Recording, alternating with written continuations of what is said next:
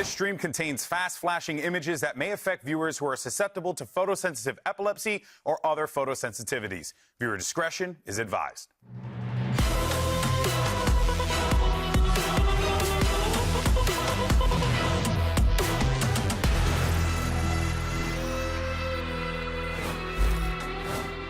Hello and welcome to VCT Americas, coming to you live from the Riot Games Arena here in Los Angeles, California. And as you can see, we're getting cozy here on our penultimate day of action here in the Stage 1 group stages. I am Zoe, and joining me here on the couch are Dan Mansili and Emily. I'm actually offended that he's just Dan. There's Tacti Bunny, Tacti Bear, and he's Dan. No, it's Dan the Penguin. It's iconic. No? Dan the Penguin, yeah. Well, why isn't he Dan the Tacti Penguin? That's a good question. Where's the Too many Tacti? syllables. Well, he doesn't get a lot of respect on Icebox. He I just really shoot him every doesn't. time. Oh. Well, you part of the problem then. Oh. Actually outed herself. That's all right. Justice to Dan! Justice for Dan and some of our teams as well. Let's take a look at our standings, because our top 4 in each group will be qualifying for the playoffs, of course. G2, MIBR, C9 are locked in 1, 2, and 3, as you can see on your screens. That also means that the 4th slot is still up for grabs, and that will have to wait until tomorrow, because Leviathan and Energy will go at it and fight for that last spot. Now, in Group Alpha, we still have to figure out the seeding. Exactly. So all of that was done yesterday on the Omega group, so you know who's locked in at 1, 2, 3. Today, everything's going to happen. There's going to be some good matches. You do have the Sentinels that are playing against 2G. That's going to determine if they're going to get first or not. The 100 Thieves are going to play against KRU, and KRU didn't look the best last week. No, they did not. Surprising loss, honestly, against EG. I wasn't expecting that. Yeah. I think they weren't expecting it. I don't think anyone was. They looked kind of doomed afterwards. I think that was a big question mark. So obviously today an opportunity for them to redeem themselves. Let's take a quick look at our schedule for today. As we said, Sentinels will kick things off. They're trying to get that #1 seed, and a victory over 2G will help them quite a bit in that pursuit. And afterwards, we will be seeing KRU Visa back in action once again, and they will be taking on 100 Thieves. That should be a banger. Hopefully. Be, yeah. Hopefully. Hopefully. Now say it like you mean it.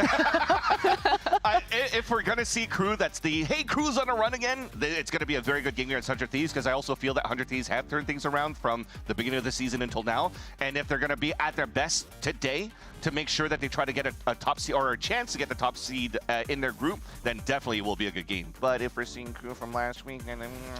Well, we're about to find out. Here's the thing. We're sitting here cozy and comfy, so we're just ready for all the action coming our way. And as we are in California, that means we're obligated to talk either about the weather or about Valorant, so why not do both? Before we're talking about today's first match, let's check in on the map forecast. Thanks, Zoe. I'm Rainington Blizzard III, here in VCT Americas Weather Center with a special advisory for anyone headed to Pearl today. You should probably seek shelter because it's raining salvos on the A site. It is going to be crazy with a slight chance of Armageddon. If you want clear skies and easy diffuses, I recommend flushing your local Tahoe as soon as possible. Back to you. Thank you so much, Riv. Yeah, a lot to take away from that. Yeah, I mean, it's going to get pretty crazy when you have an Armageddon from Teo from the back of that B site, but maybe something we're going to see today. Absolutely, absolutely. You've seen lots of Teo in action, and there was a lot of action in general in Group Alpha. Let's talk about the matchup we have coming your way over there. Sentinels are going up against 2G. Now, Sentinels, last week, they locked themselves for playoffs in that victory over Loud, and they looked good, but Loud made them work for it, man. Oh yeah, those first 2 maps were very, very close. Closer than I thought, and Loud was even able to steal a map off of them. Which, honestly, Loud has been fighting this whole time, but 100 Thieves was able to close it out. Big test coming out from Loud last week. You have a change in IGL, and Pankata did look pretty decent in his calling, but overall, Luke's show continues to be super consistent for Loud. Definitely made Sentinels run for this victory, but Sentinels, at least on their side, they're also on the up and up. So almost when we're looking at those standings from Alpha and Omega, and you're looking at week number 5, it's pretty cool to see now the potential that we expected from all these teams going into the VCTs Americas this season, this split, is actually finally coming into fruition. There's no surprises now. It's like, okay, we have some good teams, we have good quality matches, quality tactics, quality teams, QT. Yeah. Oh no, he Can't went bring there. that in. I should have just not reacted to it to just be able to move on. Alas, here we are. Yeah, that's actually a card. No. Anyway, we did discuss Sentinels are playing for seeding here, so a 2-0 victory would help in that pursuit. Also, of course, they still have to rely on other scenarios. 100 Thieves, I believe, has to win their match in order for Sentinels to grab number one, but we will be digging into those numbers a little later. Now, speaking of numbers, though, that's what those individual players need to come up with today and narrate, even though there were some questions for him coming into this team, like, can he fill those big shoes? Like, is he too emotional? There were, you know, lots of eyes on him, but he's been performing. No, he really has. I want to say, like, the first 2 weeks is just an adjustment period for him. Yeah. Because these past 2 weeks, he has been on fire on this flex roll. And I know from, like, past experience that, like, playing these agents like Breach, Sova, and being able to pop off and actually frag out and play the game rather than just sitting on Breach with your arms out the whole time had to have felt so good. And if he can bring this in throughout the rest of the split and even into playoffs, I think they'll be on fire. 100%. I think his stocks going in from KC over in the MEA until Americas was like decent, and then you saw his performances towards Kickoff in the first weeks of Split.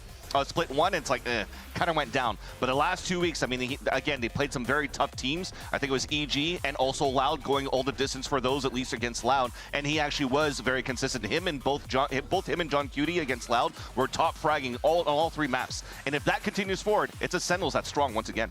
Absolutely. So it wasn't just stats padding, like beating down on lower teams. Like those were like real competitive matches, and for him to be able to like put up those numbers is obviously a great sign. And it needs to happen again for them today. And more on Sentinels. We of course have a coach interview with Kaplan, who Riff caught up earlier today. I'm here with Kaplan. Thanks for a moment of your time before the game today. Last week, speaking with the Supermen, they said they kind of shied away from Haven because of what you guys did to them. Talk to me about what it feels like to maybe be on top of the meta. Do you feel like you're on top of the meta? And if not the meta, your kind of approach to the game? Yeah, we definitely feel good. It's something that I think Gunter, John, and I always take pride in. We feel pretty good about catcher metas pretty quick. And I know people are critical of our map pool, but we're feeling pretty good. You know, we've had a week to work on things, and there's still 2 maps we haven't shown. So, all right, Kaplan, thank you for the insight. Good luck.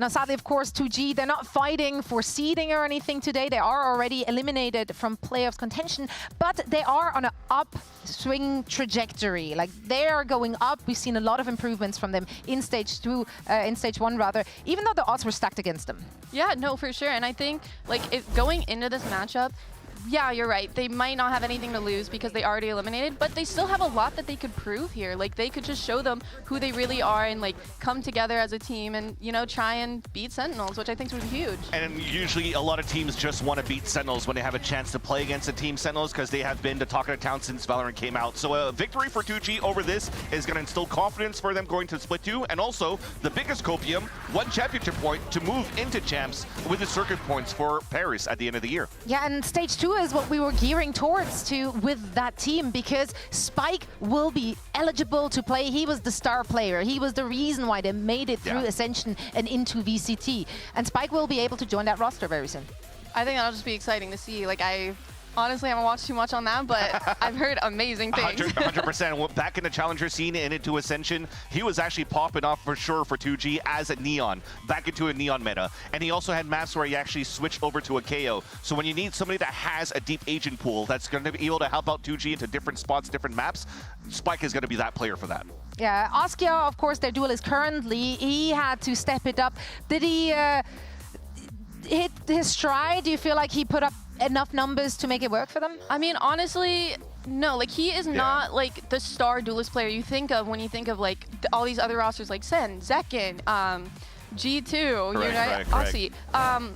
But that being said, I think he has shown a lot, like you were saying earlier, about his jet. Exactly. And I think one thing for him is he could be feeling a lot of pressure, and that is such a hard thing to shake. Like, it's going to take a while before you can kind of get that off. And also consistency. Consistency is such a hard thing, or a hard skill to kind of develop over time. 100%. And not just on agents, but also just throughout maps. Definitely. The good thing about here for 2G is we're talking about the upward trajectory, but it's as a team. And it also feels like the coaching staff is also doing a great job making sure that Askia is going to be comfortable in his role. So if you're looking at the past vetoes, the past maps that 2G have been playing against their opponents, they've been avoiding maps where he has to play like a Yoru, a Raze, or a Neon, for example. He's going to play mostly on jet maps. So for me, a winning condition for 2G today against Sentinels is I'm hoping that we're seeing a map veto that allows 2G to play jet maps. Yeah, I mean, you got to set yourself up for success and play to your strength. And I think they've really been doing that quite a lot with their map picks, their agent picks.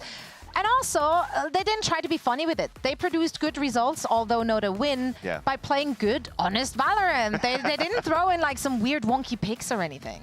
No, that's true. They've still clearly been trying to like have some sort of competitive integrity going throughout this, even though they aren't getting the results they wanted. They're still trying. They're still showing up and giving it their all. Yeah, and especially when you're looking at, as I mentioned before, when they had Spike in the roster, they're having sometimes rolled the changes going from map to map, whereas Silence, for example, would play from a Sentinel player into a duelist. But now going to the VCTs, and you're seeing that it's a little bit more cookie cutter in terms of the roles that each of the players are playing, you're probably starting to see potentially Spike and Split 2 playing full-time duelist, and then whatever happens to Askia, who knows? Yeah, it would be great for them to find some consistency, given that they had roster swaps which were not entirely in their hand. Let's actually check in on a rookie Silence that you just mentioned and hear what he had to say ahead of today's match.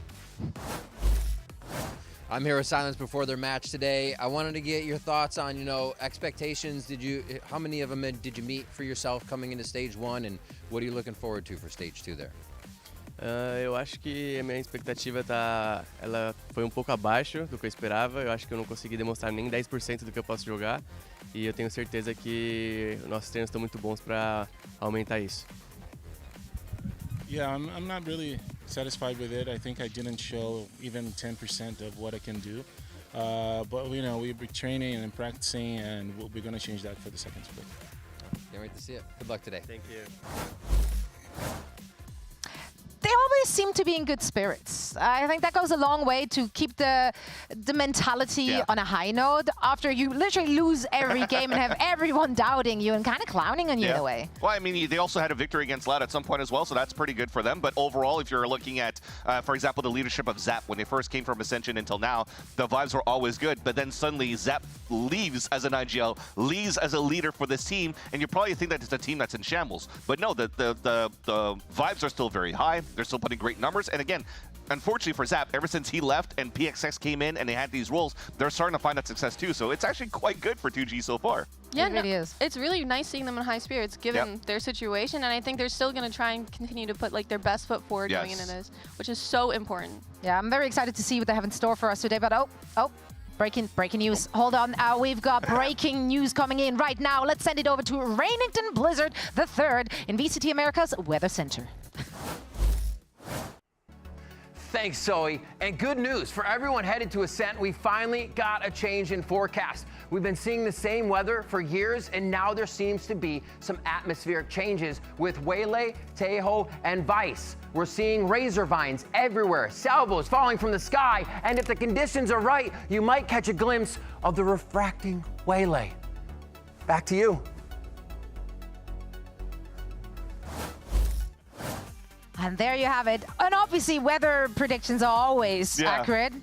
Right? Forecasts, they've not been wrong. Exactly. They're always wrong. Yes. Which is why if you're looking at it from yesterday, we actually had bench comps on Ascent. They played some like double initiator, like bench stuff with the Silva, with the KO, some Jet.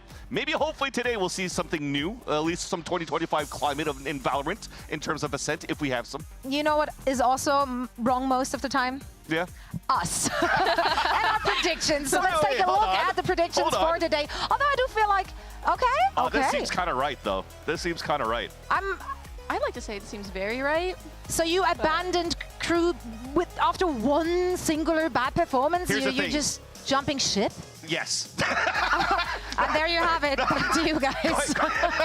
Quite honestly, I always wanted to root for crew. And then when it was a game versus EG, again, they were going on a run. EG had like a little bit of a rough start. And then I was thinking, okay, this is the way. They're going to be able to go 4-0, 5-0. But they lost. And then every time I try to cheer for crew, they lose. So I have to go against crew today. No, that's completely valid. I mean, I'm kind of in the same boat. Like, I was a KRU fan. Early on, I was a really big KRU fan, and I still am. I'm just worried, like, if I see the same crew that I saw last week, I honestly didn't even recognize them as a team. Going from the first 3 weeks to that, and 100 Thieves has just been more consistent for me. I mean, I don't think they recognize themselves in that match. I think everything that can go wrong somehow went wrong, and they just like absolutely snowballed and spiraled out of control. They were lost. So yeah, I hope this is an opportunity for them to redeem themselves. Sentinels and 2G are ready to face off, literally. So let's get this day on the way. VCT America starts right now.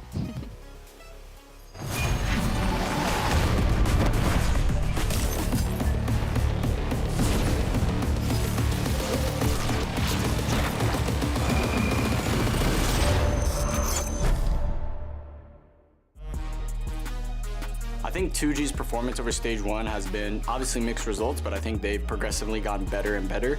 Sweeping through into the back here, Boostio's already stepped forwards and around. Bullets flying forwards, LC, what is that? There's a lot of individual potential on the team, but we need to put that together, you know? Obviously, they've had roster changes, which have definitely impacted that, but I think if their players are online, they definitely have a very good shot of winning a lot of games. I think we're going to treat it the same as every other match. It's a very important match to us. We want to win. But still is traded out instantaneously, but bang from behind, trying to do more. Rips away to it, Elias, make it 3, and will he grab the 4 for the 1v1? We want to beat every team, and we respect all teams, and we do not want to give them any inch. I'm still pretty confident we're going to fix all those mistakes and be more a solid team for next match. Well, it's a beautiful day in Los Angeles. Welcome in. We have a massive game on our hands here for the VCT on Saturday afternoon. The 3-1 Sentinels taking on the 1-3 2G to set our playoff picture in motion ahead of next week. Good afternoon and welcome. I'm Mimi Wormkrantz, joined alongside Chrissy Frierson, Wyatt River in the broadcast booth today. Gentlemen, we have a great game here with a lot of stakes for the Sentinels. We've got the biggest stakes in VCT. Look, the home field Sentinels are coming into today's matchup, and this team has a lot riding on it. The playoff picture, the #1 spot up for grabs. Absolutely, so much on the line for this team. I have to say, for me, it's going to come down today to who wants it more. And you have to imagine that's going to be the 3-1 Sentinels playing for that first seed. But a trap game potentially, as 2G have nothing to lose. Chrissy, I know these games are always difficult for a team. You're playing up against a squad with nothing to lose when the stakes are high, fan expectations are up there for the Sentinels. But for Sentinels, they've got the best battery in the business. The team captain, John QT, and ace, Zekin. This duo is going to be unleashed in today's matchup, and I don't know if 2G have it in them to shut those players down. Well, gentlemen, here is the map layout ahead of us. How do we think this is looking for 2G, trying to get that second win on the board? This Sentinels team, they've been scrappy on Haven, switching up their compositions a few times.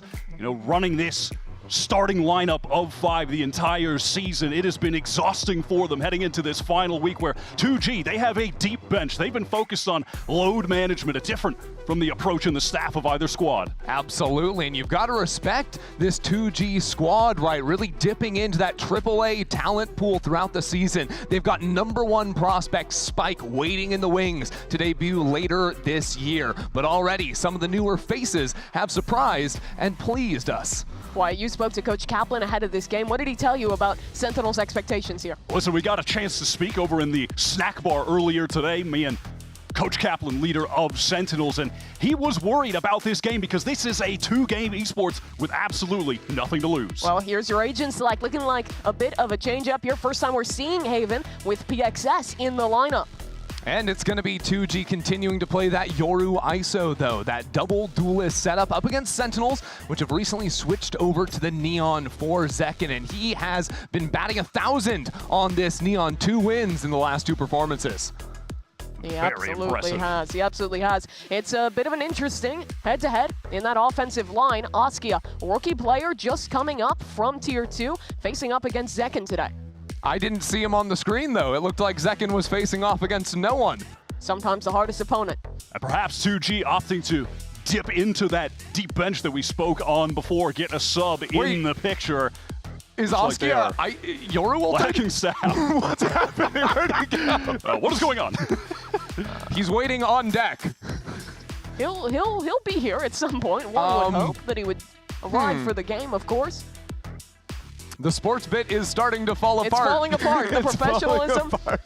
it's gone. Oh, unbelievable. All right, well, you know, guys, let's talk about the stakes. I mean, listen, for we this are one. playing in a different part of the arena. He might be lost. He might not know how to get there. Couldn't find his way into this one. Lay it out for me simple here, because there is a chance for Sentinels for this game to mean something. 2G eliminated from playoff, but Sen could still lock 1 seed with a win here, and also getting a little bit of a rooting cause for that second match as well. Yeah, they've got to be rooting for 100 Thieves because they have the head-to-head against them. So if Sentinels and 100 Thieves are both finishing the season out at 4-1, then it's going to be Sentinels coming in #1. I think it was even Sentinels were out there tweeting they were going to be giving 100 Thieves the best scrims of their lives this week to get them ready to face off against KRU. Players just getting set to go here. While we wait, let's check in with PXS. He had a word about his role swaps for 2G earlier. The role swap was a thing they needed from me, so it's not something I can choose or anything like that. But I'm helping them out, and I'm doing the best as I could. You know, like I'm helping more on the, you know, like playing initiator. You help with the call outs, and you actually help more in the macro gaming, like doing all the like knife and drones and all of that. But individually speaking, it's it's really hard to frag, you know, man. Damn, that's a lot different for me, because like I used to be a duelist, and then I went to Sentinel. But both, you can just like run and shoot, run and gun, you know, like you can shoot everyone you want, like. And me, I'm like always throwing abilities. I'm always like flashing and doing stuff for the team, and I'm just not used to that. I'm getting used to it, like, but right now, but it's so hard. It's so hard for me.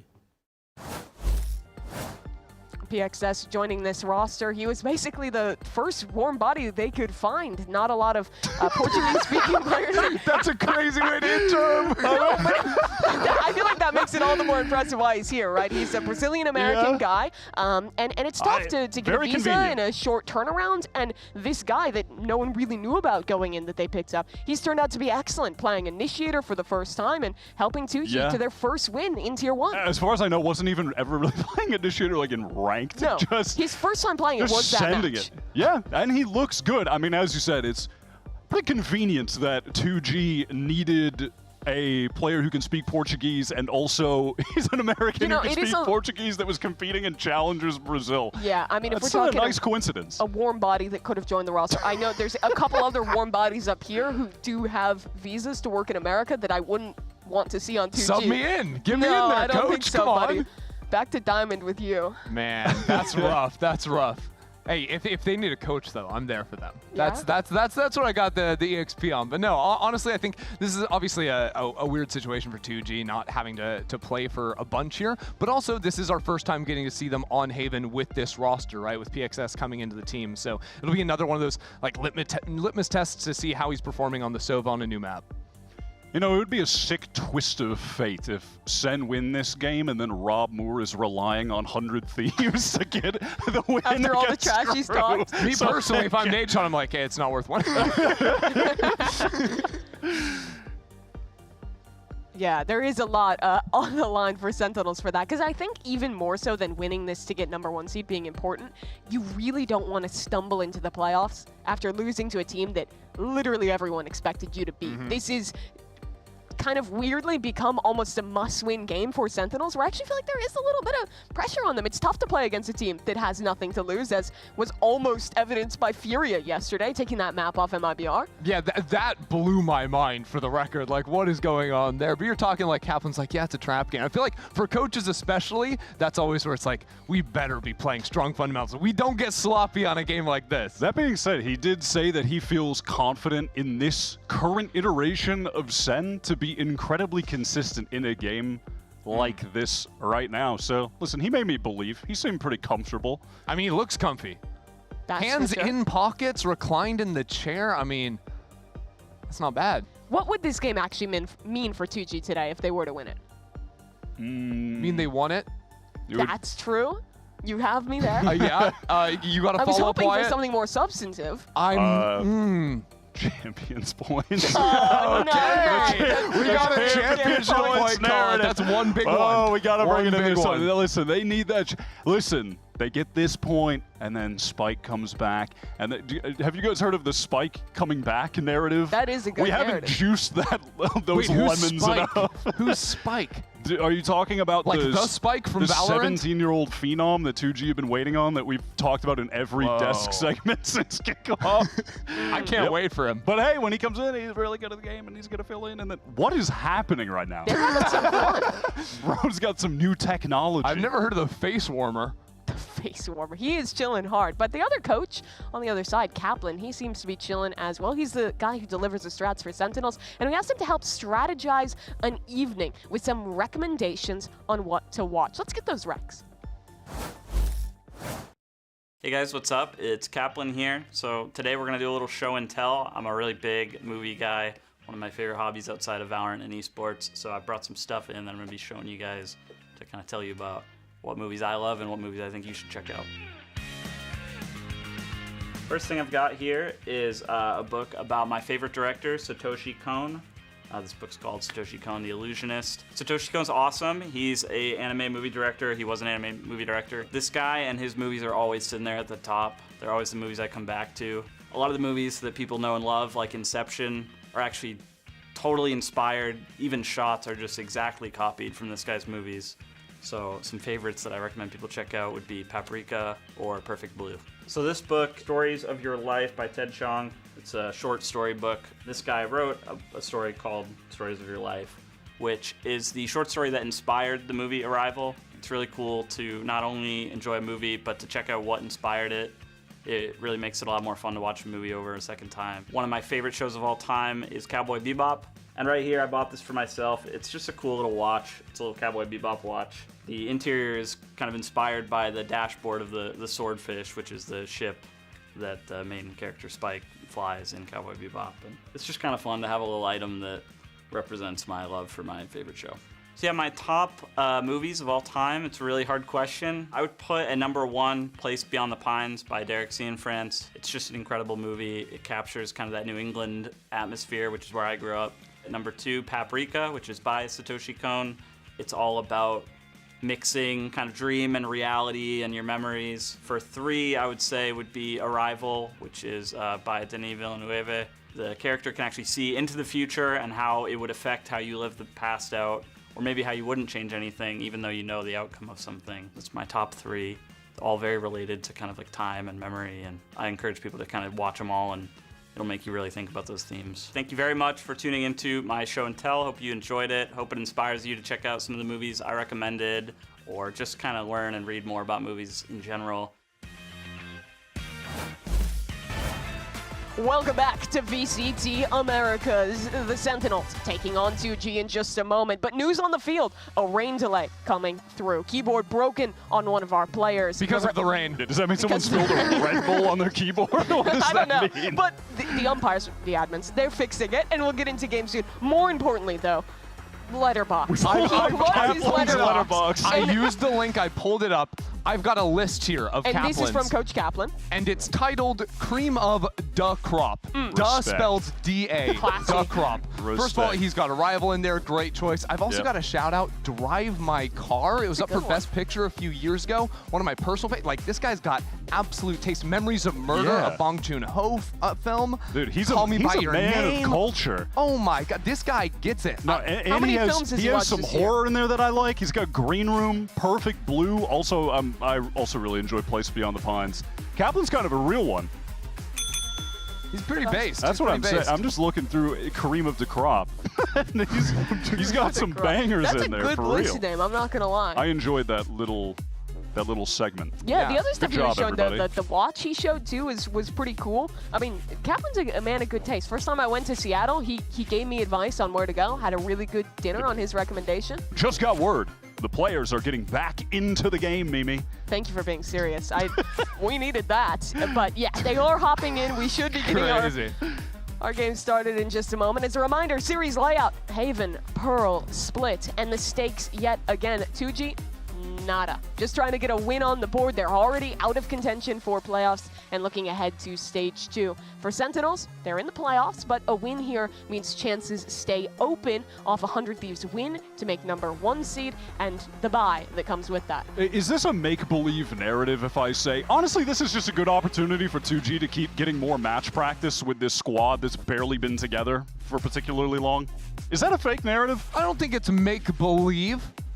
But it's also not, it's not playoffs tier, but that is what they've got. I'm not giving them the most captivating, but I think it's true. I'm giving you a B- narrative on that. There's a game they will play that will give them practice, and I can give you that. Like on Letterboxd, you're They not need getting more more than matches. 3 stars from me. I'm sorry. No, that's what I was expecting. That's like, honestly, it's like, based on how people rate on Letterboxd, that's like a 2, honestly. Maybe a 1.5. I'm trying to be generous They're here. harsh critics. You know. Rain delay. Yeah. Poor field conditions. It's for crazy sure. because I thought it was sunny outside when I came in, but I don't know, leaky pipes, something? I don't like that. We I gotta don't know what's get the happening. room checked out. Zekan's hand-eye coordination not looking the best there, dropping the... Oh! And he does it again. And look, the thing is, we've only got half a headphone in, so we're like 50% of the way there to getting back in. That's my very scientific percentage of us back in game. See, you had that, so you got to put it in the ear hole and then wrap it around the ear. Yeah, fix the glasses, then the big ones go on top. That's what I'm talking And about. Chrissy, I know when you were an umpire up on the stage there back in the LCS, you knew a lot about how to put the in-ears in the ear and put the over-ears on the ears. No, because in LCS we didn't actually have the earbuds. It was just the over-ears. That is true lore that you were a ref on the LCS. I was a referee for LCS, yeah. I was behind Faker when he won MSI 2017. Anyways, that's just my little shot. I was also there in... One moment, we have some breaking news here, gentlemen. We are about ready to get into game. The players are prepared. Sentinels, 2G, all are in the server and ready to go. Players a chance fist bumping. for #1 seed on the line. Finger And touching. Folks, it's that moment. It's that time for our match start presented by Samsung. Load up fast with Samsung SSDs. Now over on the defense, 2G going to be starting thing. No, we're done with that. Yeah. Nonsense. What are we looking at here? I would say it's sense. I think we need that to bring the A-side? nonsense in We'll now. wait for a callback. Comedy. The key to comedy, That's some how have comedy said. works. This is like cinema. I wonder if this would go in Kaplan's Letterboxd. What is cinema? It's Oh, this insight, actually. observing? Shows how much you know. Yeah. I did not notice John QT's calling making an appearance in Cap's Letterboxd. That's Little a trap concern. play in mid here. Paranoia could be nice. Oskia ready to swing off it. Any day now. There we go. Oh, second is in. Oh, damn. Got caught before he was able to TP out. Yo, Zelsis is capitalizes crazy. off Zekan making that space. And this guy's just full jumped in. Gobera, okay, trying to get something back. Gobera finds 3 kills, but it's another jumping kill from The Sentinels. John QT jumping right-click classic is absolute madness. Still the trying shield. to fight back into sight, but he's down to 38 HP now. And they're still coming after him. Oh, PXS just barely wins that round. Gobera has looked real nice for 2G this entire year, if I'm being completely honest. Like, Real. even since the very first game when this team was having some serious struggles, to say I the would least, say in like kickoff, he's starting been in nice. stage 1. He's No, he go back. Check the numbers. Can we Check get the our numbers. Real. Can we get our Real. stat team on the numbers for kickoff real quick?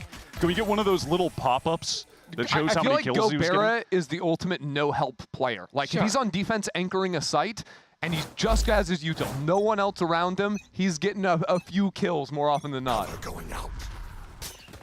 It's a nice pistol for 2G as well, especially after their trap play completely runs amok there. Both players die in garage, they just win the 3v5 anyway. Sen though, just gonna try and get the plant down on B here, but there's a couple players in Link ready to contest. Nice stun. Oh my god. Goodbye. How did he live through that? At least goes 1 for 1. The right-clicking is just silly, and we're kind of using a lot of bullets. It's all right from LZ, but not too sure what the plan for Sentinels is going to be. Narrates in spawn while his teammates are dying on site. I mean, not too bad. That was a good paranoia for John to play off. The narrate is actually catching that timing. It's doable. Hello? It's a 2v2. No guns for Sentinels, but a winnable position. Narrates does double shocks, a recon. If John gets 1 kill here, it would be so good. And he does! The right-click classic for Sentinels. It's been it all day. Now in the 1v1, shocks coming in. Oh but my Askia! God. Oh my! 2G barely sneak out of another round. 2 easy round wins for 2G. Clinical textbook, in fact. They didn't buy 5 rifles that round. They did. Zen had a lot of nice little simple util moments, but a player was always ready to capitalize off them. That stun into the A link, right? You know, it was a bit before that, but catching PXS and then a great paranoia for John to swing and get that kill off. I mean, well done, all things considered. And you hate to see it after it was a winnable round, but Sentinels, crazy eco damage onto 2G, spike down, like, that's pretty good, all things considered. Look at 2G's buy here. They've got nothing. Because again, they full forced last round, down to 0. Not exactly ideal. Maybe they can make something with a fight over A short. That's nice. That's their only gun, too. So Oskia getting the kill, dipping away. Now calling 4 players into A.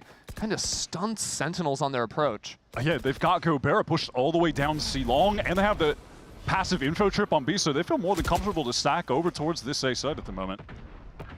Maybe even a reclear idea towards short. No, they'll just tuck in, stick to this 4 stack, but Gobera is really the problem of the round. Right now, Sentinels are waiting for Zelsis to find something front B. Gobera can't actually peek forward, so if Sen go into B or an A split, even if they go into Garage, I think they're fine. As long as they just don't go back to C long, they should be okay. This is a great pivot from Sen, to be honest. They've read the situation well. They're exploiting the one area of the map that is completely unguarded by 2G. No info over here. And they still have an embed back in A. Second is sticking around there. Are they calling they're double back embedding. to him? Yeah. I think they might even, with the Sova here, try to sell a fake towards C. Time is getting very low. 30 seconds at the moment. Wait, no. They might be overcooking this, and I'm not sure. Did LZ see a gun? Now he has for sure. That's a free kill. But they should just push C now, but and it'll now be okay. the time is too low. Now the C-long player is actually a problem, even if they don't have to run back into that space. And 2G are going to recover another rifle down in sewer, and if Gobera just stays inserted here, he can get a nice backstab off when the rest of the team pressure make the majority of the noise. Garrett is holding this. He'll keep creeping along. This fight really is the round, and it's Gobera. Wins it out. That's another gun for 2G. Now the spike is still planted for back towards spawn, the defender spawn. 2G have to re-clear, but PXS again having a good timing. Not connecting on the shot gives Sentinels a chance. John QT needs to do a hell of a lot on site. The shot, it's perfect. Forced to use the ultimate. Gobera goes flying back towards Garage. Now a double swing ready on the side of Sentinels. Gobera faces the first, but can't get the kill. Wow. And Sen, I mean, it's just as costly as the first 2 rounds were for 2G. What a I mean, that's a lot of hype for a round. I would not be out of my chair for that one. I would be staying seated and saying, a good recovery, guys. Because it was. Zelsis caught a timing to push forward through spawn and then wins this duel against PXS, gets the neural theft off. Little micro plays where Sen were just able to catch some good fights. It's tough, though, because Sentinels have to... I'm standing up, but I have to do it elegantly. Very elegant, very demure, Zelsis. Thank you. Yep, showing off his little waist. Very elegant. Excuse me? That's crazy. It's going to be a fight in sewer. I like Askia's spot here. Also calling in PXS to do a bit of baiting for him, just jiggling from up on site. Someone surely clears this angle, though. PXS sends the drone. Good timing. That's a free kill. Oskia gets out of there scot-free. Sentinels struggling twice in a row to actually clear that space into A, and losing their smokes as well. Makes speeding up into the site much harder. 2G have been really committed this half to just holding their space, not overcommitting. I'm out of here. Into aggro plays. But Sen's going to send it now. That's a good opener for Zekin. Player Hell is stunned. It's lovely on the entry. Zekin single-handedly takes all 3. That was a beautiful relay bolt that connected all the way back into Hell as John QT's fault line gets the majority of default on the site. Nice little execute from Sen there. Yeah, Zelsis was also thinking about lurking into C, maybe breaking the trip. Had things not gone so successfully on A, he would have gone for it, but instead now he's sort of allowed to do a bit of hunting himself into Garage. Might even have heard some footsteps here. Money for 2G down to absolutely nothing, so every kill matters that Sen can get. I will say on a wider point too, I like this map pick for 2G because Sen, it's been tumultuous goings on Haven in 2025, but things have picked up since they've switched to Zekin playing the Neon, and if they get another win here, 3 in a row, that's pretty significant as far as just deepening their map pool as we head into playoffs and they try to run it back, get to another international tournament. So this was a map that they were just trying to ban as much as possible, and when they were playing it, they weren't looking great with that Yoru ISO look. How much do you think the switch to Neon was the catalyst for Sentinels to improve their play on this map? I mean, honestly, it seems like 100%. I'm gonna be real. Like, look, I think Zekken's Neon is very good. I'll play a little. What are they tickling each other? What is going on? I think they're giving each other a fist bump. That's what. There was not a fist bump. Those fingers were out. They were dangling. Okay, good. I saw what I saw. Little fake on the lobby default for Sen, but they head back towards the C side of the map. Yeah, and unfortunately for 2G, they're once again put on an awkward bye. We're only several rounds into the game, but Sen have kept their economy in the struggle zone. Gobera's got a rifle, and Gobera's the guy they're trying to walk into right now. But that Gobera's is true, except he's about to eat a stun in the corner. Yeah, oh, he's fine. Shock darts going in, Zekken around the corner. Gobera gets nothing, and the slide back side gets another. Okay. Yep, just spray through the smoke, get your kill, and it's a 3v5 for Sen in the post plant. Yeah, so Gobera was not fine, is the verdict. Nor are 2G in a round like this. I feel like LZ might just have to save. I don't think he wants to give that rifle away. Yeah, definitely. Other guys might try to get some exit frags, but even then, it's like Oski has got the Yoru ult, so not really that important to get anything done there. Silence probably wants to die and get his online. That next round could be pretty explosive for 2G. Silence, I'm looking at him to step up, honestly. You know, he's had some good matches here and there, but I don't believe he has shown his full potential up until this point. Again, he's had his moments. He's had games where he gets some pretty high impact kills. He's had some great games on the Vice, but I think it's more so when it comes to the Duelist. I don't think he's peaked yet.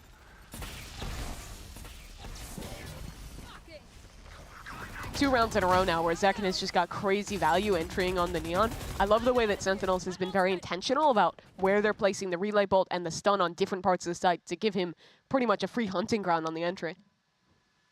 I wonder if 2G are going to try and get in front of some of these execs. A little mid-aggro piece they're eyeing right now with Oski and LZ set up front mid.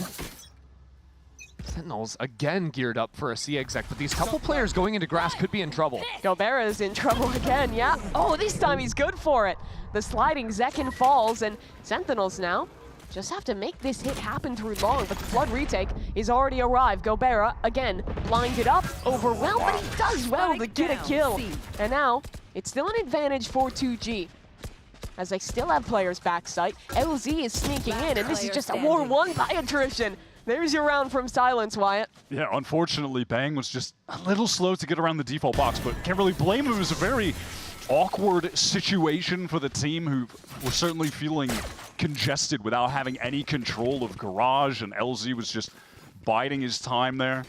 This opening kill was kind of wild too, because 2G were going for a mid-aggro play. That was the original idea, breaking this cam and then fighting. But what it means is just Gobera's ready here to take this fight. Just drills him. He is so sick, man. He really is incredible. The Gen G spray on lock. Wonder what the lore is there. It's back to the well on A for Sentinels. This time gonna get stuck by that ISO undercut. Remember, this is a buffed ISO now where it's gonna suppress. Fight in mid, gearing up for it. Silence walking down, but the rest of Sentinels are here. Really peeking onto that angle, not so good. And LZ, yeah, he's sort of in that bunny position, but it doesn't look like Sentinels are going to walk into front B, instead trying to deal with all the Cypher util in Garage. I kind of appreciate, though, at least, you know, signs that they are playing loose in this game. That is where Sen can be in the danger zone. The timing on this walkdown was great, but Bang polices it from window, and he only gets 1. Yeah, because Sentinels weren't overcommitting into the C space, they're just trying to take a bit of Garage control. They still had that window player, so nice 1-for-1 there. That leaves B very open, and you already know Zekken's going to take advantage of it. Yeah, and essentially, I mean, based on the 2G positioning, you can't imagine them attempting to go for this. Oski, I mean, all 3 of them have very little cash left. Yeah. EXS particularly, so it's Oscar looking like up too. yeah, we're headed towards a save type beat. Well, it's like a 3v4. You almost want to get tempted to try and find a pick, but even that's a dangerous game. I mean, yeah, that's really it. Like, if someone happens to walk into Oscar, that's the only opening. I don't think they're going to get their opportunity. PXS dies to an aftershock, and Bang takes down the second gun. Oskia will save alone. One of those like awkward in-between saves where you're not like fully saving, you're trying to see if maybe you could catch You're someone, getting a and little then greedy. yeah, you lose the guns, and now they're only going to be playing around this op in the next round unless Zekin just destroys him on Surely his not, right? Wait, I think corner he saw turn. shoulder. Oh my god. I mean, he's going to get hunted down, though. 10 HP, that's easy spam. 3K for Bang on the round. Sen win that. And I think That's awkward. The real failing for 2G, on top of losing the rifles, losing the op they bought at the end, is they went into that round with both Yoru and Isoult. And instead of, like, I think looking for an idea proactively around that, they decided to go for the operator, do this, like, slow walk down into mid, maybe using those ultimate post plan, but Sen just took them apart. Nice, boys! Let's go! So far, so good for the vibes. Kaplan not having to squeeze Qbert with full force to remain calm. He's been gentle today. This is a quick fight on A, though. Dear. Bang just dismantles them. This is where this comp tends to thrive, but Sentinels, oh my god, Bang is just looking so clean today. And second, he's a madman. Tangoing his way into the side and somehow taking minimal damage through that. That's so annoying. I love that Center execing the site so quickly. Bang doesn't even have time to smoke, but it doesn't matter. Like, we're still just dancing around in main. 2G can't hit the shots. Don't tell me it's another save. I mean, that was a 2G force, by the way. You know, Bai was, I suppose, decent enough to get into the round, but it's left them. This entire game, 2G have just been in a terrible economic position. The econ's bad. They always have their ults. Not finding a place to use them because Sentinels are always getting a kill within the first 5 seconds of the round. This time they got 2 kills.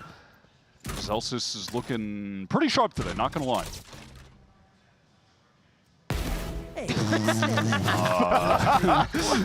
Would you like to issue an apology for the caster curse? I mean, he didn't shoot anyone. That had no impact on his aim. Right. That was positioning, not aim related, not a curse. Uh-huh.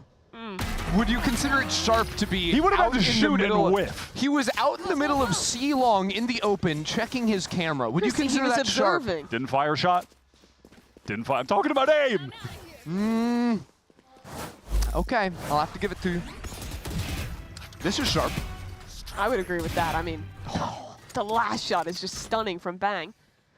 2G take their first time. Thanks for showing us that again. Yeah, we needed that. Nice, But boys! 2G are taking their first time out of the game here. And it seems like a lot of the problems have been losing this A lobby fight every time. That tends to be what you pick this double duelist comp for. Yeah, for sure. I mean, we were joking about when we were doing our sports Well, we're doing our broadcast. broadcast. What do you mean joking? Oh, yeah, what do you mean, John? This is a very important Do you not game. take your job seriously? You're taking it back to the pre-show. This Sentinel squad, they are playing to win. It's coming down to who wants it more, and it's clearly them. But actually, though, Zelsis is clearly wants this. Like he's trying pretty hard. I'm not gonna lie. You He's can't going do the fake sports, leaves it on the field, wants it more, and then be like, but actually, he just simply does. I mean, it does look like he wants it more. Get my man He's on getting ESPN. pretty excited. I mean, listen, the first seed is pretty important. You know, Yeah, one game away you from get that Toronto. bye in the upper bracket. Yeah, you get your one game you're in. That's kind of nice. I've got another narrative for you. Oh, okay. Everyone's talking about top 3 teams in VCT boys. Americas. Cloud9, G2, MIBR, all Omega Group. But people have forgotten this Sentinels lineup who looked so good I think earlier they actually in the year. have. I think that's a real I'm saying narrative. it in the dumb voice, but it is Right. legitimately a real Yeah, narrative yeah. that I think stomping this group out, winning 4-1, would prove a lot for Sen that they are still that team. I agree. I think that they're pretty underrated at the moment. Yeah, just do you because think of they the could group beat the quality Dodgers? disparity. Yeah, they just lost 15-0 to the Cubs today. How does Zekin square up against Shohei? No baseball fans. I that was for Mimi. I gave you Yeah, that one was baseball reference. I didn't want to get too committed. You know? I'm just praying on their Interesting. downfall. 2G, they're on an eco again. Yeah. The 20th time in this game. Not to max out on talking about ults, but the fact that they have held their ults means they're not going to get to cast them more than once this half, which is brutal. Yes, and normally, ISO Yoru is an ult chaining comp, yes. where every other round you're like alternating one of those ultimates. They haven't even used their Sova ult to like support the lobby fight. Like, yeah, at some point, surely at some point we get a retake Dimensional Drift Hunter's Fury combo. You'd think. Or something along I don't think 2G have gotten to really play a retake. No, they've died two players in the first 20 seconds every round. Yeah, they're either pushing up or trying to anchor, and the site anchors, I mean, left. aside from Gobera, are just getting torched by the stuns. And you see it again, stun Aftershock, they're stuck in the corner, silence. He finds a gap, escapes for now, Zekin still in health, it's a little awkward, but from the top rope. That's so good. You're missing They're WrestleMania. so aware that someone could be playing in that corner, or rather would have to tuck in that corner to dodge the Aftershock, so they're so thorough that they still paranoia that spot, where the only spot a player could pivot into. It's so regimented. Second, that's just clean. And a slide in for the second. Gobera, he's going to be next up to die. Wyatt, I know you're these you're execs missing, are gas. You're missing WrestleMania It to hasn't be started here, yet. but you got a little WWE action there on that exec. Fair enough. We got a frog splash. We got the Uso splash off the top rope. We're all good. I don't get But if GB was here, if only. But listen, Sen, I'm pretty impressed with this, how they're running this Neon comp. I'm gonna be real. This is so much better than their other Haven displays.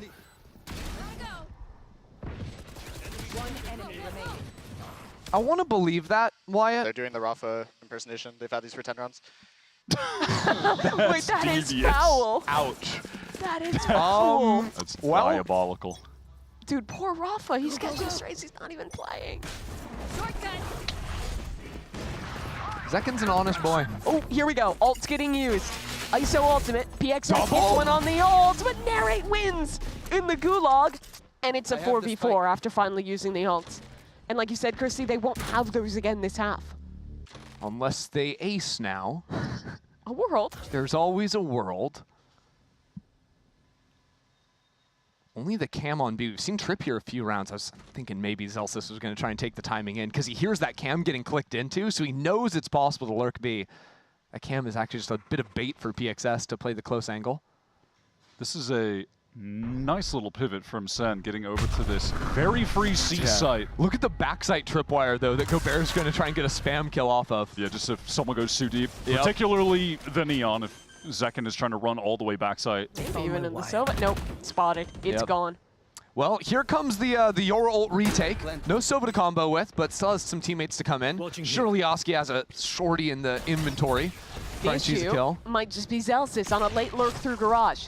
There's still a trip. The ult's getting used, retake starting to come in. Spots out one player, attacking Hunter's Fury, used towards spawn, and it's Bang to open up the round. 2G need to get into the site quickly, but they cannot get past Bang. He's holding this space practically alone, but it hasn't seemed to impede him just yet.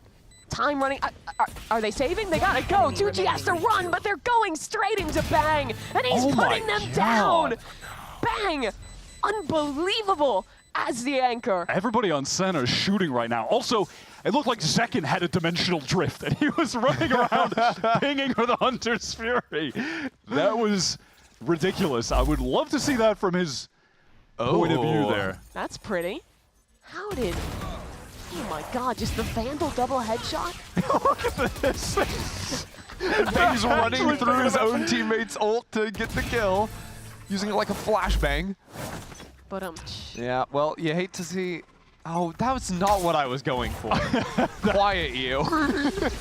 Fast C hit. Here we go. Hello, Gobera. You're back in that same corner. I don't think he got stunned loves this that time. corner. But he dies again. Hey, he's 1 for 3 there. That's a good batting average. In baseball, but so in Valorant. Well, and Chrissy, that was a single. He didn't even get an RBI from it. In his defense, the 2 times he's died there, he's only had a sheriff. Sure. Or it's been an eco. I think one of the times he had a gun, but I'm coping. Tell me he had a gun twice. But his teammates did. Stands. His teammates did. Point stands. I mean, yeah, it feels like 2G have never had guns. If I'm being real, they're on an eco again. No, it's 2008 out here, and the spam is just coming through Sentinels. no trouble locking this down. This round down, that is. Yeah, this is one of those kind of games. Oh my, he's spamming and he still gets the kill. Where for the desk afterwards, we request a team breakdown so we can look at the little timeline at the bottom and note that every time 2G win a round, yeah, they lose after and their economy is broken. Producers, lock that one in. 2G have only won a single rifle round. Yeah. Yeah, and because their anti-eco after winning the pistol was so horrendous, they were immediately shut down from that point. Nice, boys. Come on. This is about as snowballed a half as you can find. Last round, another gun round. Honestly, if they could get this 4-8, it would feel like a miracle. You win another pistol, there is a slim chance left on attack of Haven, but I don't want to cope too soon, because Zekin's heading his way into the C site. Gobert is good here. Can he get the kill this time? They're not even hitting, are they? Where is that Rolling Thunder? It's hitting Zekin! They're just sending him in. Like a human meat shield, doesn't even commit Bang to is up in backside. Link getting kills, and now finally, after the stun runs out, Zekin's getting a 2K. Sure. We breach-ult our own teammate. He waits until everyone's not stunned, swings backside, dry, gets 2 kills. You know what would have been sick is if he told Zekin to jump while the breach ult is And he coming gets in. sent through the So you smoke. get boosted up onto plat, and That'd then be you sick. kill the player's backside. Hey, Kaplan, When did write that one Zekin up. get a window? Don't worry about It's it. neon. Don't worry about it. When did that even happen? He used his dimensional drift to get there. I'm gonna be real. Sen, every execute looked beautiful, and no one missed a shot. Yeah, I'm pretty sure like Bang and pretty Zekin dominant. just had life halves. That they did. Well, we've played through 1/2 inning here. We head to the bottom of the Come on, first map Zach, when we I got return. you, don't worry. I got you.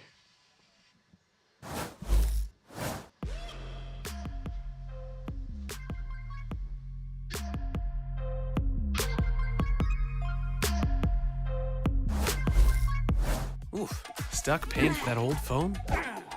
Don't be. You know, at Verizon, we'll pay off your phone. And you'll get iPhone 16 on us. That's a value of up to $1,600, only on Verizon.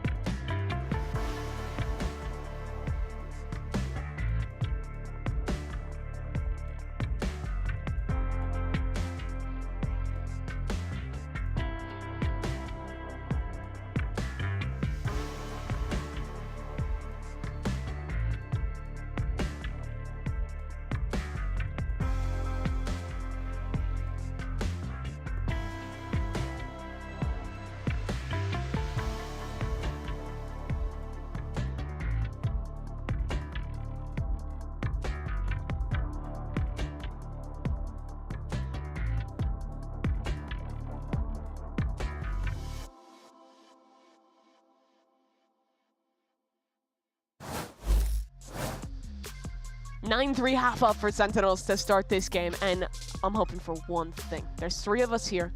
Is there any 2G copers who can sell me a comeback on Haven? It's their map choice. It's their last game of stage 1. Well, I would say based on that information, look, this is 2G's map choice, right? So they've got to be favored on it. Second of all, this is their last match of stage 1, so they've practiced all these other weeks to get ready for this Yes. moment. Wyatt, your counterpoint? Oh, my counterpoint is at center of 9-3, and they're playing perfectly, and they're all shooting. No, I've got it. They're all shooting. I've got it. No, they're not going to shoot anymore because Gobert is the GOAT of pistols. Not him, but Askia. What is going on? Everyone is Great blind. counter. You Bang. chill. Still taking the time to break the dart, and Sentinels stay even through that. Bang's still looking for this. Oh They're my high-lowing God. and he's still killing them. Outrageous. They're going for more as well. LZ getting swung on. Bang. 3K already. But have I ever told a lie? The aforementioned Gobert pistol round hype up. The Sentinels haven't killed him yet. In this half. In this half even, yeah. They have killed him in the past. I don't think they've killed him on the attacking side of Haven all year. No. So how does he win this round? He's going to have to land some shots. Yeah. He doesn't have any tripwires to get kills with. Unfortunately, he's going to have to deal with Nere potentially droning and attacking him, and then a fault line into a recon, into and a flash, and a drone. Yeah, I mean, it's going to be somewhat difficult And Bang to has win this. two I'm going to be real. smokes for the spike 30 and for seconds long if left. he finishes C. That's all well and good, but also they're kind of low HP. You asked for some cope. I mean, I like the way Bang he's could get moving right spammed now. down. He can definitely get spammed down. We're doing a lot of clearing, good information. Gobert's going to know they're coming in from CT after this, you'd imagine, if they come quick. Okay. How does he reposition? Go back garage, in this I think. moment. Is he going to go for the full The wrap? He's issue not is going to if get tagged by they- the drone. If they get sight, put down a smoke, have someone stick. Oh, he needs a kill Hold on. here. Oh, This is the genius. timing. They're holding around, getting watched, and he can't even get a kill. Unfortunate. Those were the two lit up players too, but just could not connect even the body shots, sadly. And it's looking like this is going to be a wash for Sentinels, who continue to just play so well. I mean, obviously you don't have tons of utility to use on your pistol round, but regardless of that, they made the most of what they had with that C-long push. I love how they played that then fundamentally, that double up with Bang and John. He gets that first crazy kill spamming through the box, and then they just face together to get the second, put it in that 3v1. This is just looking so smooth, so effortless from them. I'm pretty impressed. G aren't forcing. Down 3-10. Yeah, that's kind of crazy. They got the spike down. Could have made the choice. 1 HP. Oh, that's so brutal. Every break, too, Sentinels seem to be getting. It's a great stun. The B hit is stalled out. Paranoia now comes in, and John QT is just going to feast here. Clean shots from Sentinels. A flawless anti-eco. I mean, they're flawless overall. I'm just sitting here hyping them up for. This hasn't been over a 20-minute game, maybe to a 25-minute game, but because they were just hitting, they were slamming sites on the And I don't want to so get too fast, ahead of but- myself, but I feel like winning a map like this, if they can do this the second map, so like winning a series dominantly. They're winning Toronto, I agree. Not quite No, where that's not where you're going. Oh, okay. I was sorry. going more so that like, after kind of like some close games, having a bit of a lull at the beginning of stage 1, coming back from Bangkok, like just getting into playoffs with dominant stomp first seed, like that's just the dream for Sen. No, I like my story better. That they're winning Toronto? Yeah. I really you have think. a cube in your house? No, I'm not going to lie. get one for Robert free. gave me a Cubert. Did he actually? Yeah, the one that I used to cast the other weekend. Oh, yeah, yeah. I got to take that home. Really? Yeah. I want free things.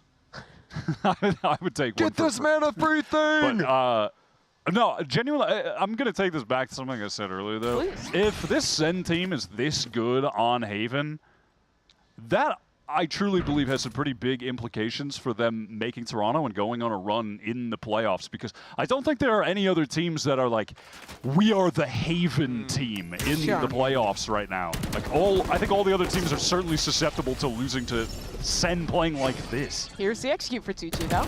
Really their last chance, and they cannot catch a break. Narrate gets a kill through the smoke, and another with nothing but a bulldog, shutting them down, and in the smoke again. Hello? Bang is here, stunned by his own teammate. Doesn't matter.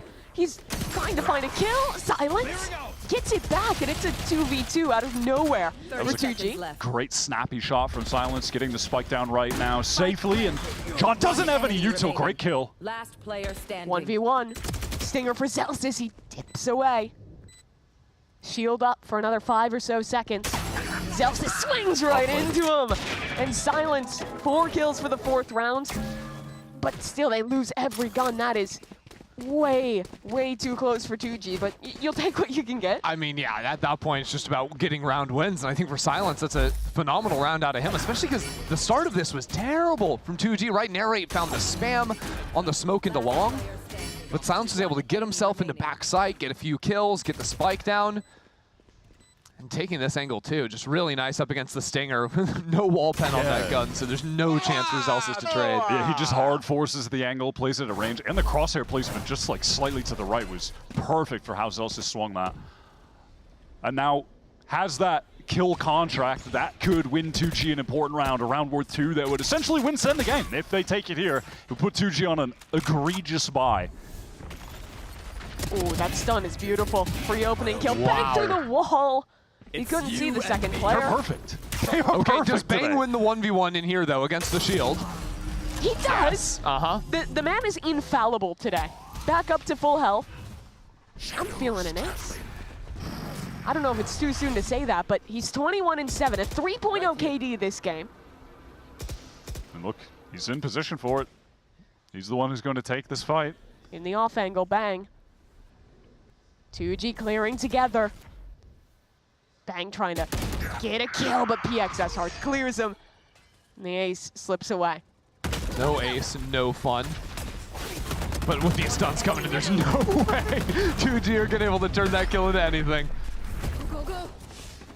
Bang just outright wins them another round by being perfect with the aim, reading the situation, perfect spam angles. I mean, not so much aim, just intuition and awareness of where the players would be. Just gets 2 free ones. I like the maximum nonchalance, like #1 he's holding up there too. It's you and me. Dude, if I hit a 3K like that and got the kill in the ISO ult, I would be so chalant. Max chalant? I would be for sure.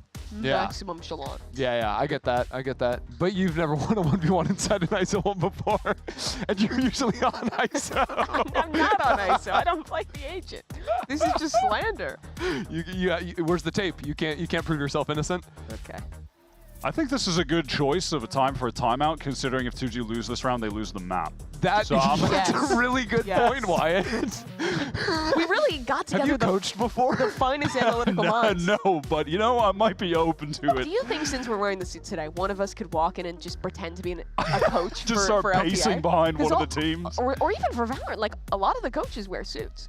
Do they? I mean, Kaplan, no. He's in a jersey. Wait, who wears a suit? Yeah. Americas? Psycho? But he doesn't coach Valorant hasn't anymore, coached in but 2 he did. years.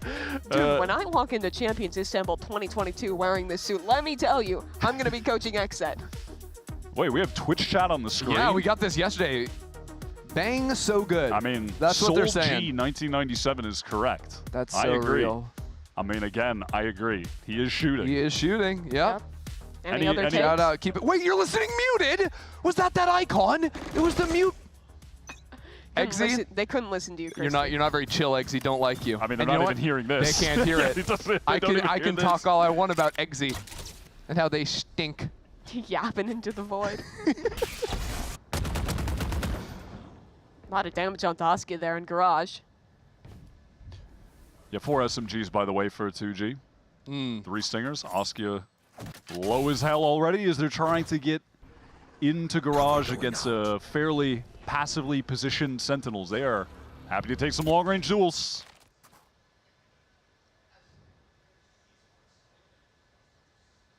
Any day now.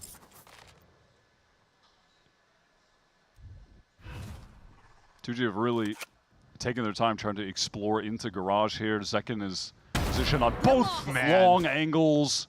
And that feels like the nail in the coffin. They're going to be executing into the site with 0 smokes.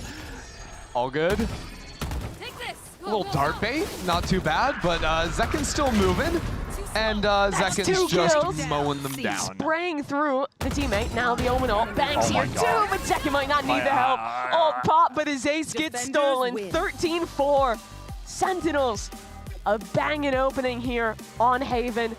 It wasn't their map pick, but they are still dominant. That was a stunner. That might be, or is at least one of them, I'm trying to rack my brain, the most dominant Sentinel wins so far in Stage 1, if not the most. It looks like they never gave 2G a chance. They didn't ease up whatsoever in terms of the aim. The executes on the attack side were flawless. Every single piece of utility showed clear intention and was capitalized off of. That was just a crazy good win. Bang 22-8 to end the game. Zekin 20-17 right behind him. Those two were 20-7. Sorry, you just slandered Zekin. Only 7 deaths. My bad. On that guy. And like his entry pattern, like his stuns were always finding their mark. The follow-up util, whether it was a paranoia or fault line like you've been talking about, Wyatt, always there for Sen. Yep, several moments where there are players trying to trade onto Bang and they just can't. Just aimbots to the next player. All these clips, it's insane. The reactions to make those flicks. It was a really outstanding map one for Sentinels. They take the lead in the series, but 2G, they have a chance to rally back as we head to Sentinels' home turf in map 2.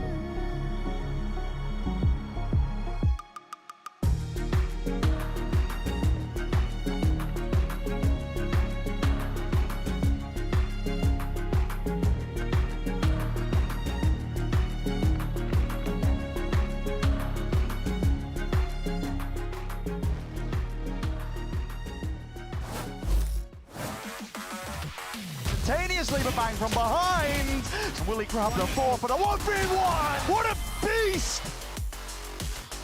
Ele consegue levar o Cryo. Boa! Pega dois jogadores do LZ. Então LZ com muita mira. LZ!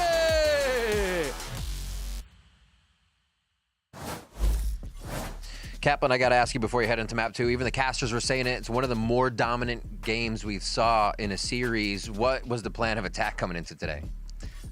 Yeah, just mostly play our game. To be honest, didn't expect them to pick Haven, but we were happy about it. We had an idea that they might play that comp because it's what they did last, and we just talked general stuff about, you know, how do we want to play against that comp. Gunter had some incredible detailed ante, which I won't reveal, but it really paid off big time, and I think the guys look really comfortable first time playing in this this stage, and yeah, just happy with how it's going. Awesome. Good luck in map 2. Thank you.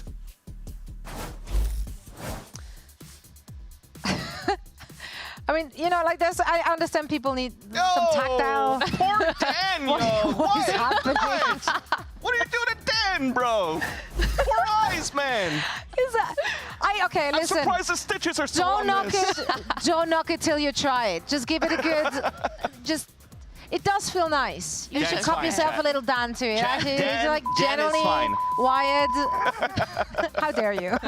No, I see where Wyatt is coming from. I'm here for it. I'm also here, of course, for a dominant showing from Sentinels, and it was like obviously the compositions looking different there. G2, 2G rather, they're coming in swinging, hoping to hit those shots, but for Sentinels, it was all about those beautiful executions, those beautiful setups. Yeah, no, literally, every single time they exit their site, there was like 3 different spots that were stunned, setting up Zekken for success to get those easy kills. Yeah, actually, if we were looking at it, and I like what Kaplan was mentioning with Remington when, you know, Gunter found some cool little antes to play.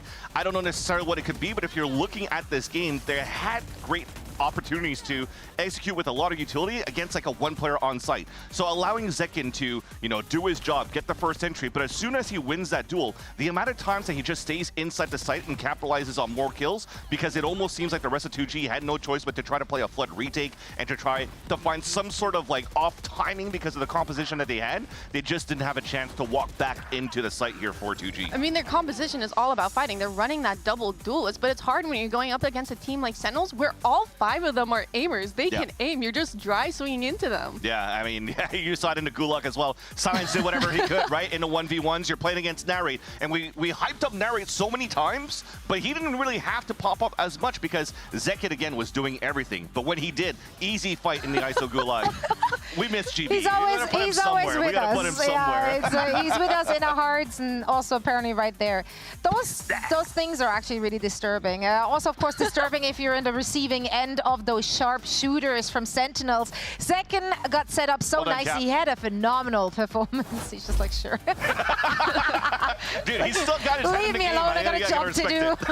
Exactly. I haven't won the series yet. We still have to open things up. But again, we have a chance here to see the highlights of what we're talking about this time in the POV of Zekin. Wekin? Well, I don't understand. Someone explain like I'm 5. W winning? Wekin? Oh, like a dot. Oh. Yeah. Zekin. He's wicked. But yeah, this is what we're talking about, right? Like, look at him always inside the spawn. So when you're trying to move back into the retakes, and you're looking at the comp that you currently have here, when they've always also shut down Asuka in the very beginning of these rounds, what flashes do you really have for a retake for the side of 2G? So Zekin could just hold that. He has mini gulags inside the smokes, and he's just winning them all. No, and he's constantly pushing everything, even when there's no util for him to like really bounce off of. He's just that confident. Yeah. He's confident in himself and in his team, of course, to have his back. That's, teamwork makes the dream work. That's real friendship right there. And we hope that's something that will carry the opposition towards maybe a map victory here. Let's hear what Coach Faith has to say ahead of map 2. I am here with Faith before map 2. Looking at how strong Sentinels was in that game 1, how do you reset and what are you looking for from the team in map 2? Oh, it's more about us. We had like a lot of problems in Pro before, and we managed to fix a lot of things since the last game against KRU, so we are fine now. We're gonna be good. All right, can't wait to see the changes. Good luck on the map. Thank you. Oh no. Oh no, he's back to the we're fine, it's fine. I heard this before, that was literally in their first match, like it's fine, it's fine. I don't know, Faith, it's going to be an uphill battle. We're heading to Pearl, this is Sentinels map pick, it's their home ground now. Obviously they're playing a good record. We've seen 2G on this map as well, a little less successful. Ups and downs for sure, but mostly down on the last time. And I think that was against KRU, if I'm not mistaken, but just as the coach mentioned, they've fixed things up and hopefully it's going to get better. But remember, when we started this game, I was saying maybe the map veto would be good for 2G if they could switch things out and bring maps where they could maximize a jet. Haven, you could have done it. You brought out a Yoru because you're trying to play the Fnatic comp that you're used to. Unfortunately, it doesn't work out. This time, you also have, once again, the opportunity to do it, but they're also still playing a Yoru on that comp the last time they played in the last 2 times, rather. So hopefully, we're going to see a little bit more changes or something that would activate Asuka a little bit more, because if you're going head-to-head against these duels on paper, everybody's winning against 2G so far for Sentinels. Absolutely. Well, we'll find out if they can bring it back or if Sentinels can close this one out. It's their map pick. Pearl is coming up right after the short break.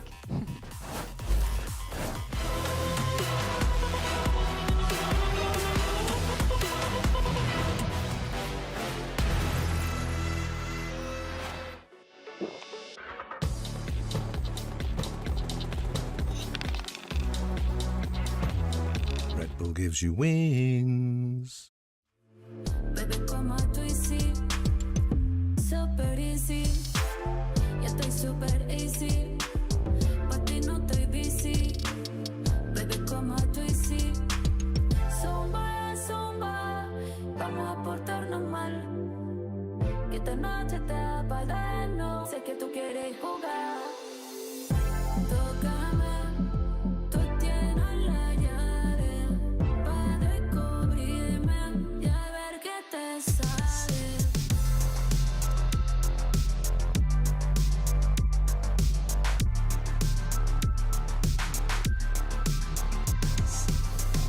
Tócame, tú tienes la llave.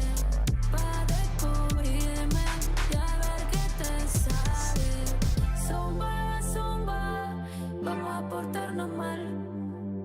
que esta noche te da para darnos. Sé que tú quieres jugar. Tócame, tú tienes la llave para descubrirme y a ver qué te sale.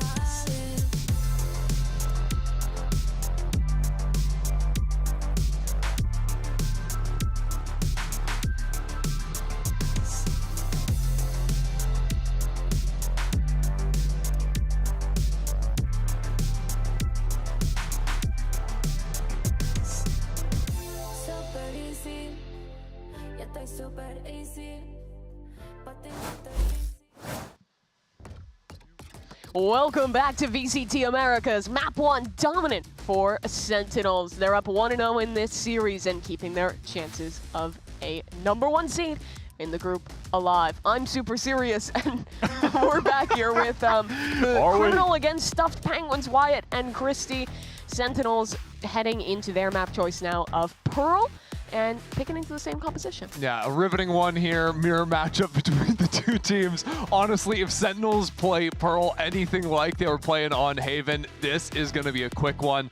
But we'll see what 2G can have in store for us here. Gobera off of the Sentinel role on the Tejo. Maybe a little bit more active fighting with the pack on this one. I'm looking at Silence again. I kind of pointed him out on map 1 because I don't think his duelist so far in stage 1 has been as good as it looked when this team was qualifying through Ascension, where he was taking over games consistently. It's actually been the Vice, where he's been at his best. I love his play on the defense side around this agent. It's really stood out to me as his best moment. So maybe he can be the catalyst of, I mean, an upset's a tough ask, I'm gonna be real, but maybe they can keep this one close. Maybe they can have a nice, close, competitive game against the Sentinels team. Yeah.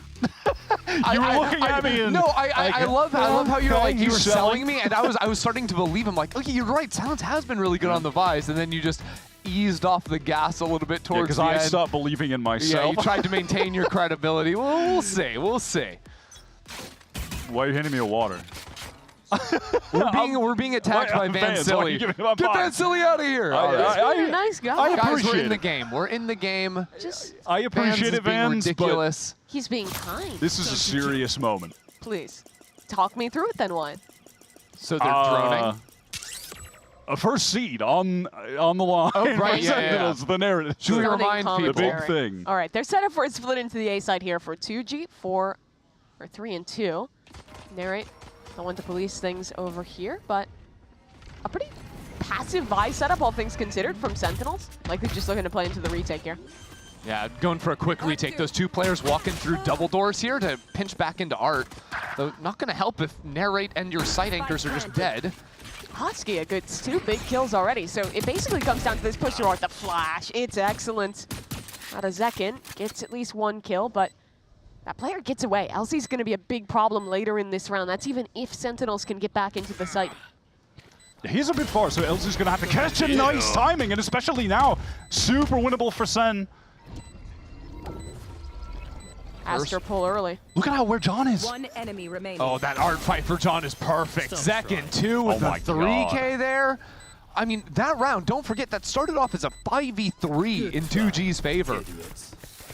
It's in those final moments where the 2G players just all get separated from each other. Like, yes, they have some crossfires to some extent, but they weren't able to play off each other. Whomever that was in Dugout, and then they have the cross from main, but Zekin able to just pick that apart. That's a rough opening. Yeah. That's quite deflating. Just the fact that John chooses to take that off angle. Come on! He was so aware. Man. Come on, so aware in that situation that LZ was going to be on the slow rat back. And TG only purchased 1 Sheriff this round. I mean, at least in map number 1, they started getting that pistol round win, made it feel like it could maybe be close, got 1 early rifle round. The Sentinels are just back on the horse immediately. To 2G's credit here, like Oskia picking up the orb there over in B main, getting a few kills in the last round. Like, we're looking at a situation where round 3 even, both our Yorus could have ults online. Round 3, 4 for sure. That's what I want to see 2G playing better around. I was pretty disappointed how they were playing around their ults in that first half of Haven especially. That's got to be locked in for this map too. Now I do want to know that 2G have taken their time getting back over towards A main, waiting for that teleport the gate crash to actually expire if Zekken was pushed up here, so he's just forced to retreat. He didn't have a getaway. But he's replaced his gate crash. Oh, Oh, it's one bullet, God. one kill. Calling the pullback star there as well, like, come on. Just nasty work from Zekken. And now they're going to walk through this smoke. Hello, John QT. Turns the flash. There's one. And no more actually coming from it, but the rest of the team has got his back. Sentinels should be able to clean this one up nice and easy. Yeah, nice and easy, just about sums it up.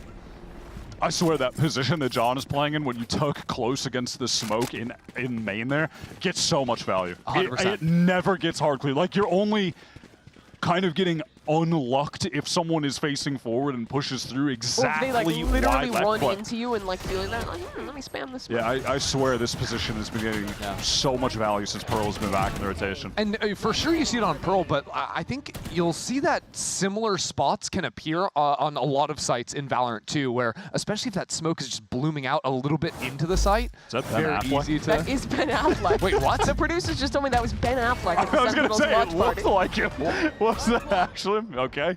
Random? Okay, cool. Did Kaplan have any Ben Afflecks He on was the a Champs LA. Letterboxd? I don't think any of Ben's movies appeared on Cap's top You didn't see five. The Accountant? Hey, I saw the account. Oh, I actually think did what too, it is, I forget who I was talking to. Champs LA 2023. I'm gonna yap after this kill happens because it's a little weird. But his son, I believe, is a pretty big fan of Valorant, so has like dragged him to multiple Valorant events, and I imagine the Sentinels watch party is no different. Well, you say getting dragged to Valorant events like it's a bad thing, like you wouldn't just want to be there. Well, I imagine most fathers aren't as into esports as their children, but might be supportive. But I don't know, maybe he loves it. Hey, Vans is more into Valorant than his child, so... That is true. His child's also like 3. I don't even think that old. I stand my case. Sure. Sujio trying to pivot back towards mid now after unfortunately losing one with the early link pressure. Sen have pushed all the way out of B, and 30 seconds Zekken's going to be able to re-clear link in, well, not in entirety because that dimensional drift was expiring, but Sen for the most part sacked up towards A, looking to get some kind of spam kill through. Really similar to the pistol round. Sen just playing for the 15 reset. seconds. They'll have time to get it down as long as there's no more stall, but there's a lot of players here. Surely there's a swing coming. Narrate doesn't deny the plant. But still a 5v3, and now this push from Zelsis. Oh, LZ has to get this fight, and he does, keeping 2G in the round. Oh my god, what a shot from Zekken. Silence trying to swing off the Arc Rose to no avail. And it's just a stinger for Narrate to try and run this down. Only LZ, 17 health, a classic in his face. 2 players ready to swing in, and it's only 1 for 1. A nice attempt from LZ, but it's Sentinels winning the bonus round. Then, guys, the protocols on these A retakes have looked so clean in both rounds. We've seen it now. Yeah, we're already into looking like back-to-back maps where Sen are just deciding to be flawless today. This has been a 40-minute Krispy Kreme glaze session of this team, but they are perfect. Like, everyone is shooting. The retakes are so good. I don't think that's one of our sponsor segments, Wyatt. Maybe we could sell that, though. I don't know. I don't know if you'll be putting on this headset again. Man, it's rough out here. Full white armors, and Zekken's going to go for the Outlaw 2 to punish it. You are right, though. It has been ridiculously clean for Sentinels, but that's exactly what you want from us heading towards playoffs. Yeah, it is. You mentioned it on the first map, but it's true. I feel like people forgot about these guys because they're just in the group that doesn't have G2, MIBR, and C9. But after that one loss to KRU in week 2, where KRU were the team that were just never missing, they've been very on point. NA fans, you must remember, Group Alpha is more than just the misery dungeon for 100 Thieves fans to mope about things going wrong, even though they're making playoffs, and I think they're still in the running to maybe even make #1 seed. Yeah, I don't know. I think I'd rather be in well, Alpha actually, group they would have than needed Omega. this game to go differently, so. Yeah, Sen are about to be in the position where they're relying on 100 Thieves to win their game so Sen can get the first seed. Which is so funny. That ult is good. Tags all 3 members that were over here. 2G's going to try and test B for the first time. But they're still going into 2 players. It's a flashback site for Celsius to work off of. Also Bang, I think you can get into a great little crossfire here. Missiles into backside will force them off the angle, but the counter pull from the Astra stalls it out completely. What a shot from Bang. He was really incredible. Map number 1 doesn't look to slow down here either. Taken down though amid the thorns as the Sentinels players flood in, and 2G is running out of time, running out of chances, and running out of any opportunity to win this round. They play that perfectly in terms of just cycling the players that are taking the fights, running in, Zekin picking up that angle lower, Narrate fighting close, and then John is just kind of biding his time, waiting for that moment where the spike is going to have to be forced down, sprints in through upper. I mean, look at the clock right now. There's just no time for 2G to actually capitalize. The clock's an issue, and with Sentinels rotating in, it's not going to be one. But I was a little bit impressed that 2G managed to find a few of those opening kills, like the LZ kill from down long, double jumping out of the smoke from street, and still being able to like trade out 1-for-1 there on a low buy. Not the end of the world, but what I'm looking at now for 2G as they call a timeout is we've got a Nightfall. Oski has got the Yorult, the Cosmic Divide for the Astra. Like, everything has to come together. This is a round where, again, they're buying down to nothing. They have to use these ults and win a round, or we're going to see the same thing that happened on Haven, which is that Snowball getting out of control with their econ. If they lose this round and pop the ultimates, 2G will be flattened into a two-dimensional state by Sentinels, and this half is basically over. They need to win this right now. Win condition, stay 3-dimensional. Yeah. For real. They have the dimensional drift.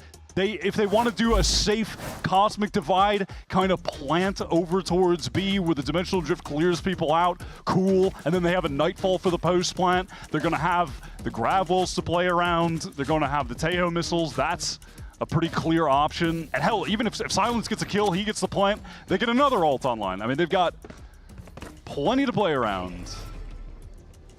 So what you're saying is don't lose this round. I would advise that they win this for sure. And hopefully their coach told them that as well during the timeout. Well, right now Sentinels are pushing 3 players down long. That's where the spike is. There's a mad dash from Gobert to try and help out LZ, but Sentinels are fighting through this smoke. They could just isolate the spike right now, take that out of their hands. Good fight from LZ, and Sentinels do fall back now. 2G with a numbers advantage. Oski is clearing out the majority of this A site. Good haunt back there to pressure Zelsis, but Flash Up Oski is just going to have to get out of that ultimate on default, tuck into a safe position. Sen is going to beat the spike here. They have 3 players ready to play Flood retake, but the ult's going in. That'll keep them at bay for a little longer and should at least buy space for this plant to come in. They've committed all of their ultimates to get into this site, but it's Silence who is able to get that one orb, so they will at least have the Steel Garden to pop during the retake, force Sen into some awkward positions, try and take their guns away. There's Oskia, stuck in, TP'd out, but Zekin's too quick for him. And suddenly 2G is completely shoot away from the site. And 2G have no one in Art. Goodwill from Sentinel says there's really not many angles for them to be playing. Yeah, the Thorns is going to stall, but all those players dodged it. 3 of them keep the guns. Narrate as well. The ult does nothing. And now into the retake we go. Tap early on the spike. Ready for a fight into main. This is going to be make or break for 2G. The round that they need to win. Unequivocally, a flank coming in, trying to block on the pull, but it doesn't work. PXS chooses a good timing for 1, for 2. PXS! My God! Incredible to pull off the rounds. 2G, they get the one they needed. Damn, that was so snappy from PXS. It was that exact timing. You could see it from, I didn't see whose point of view that was on Sentinels, but you're like, no, they're about to turn! And he's just swinging at that exact moment through Art. Well, 2G, they used all 4 ults that they had, but they converted the round. They stave off their economy being completely reduced to nothing, so, hey, well worth it. They avoid the commemorative penny machine for another round. Man. PXS having to push through the wall there. That's why Sentinels are turning around. Makes it that much more impressive. Now Zekin stepping behind this pullback star, but going to teleport into backside quickly. Sentinels also did an aggro piece into A lobby too, so securing the orb into Bang, holding on to that territory. Seems to me like 2G are going to react by walking forward into Art and going for a quicker re-clear to A main. The Bang has been inserted over there in main, so we'll see if he can find an opportunity to maybe get a kill through one of those nebulas, retreat. Otherwise, he's going to be overwhelmed. He's used 4 stars for this forward control. All right, first one up, he's down. Bang still here. A pull ready to go. Nice pull around on the aim to get one kill, but the suck pulls the player out of his vision and he can't swing back in for another. Ultimate getting invested with Zen. It won't really do anything but expedite this hit into the A site. Yeah, a bit of a botched fight up there in A main from Sentinels. And Gobert getting the spam shot too. That gets his Armageddon online, by the way. They might not even need it. It's a 4v2. Zelsis could be a problem, but Thorns blocks him off for now. And that's a kill onto John QT. 2G. This round has been very clean from them. Win out the A main fight. An easy take on the site. And that's their second on the board. A good double face, and on account of, several rounds ago when Sen were winning the rounds, they weren't surviving with too many players, and I feel like this might be the first time in this entire series. No, it's literally the first 2 rifle rounds they've won in a row. Oh, yeah, and that they've got Sen on an eco, aside from when they won the pistol the first round of this series. They're actually finally putting some economic pressure on the team who are trying to win this out and get into that first seed. This round might come down just to a B bloodbath. Sentinels pushing down there. 2G also will look like they want to do a fast one. There's 3 sheriffs in Sen's hands. Find some openers here, reclaim the guns. 5 players here. Missiles, every bit of util going both ways. Haunt only caught 1. I think 2G are getting a little suspicious something up is here. Something that they don't want to risk too much into. I like this. They're just playing back, allowing Sen to walk into them. John Danger on that jump spot. Here comes the util yet again. Askia has to run, and they lose one to the Sheriff of Zekken. There's a flash stun combo coming through between Yoru and Teho there from Sentinels. That'll also be that gun getting abandoned by 2G, and sure, they're going to have a plant to work with. Gobert will have the ultimate in the post, but Sentinels might actually try to tap back in to a dimensional drift if they want to win this one out. That was a really excellent util combo, and also off the gate crash. Zekken has got here really quick. Can he find a second kill? He can! He is in such elite form today. That's a gun. Has everything a Yoru could want. A gun, the ultimate, a gate crash ready to go, and the clone prime too. Gets good info, spotting 2 over towards Zark. Just go for the kill as well. Pops out, what is going on? He didn't spot LZ, and now it gets weird. 2G take back some semblance of but they control. can't kill the spike. Yeah, the wall up in their face. Util flying every which way, and Zelsis finally gets onto it. Yeah, and they couldn't get through the wall because of the thorns that were down. They haven't even got it to half Sen. They're fighting through 2G. It's chaos in the smoke, but bang! How's he won that round? Just insane. Sentinels dip every ult they had just about to win that out. It starts with a great little util combo on B long, but in the post plant, forcing those players to go through that mad dash to the Astro Wall, that secures them the round. Yeah, it was this nice setup here. And then also it just comes down to, yet again, Zekken and Bang individually are going crazy today. They are white hot and simply not missing. I mean, Zekken just getting that second duel over towards dugout off that fast rotate from the gate crash, wins that out, gets him in the 5v3. It's crazy. That was crazy. Is that Gobert doing friendly fire on Askia? Maybe a little. I don't know if that works in this game.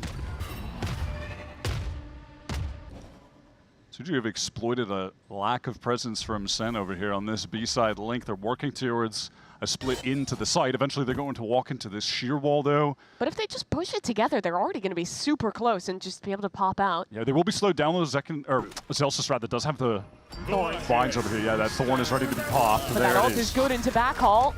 Bang has to go running. Only 1 person got in front of the wall, by the way. Where's the follow-up? Here they go. TP in, but the Bang position could be great. Nah, Askia's got control of this site.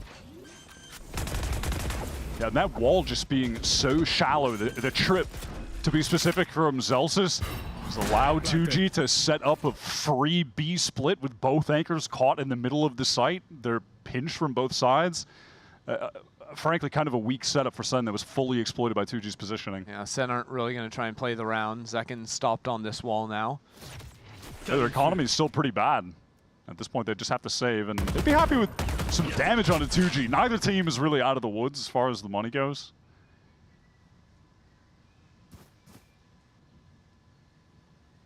Are they really going to bring the whole squad? Am I going crazy? Did you guys hear that? Hear what? Whistling in the background? Mimi, I think that's just you.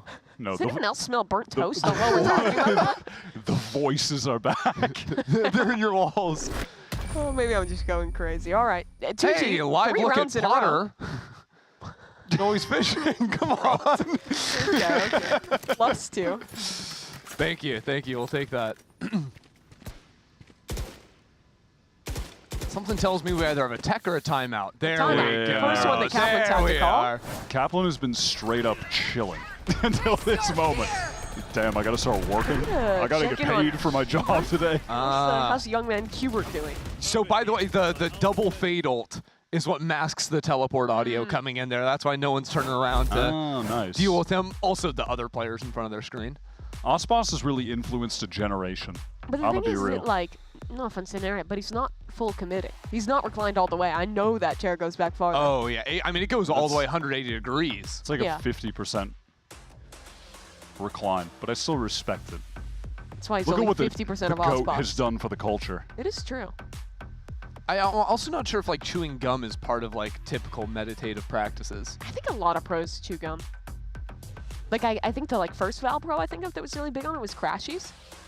I've asked him, I think twice, and he's like, he will not tell what kind of gum he chews. I think it's like a superstition thing. Okay. He's into that stuff. Yeah. Guy, maybe it's the same gum he's been chewing for years. I wonder if they have the gum in Berlin now that he's playing in Europe. Oh, man. Maybe buy it. Maybe he's shipping it in. All right, 5-3 though. We're back into this game. 2G showing some signs of life, but Sen have a rifle round and some key ults online. Yeah, that's what I was looking at. They've got the Nightfall and Steel Garden coming back into this. Still, as we were mentioning at the end of the last round, their economy not looking good. So this is a crucial one for them to win out, as 2G are slowly postured towards A main, expecting some kind of aggressive look that's not going to come, and you have Oscar going to clear out all of Art and ready to teleport back to the team in A main if necessary. Yeah, it'll be a straightforward clear of backside while the team pushes on through, and they can get out of the smoke no problem. It's a pretty effective use of the ult there. Thorn's going to be a bit annoying, especially with those missiles too. Kicks has taken a bit of damage on the way out. But they didn't hold on to Art, and there's already a re-clear coming in from Sentinels, drone into that space. Here comes the ultimate. Wow, connects onto 3 players who are trying to wrap into Art right now. 3 positions at Zekin. Wow, that adjustment is pretty out of Zekin. First tap coming onto the spike. Narrate is holding this one down. Can't quite get it halfway thanks to the Astral Pull. 2G keep the situation contained for now, but they're down in numbers at this point in the round, and someone has to step up and stop Bang. we're If he's sticking. holding, he's sticking, and no one's there to deny him. Oscar gets the kills, but the round, it goes to Sen. I feel like this has happened a lot for 2G. We're even thinking back to the pistol round. They're playing so consistently off the site itself, which makes sense, right? There's good retake ults coming in from Sentinels, but it means that Sen are putting pressure on the spike, tapping it, diffusing it, pulling utility so early on into the retake process that it's making it fairly simple for Sen to get back in. Yeah, that is really the key, right? When you're going up against this post-plant comp that is so obnoxious to retake against, when you have to, you know you're losing time because of the stars and the missiles, Yeah. and you have to work with pace, and they've been able to do that. I feel like you you have to get almost- those early taps. Yeah, I think you almost need to leave Oskia back on the site to force Sen to spend more time using utility to clear it out. Then you can teleport away instead of just fully abandoning the site. I think the issue is because the Nightfall was coming in, their reaction was to try and push into Art. Yeah. I think there's other things too, though. Instead of falling back to Art, you could have chosen to fight deeper into Secret as well. Sure. It's like we fight forward Getting into into them. the smokes instead of falling all the way back. Exactly. Fight them before they get those ults off even. But again, because of all the utility of the Thorns, the double missiles coming in, stalling the plant, I don't think 2G were ever in a comfortable position to go for a fight like that. All right, so a stealth round was just thrown out by Gobera over towards B, trying to feign that 2G could be trying to attempt to push up on that side of the map, but in reality, they just want to split through Art. Trigger the wall, Narrate getting traded out, but it's Celsius with that backstab. Nice snap from LZ, shut down by Bang. Trades going the way of Sentinels. Every single fight that round was just traded instantly from both teams. I got the spike. Unfortunately for 2G, it's Sentinels that come out one better through the trades. All missiles away. And they're in a great position to flood A. Vine's going to go down to slow up Sentinels from attempting to flood in off that spike tap, and now 2G, how are they going to position against this? Gobera is blind, but what a shot. It's good to start 2v2, but now he's alone. Missiles push him all the way back into main, and he won't have missiles of his own for another 20 seconds. Sen take their time. John on the jiggle. Second positioning to double swing. Gobera out wide, and the swing's good from Sen. 7-3 now. They've reaffirmed control on Pearl. Yeah, able to just maintain control on that A site during the retakes. They've been so good in these situations multiple times now. I like the idea from 2G. But it was like you mentioned earlier in the round, Christy, the trades that came in from Sen were just lightning fast. You had Bang swinging to pick up that final one on default, and that's where they get the significant advantage in the round, that they can just position back, allow the tap, or, you know, allow the spike to be planted, and then from there, play with the man advantage retake. Textbook, easy. They continue to make this game look quite simple today. This round's probably going to hinge on 2G's trying to get orb control for the Vi's ult. Sentinel's putting up a bit of a fight here, but not in front of those missiles. Good tag leads to, could have been a kill, but again, Sentinel's just barely off there. LZ is just posted up right now towards B, trying to ensure that no one from Sentinels has gotten too much space. He's going to be spotted out briefly by Zekin. So brief that he didn't even have time to get a shot off in that moment. And again, it's like 2G. They want to show presence over towards B, and they just want to keep hard forcing these A hits. Zekin's position means that Sen is pretty aware of how heavy presence is on A. Nerid's getting ahead of the util. Flashed up, and Atsuki perfect on the follow-through. Gets an advantage, gets a post slant yet again. We've seen this round many times before. This time I want to see 2G play aggro on site. Zekin and Bang have their ults, and it's a bit of a trade back and forth. Spike's still not down, finally. They're going to try and get that plant through. And 2G are falling to play off site once again. This sets up Sentinels to play just for the Cosmic Divide, just like last time. After all, Zekin even has an ult, but I don't think they're going to need it in this situation. 2G. Good timing on the Thorns, the ult coming in as well, and this is going to push Sen all the way back to try and keep their weapons. Two players dodge it. That's true. Now the fight through. Goes 1 for 1, but time is being bought. That's critical. Reposition Church for Gobera with the missiles at his feet and Bang ready. Still, this Cosmic Divide is up. Now it falls, but the smoke. John QT ready to block. Can he block? Can he hold? No! Pulled just a little too wide. And time, he's pulling, but the spray is there. And 2G narrowly win the post plant. John just trying to body block that so Bang wouldn't take the damage. Man, if the initial body block worked so Bang didn't get off the spike, that was about to be a free win. Just comes down to that. I do like, prior to that moment though, how 2G were proactive at swinging through that Cosmic Divide together while Sen were pushing forward. That was a really pivotal moment for them, and being able to win this out finally on an A retake situation. Yeah, that's the clear difference, right? It's using the Vi's ult in response to the Cosmic Divide coming down. It's Gobera getting in the corner, the push on in from Silence too. And now to come within touching distance here, get a 5th round on the board. 2G are looking at a few stingers on the other side. This might be our first just straight up B hit of the half. Askia clears through, spots out the Thorns. His team will try and spam that one down off of it. And again, it's gonna be a retake here. And again, it's Askia to get an opener. He's been so good. And that's Zelsis, the ultimate taken out of the picture on the Vi's. Just Zekin now to get back in. Gobera has his own Oh my god! That was an execution! Yeah! Gobera! Too precise. The ult's coming in.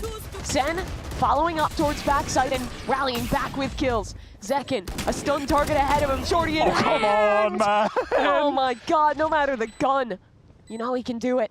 But Silence, a tougher cast one. V2 and the Stinger! That's the gun to win it. Oh, he just can't get the adjustment onto Zekin. How did the Sentinels team find so much success though, trading out back hauls? Was that John that was trying to plant the spike and just Guardian one taps the guy? Or sorry, that was on the 2G side. That was Dizzy Gobera. That was wild. And they still lose. That's brutal. It feels like they did so much more right this half, but it still ends 8-4.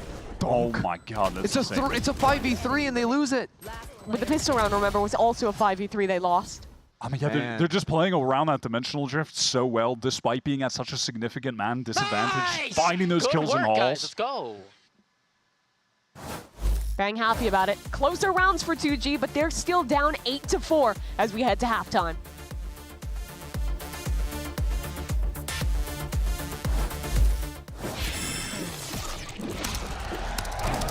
Red Bull gives you wings.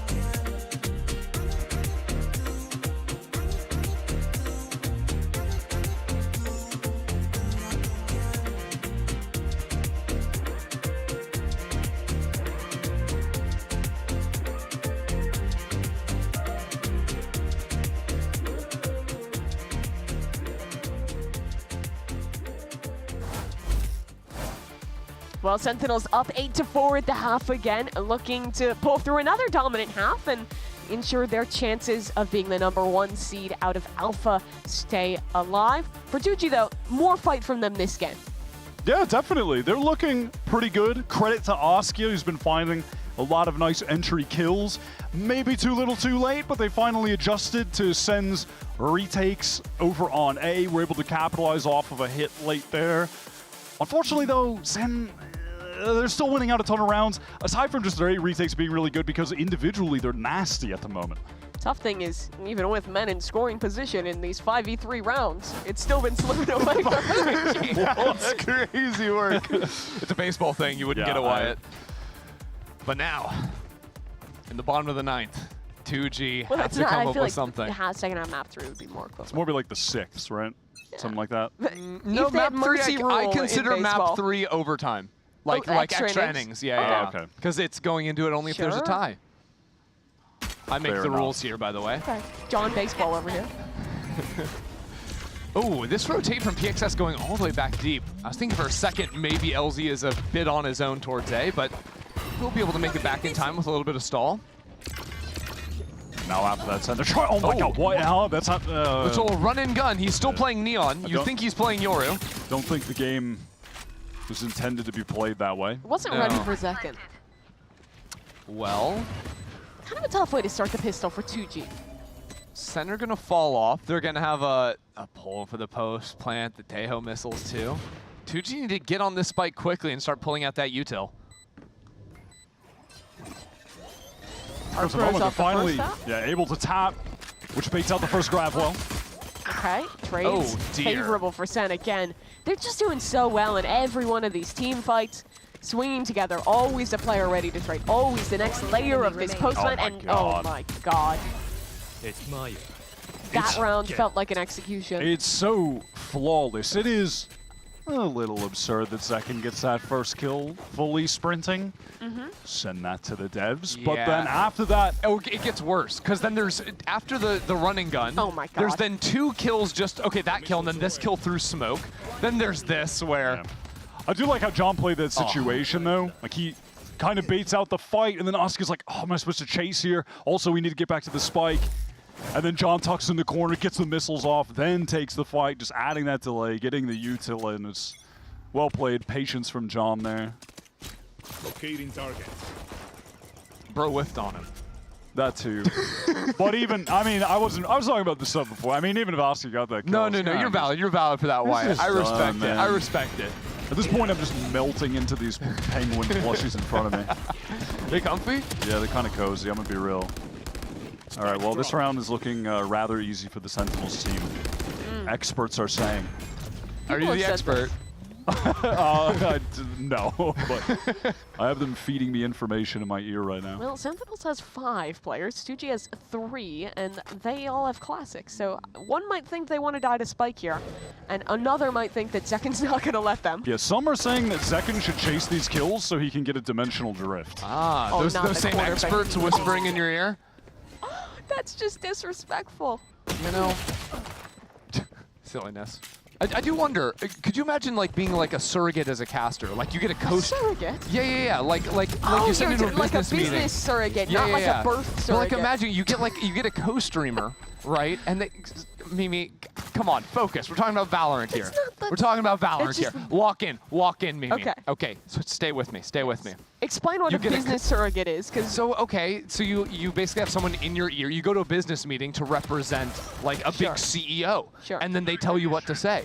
You're a human body who is representing the words of someone who is remotely joining. Now this is like a pre-Zoom thing. I'm imagining you get a co-streamer in your ear just telling you what to say. Like, what sort of unhinged things are you going to be waffling about and forced to waffle about? It depends. Is it Josh? If it's Wilkinson, it's bad. There's nothing that is happening on that stream that I can say here. Ugly. All right. Sliggy just saying, oh, please be nice to the players. Please be nice to players, like 4 more chances, these things. Yeah. Tarek probably has some like bundle stuff he'd be going into if it's a Sen game. Bundle. Yeah. Maybe we'll try that. I'm going to need 2G to win this round if they intend on winning this game. Okay. I'll tell you that right now. Goal setting. Start to manifest. This is what we want to hear. This is the manifest mindset. Second is getting a lot of info towards A, and then, hey, Dimensional Drift. Let's go back over towards B, but 2G have not actually bit. They are not rotating off this site still. 2 anchoring. 4 Sen players attempt to split in here, getting slowed up by the vines. The backhaul TP. Does he want to take it? No. Gets faked out. And now it's all about silence in the corner. Or is it? It might be about Narrate finding alert timing. Does he commit that towards the A side? Does he want to take the risk? I think he's just falling in with the team. 30 seconds 30 now. seconds left. They basically have to go on B. 3 defenders here. Good stun for Gobera. That'll buy some time. 20 seconds now. Sen have to go. 20 seconds, 3 players here for 2G. What is that? That's diabolical that they're winning the round this way. Surely someone can put an end to it. No! The wide swing on the ball. It's a one-way there. Narrate's still winning the fight. Come on, bruh. 2v4. This is a tough way to end the season, I'm going to be real. Manifest. Manifest it, Wyatt. 2v4. Manifest. Oscar in heaven. Sadly, I have nothing to manifest for this team. They're saving. I'm manifesting Spike becoming 1 year older in a couple months and joining up with this team Well, luckily, to take them to the next that level. one's just like mathematically And then, going to happen with the that one's procession of inevitable. time. Start the countdown timer. You know, all things considered, though, this is listen. This has been a pull yourself out of the gutter. Tough game for 2G to end this season.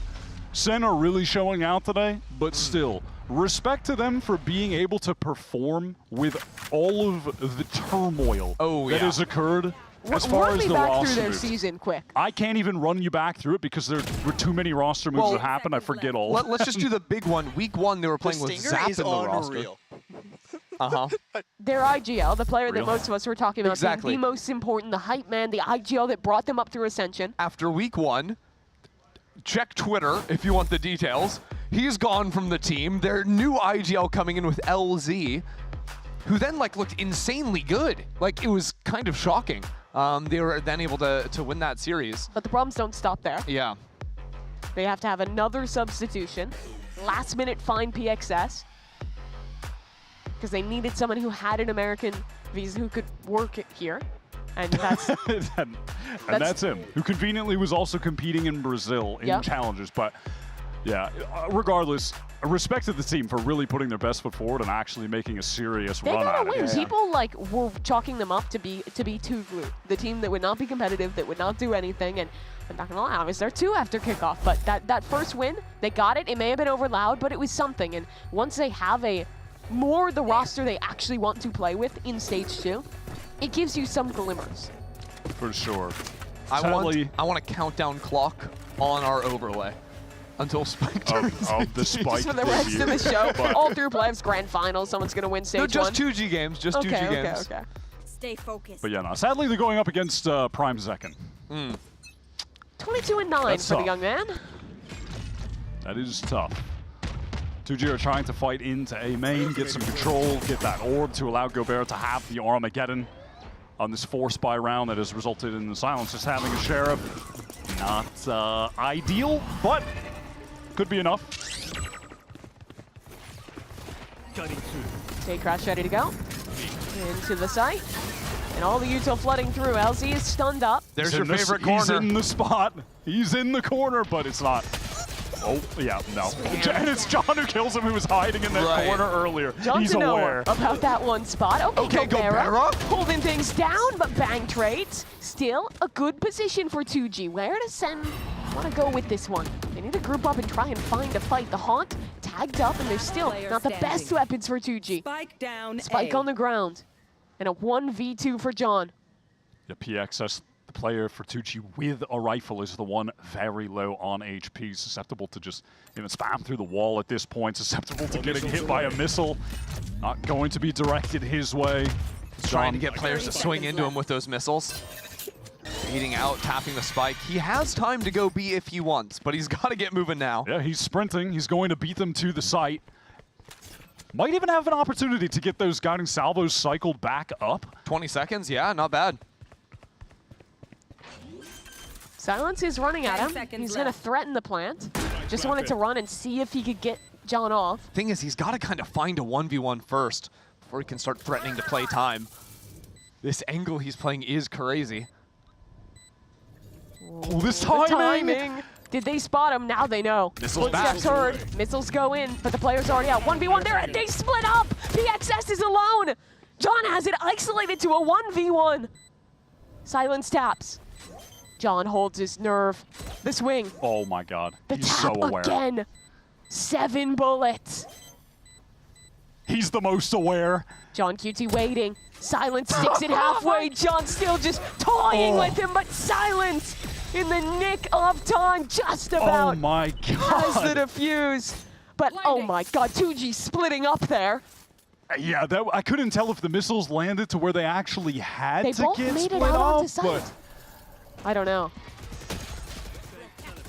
even still, nice attempt from John. It looked like he was in full control of the situation. Wow, I mean, expecting him to win that, that's straight up pre-fire. I think it's important. Silence actually finally took the wide angle. Previously, he'd been tapping Spike and just sitting on the Spike, hoping that John would overswing. And finally, on the very last time, he could actually pull off the Spike. He takes the wide line. That was kind of nice. Bring them down. So barely a 2G round win. But Sen still have money, they still have rifles, and well, they're starting with a bit of a slower round here, just putting some pressure into mid, trying to make sure they get rid of that Vise wall over there in street. I think this will be one of the last honest rounds of Valorant we have. Gobert's the only one with an ultimate, but the next 2, 3, 4 rounds even, all these ults are going to start cycling back online. This is a pretty interesting setup from Sen. They use Prowlers to take that B main control, then they pressure Link. And look at this, where the dimensional drift is from Zekin. It's all the way back there in Link at the moment. Sends the fake. Oh no, that was a legit TP. I thought it was going to be fake. Yeah, they're actually going to go for the B split, This is crazy. leaving Narrate as the art lurk, actually getting pinged by a dog intentionally to keep players stuck over on the A side of the map. This is so cool from Sen. They've been working both sides of the map this entire round. Pressure on Silence, and he can't convert. That's both kills on the side anchors for Sentinels. 30 seconds left. 2G, they're going to be late on. Ask is going out. No one was really there to support thanks to the Thorns. And did they save at this point?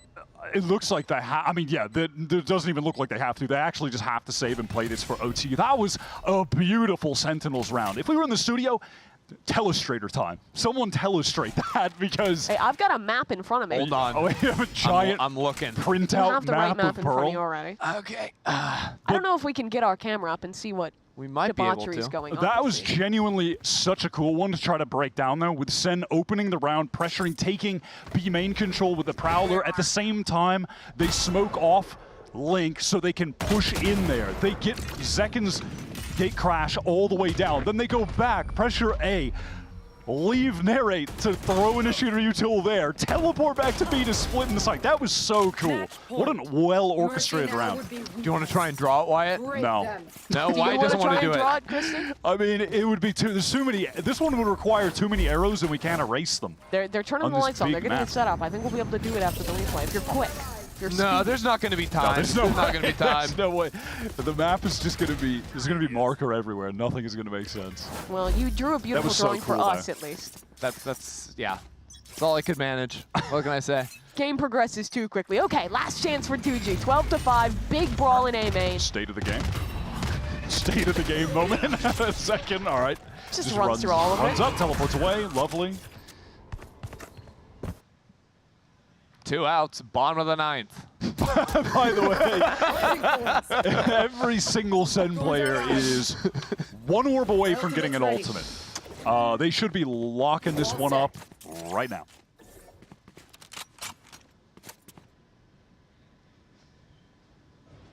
The wind up at the belt. The belt? What is at the belt? Like you. That's not a thing. They say that. No, that's new. And maybe it's new, but the announcers, they be You got some strange announcers over in Philly. I don't know. All right, this Dimensional Drift is going to clear out everything on the site for Sen. They're getting it for free. Zelstis has the Steel Guard, and John is the Armageddon. But what if Gobera was the truth? Oh, with the ult coming in, it's going to be a little difficult.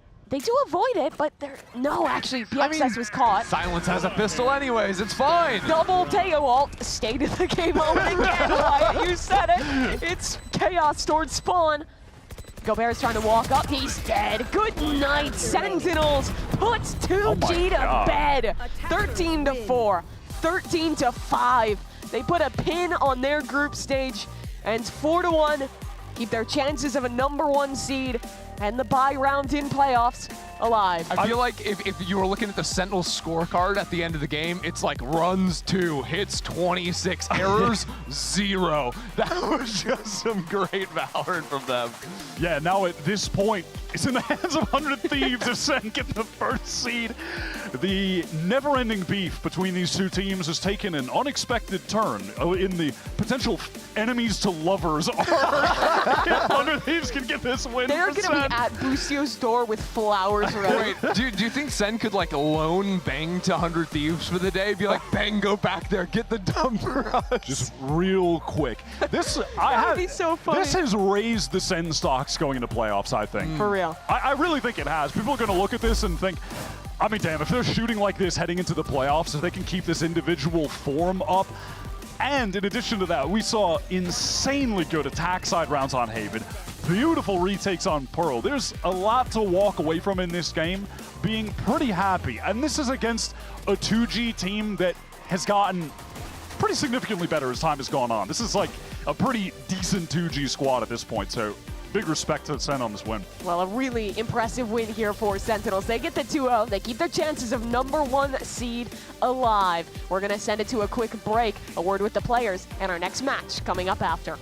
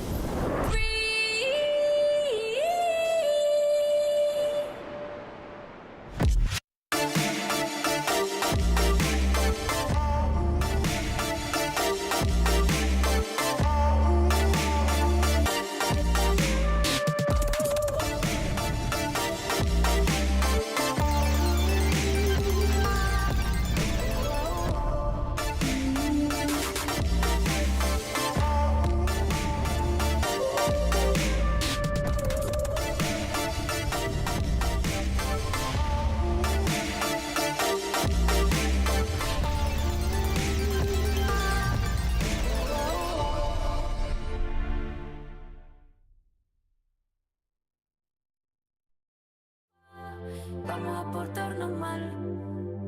Que esta noche te apaga, no. Sé que tú quieres jugar. Tócame, tú tienes la llave para descubrirme y a ver qué te sale.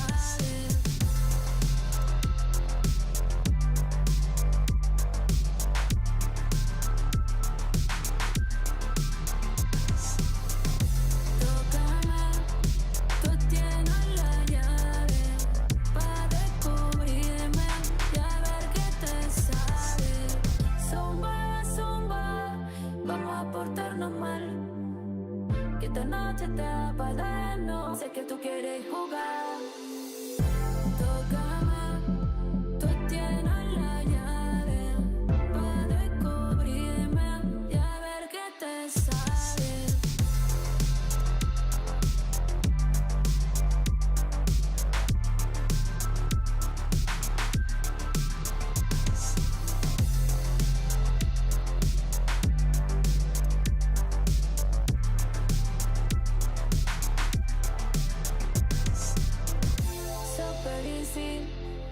Estoy super easy, pa' ti no estoy busy, bebé como tú y sí.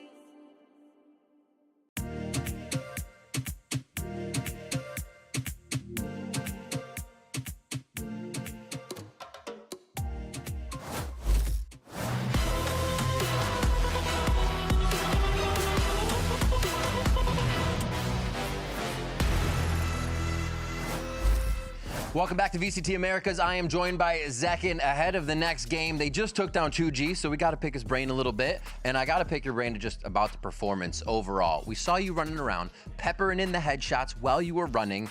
What is it about getting those giga swings in? When does it feel good? Is the team telling you to do it, or you're just like, hey, by the way, I got a stinger, I'm swinging? Just trying to be aggressive, especially with the stinger. You got to be super aggressive, super in your face with it, and just trying to play with no fear. Pretty happy with how it turned out. And you're on Neon, Yoru. We've seen Haven actually have the Neon. Now Pearl had the Neon. Now you have the Yoru. When does that decision come in? Do you have the input on it, or is Kaplan and the team just like, hey, actually, this agent this game? I have input, but usually we make the decision like a long time before we actually get onto the stage. We're usually working on our comps for a long time before we pull them out for the match. Okay. But it's mostly the coaches. I get to have my input because they know what duelist I like to play, and I always tell them like my opinions, but I like to think I'm flexible enough to not like hard force myself on something. Okay. So if they want me to play something, I'll play it. But yeah, just a lot of decision making in advance. All right, very cool. How are you feeling about the team as you head into playoffs? How's the form feeling for the squad? Form is feeling good. I think this match especially is a big confidence booster for us. We had a great prac week, and we wanted to really show it in this match, and I think we did. So I think the morale is pretty high going into playoffs. And are you happy with your form right now? Is there anything you kind of want to focus on heading into playoffs, or are you feeling keyed in? I definitely felt keyed in this match. I think for most of the stage, I was having some kind of lackluster performances, and I was pretty disappointed in them. But today especially, I played really, really well, and I'm just hoping to keep that momentum. Anybody in particular you want to see in playoffs, you want to face and take down? Everyone. Every Everyone, single I like team. it. All right, how you feeling about KRU 100 Thieves? 100 Thieves win, that's going to help you guys out a lot, but what are you thinking about that match? I got one more question for you after this. I think it should be a close one. We've been practicing against 100 Thieves and KRU, and both of them look very, very good. I think it'll be close. All right, and if you were to take one trait from any player, like Icebox is chill, Kang's up, Dogma's movement speed, what would it be? Kang's up. All right, he's too cracked with it. All right, very cool. Thanks for the insight, Zach, and always an awesome interview. I appreciate it. Congrats on the win, and best of luck going into playoffs. Thank you. All right, we are going to be throwing, I believe, the Zelsis and John Cootie over on the desk, so go and join them, as well as we have KRU 100 Thieves coming up, too. There's so much more today. Take it away. Nuestro partido contra 100 Thieves va a ser muy emocionante. Me gusta jugar contra el equipo gringo, siempre lo he dicho, son de mis partidos favoritos. First in KRU is going to be special. I just know I'm going to dominate them. A good dart though, lighting them all away. But it's inside of LT, defends through into the back there. Sheriff's in hands. Gonna try and make it one! Boostio! Boostio! What is this? One bullet left. 4 kills in the round. It's an ace on the cards. Wingman forcing the issue out wide! And there you have it! Nuestra estrategia contra 100 Thieves, yo siento que hace literalmente se le hace nuestro juego.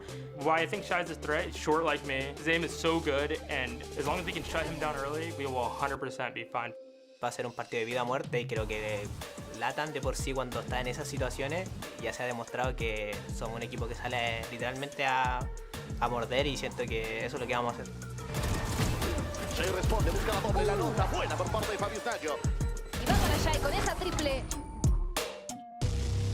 Así que nada, que gane el mejor, y la verdad es que estoy muy emocionado.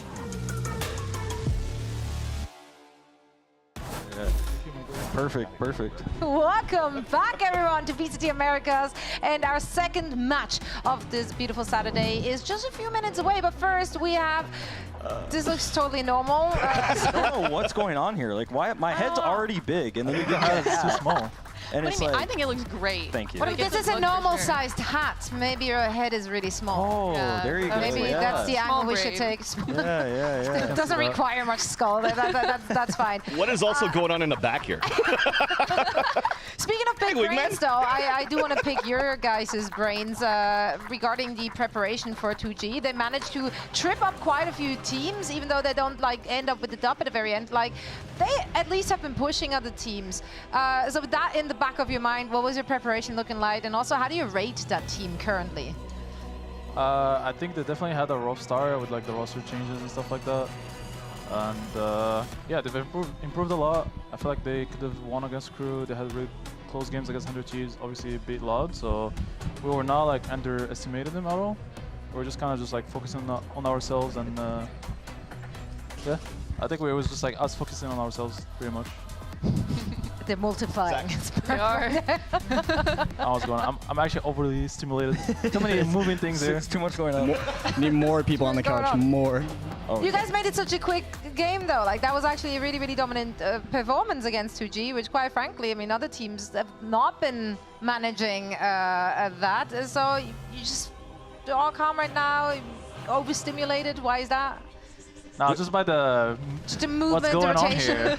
This guy's walking in. We're just vibes and logic over here. That's Actually, right. though. Yeah, That's we're right. just vibes and We're logic. we're in honeymoon part 5 of the team. Honeymoon part. How many parts are there? At least until time. until the team officially dies, there's always a honeymoon. Yeah, always.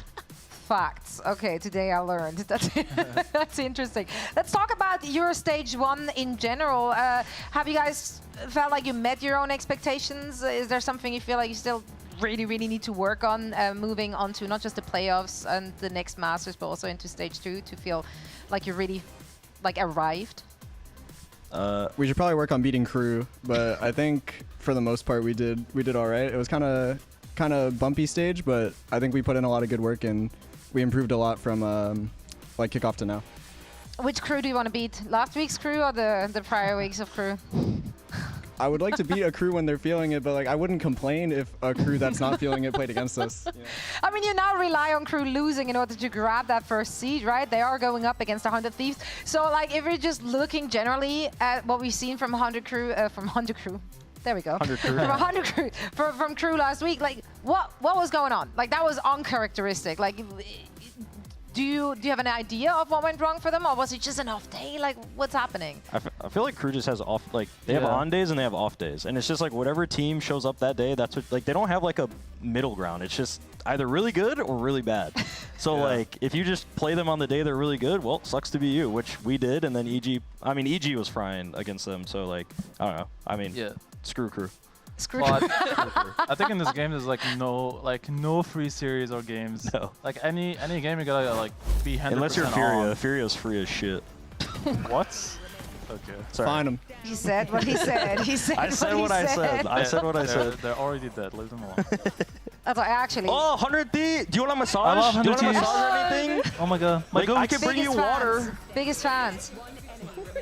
Yeah, let's be awkward and start talking about Boostio and his performance. I feel like last week specifically, Boostio had a phenomenal performance. Like, his IGLing was on point. He was shooting. Like, Just put him back on the KJ. No, Rio, You know, his that's score is so it. up on the Killjoy. He just needs to play the KJ all the time, 24/7. is that the win con? Just play Killjoy. Play and that's Killjoy, it? only use Deagle, and he's good for 30 every series. All right. He did get an ace on Icebox, right? On an eco round. He did do that. Making it look easy. We need the Killjoy maps to be played today against KRU. I agree. Then we're set for first seed. If I see any map he's not on KJ, I'm going not, well, it's not a stage, I guess, so I'm going back there with my big hat, and I'm going to hit him with the hat. Okay, I'll support that. As long as we have that on tape somehow to farm some views. Like, I'll be down for that. I'll be down for that. Now, on the other side, one individual who, I mean, he's trying his very, very best in that last match. Massino, he tried to drag the team across the finish line, but that was just too far gone. What are you doing as an individual when you're personally popping up and the rest of the team is just kind of not even showing up on the server? Like, what's going on there? Yo, chill. What's wrong with this guy? What? You just gotta, bro. We're on the. You just gotta try and bring your teammates back into it. You know, one person having a really good game, you could hit a nice round and try and use that to bring momentum back to your teammates. But if I was Mazzino in that last series, I'd be yelling at my team. There you go. There you go. There's a real answer. Honest. Yeah, I mean, there's definitely other ways than shooting to bring the morals up and like the energy. So, I mean, he was doing his part. If I'm Mazzino, I'm probably like being like, oh, y'all figure it out. And this is a you problem, not a me problem. I did my job. Y'all vote review, I'm out. Yeah, but you gotta, you know, like, you can just be a hype merge and get. Is it awkward to get up in that like setup? It was kind of awkward because then they were like also like if you stand up, don't stand up too quickly because you could like rip the cords out. So you had to do a slow-mo we won stand a up? round. We won the bonus on Haven, and I was like, oh, I'm standing up, but I was gonna like get up really quick, but then I was like, all right, chill. And then I was like, yeah. Wait, I gotta roll this button back. then So you announced that you're about to stand up. Yeah. Like you verbally announce Yeah, it. because like I don't want because we're so close together. I don't want to like rip someone else's chords. Like I just wanted to be like chill about it and like, all right, I'm getting up, guys. I'm about to get up. Yeah. Does that ruin the effect of it all? Well, they couldn't even see me. 100%. That was the worst part. So I started doing this. I was like, hey, we won the round. He was like a meerkat. We just looking over. You just pulled back the curtain and ruined it. Like I felt like these emotional, spontaneous outbursts, and now I know like you're actually verbally announcing them. Yeah, going slow-mo. It's kind of cringe Yeah, now. Not well, gonna you know, lie. that's me, the cringe vibe If guy. you fully embrace it and commit Yeah, to it, exactly. it's not cringe. I think Someone's that's gotta how do it the role. works, right? Someone's got to do it. That's right, and you're delivering. Thank you so much. You're doing it for the people. Speaking of the people, we do have Mancino, who spoke with Riv earlier today, so let's hear what he had to say. I'm here with Mazzino before the game. I want to pick your brain a little bit. Do you guys think you sufficiently figured out why EG was able to play so well against you? Yes. I like it. Short and sweet. Good luck today. Thank you. Yes. So much for the insights. More of that. That's hopefully. inspiring. Yeah, I feel inspired to put it on a t-shirt. I don't know. I think there's some merge heading our way very soon. But yeah, what else is there to say really about that one? Frankly though, like I as a team, are you just like forgetting that that match ever happened? Like, is it even worth it to VOD review a match like that, or is it just like this was just this should have never happened? I mean, we definitely like talked about it, but it was kind of like one of those things where like, I mean, they just showed up and we didn't, and I mean, we knew like it was kind of just like a blip in our weeks, but I mean, yeah, it just happens. Speaking of blips, is there like a way that you guys kind of come back from a match like that? Or like, if, for example, in KRU's position, they completely played not like themselves. How do you kind of bounce back, like going into the next week? I mean, to be honest, it's kind of the same thing. Like in a regular season, like if you win, there's still like a lot of stuff to fix and like innovate and like bring. And if you lose, it's kind of like the same thing. But like obviously the difference is like, okay, we lost, we didn't like show up, maybe our strategy wasn't good, stuff like that, and you can fix it. But like in a regular season like this, you have like a lot of time to discuss and like pinpoint the problems. And like in a playoff settings, it's definitely way difficult if you like didn't show up today, tomorrow you have a lower bracket and you have to full reset.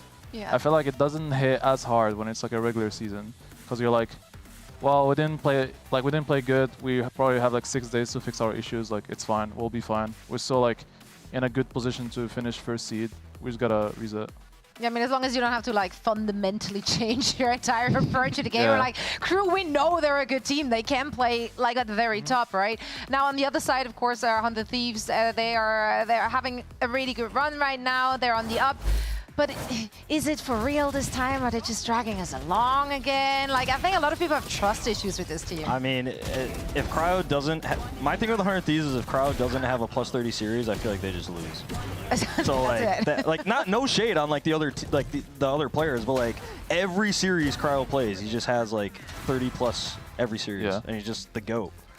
I mean, they're also split one merchants. They did win last year's split one. Oh, that's true. And it was like the same thing. They lost against us, went on a run. History repeats itself. Don't tell me that again. I'm trying to win this split. Well, I don't care. I want them to win today. After that, they can lose. Yeah, after they can lose. Are you gonna like hackle them from the side, trying to like give them some pep talks if they're going down? What's the how committed are you to their victory? Whatever they need, really. If they need massages, they need water, Red I will Bull, name my anything. firstborn son nice. Cryo if he goes +50 today. That is a real commitment. That's how committed I am. I love that. Would you call him Boostio Boostio? or just Cryo? Just Cryo. Is that the only one? Maybe Cryo? Cryo. Name your son Keldon. Keldon? Well, that's a loser name, bro. Oh. Just kidding, Boostio. I love Just kidding, Boostio. I love you. Here's the glaze. I love you, Keldon. Keldon's a sick name. I mean, the win con is Cryo. Busio's just gonna do his thing. What about Peter? That's some good shit, Peter. As soon as good for a I love +30 Mr. series, you Peter. should do it this one. Should be good. So, don't even know how to transition out of such a conversation, but yeah, here we are.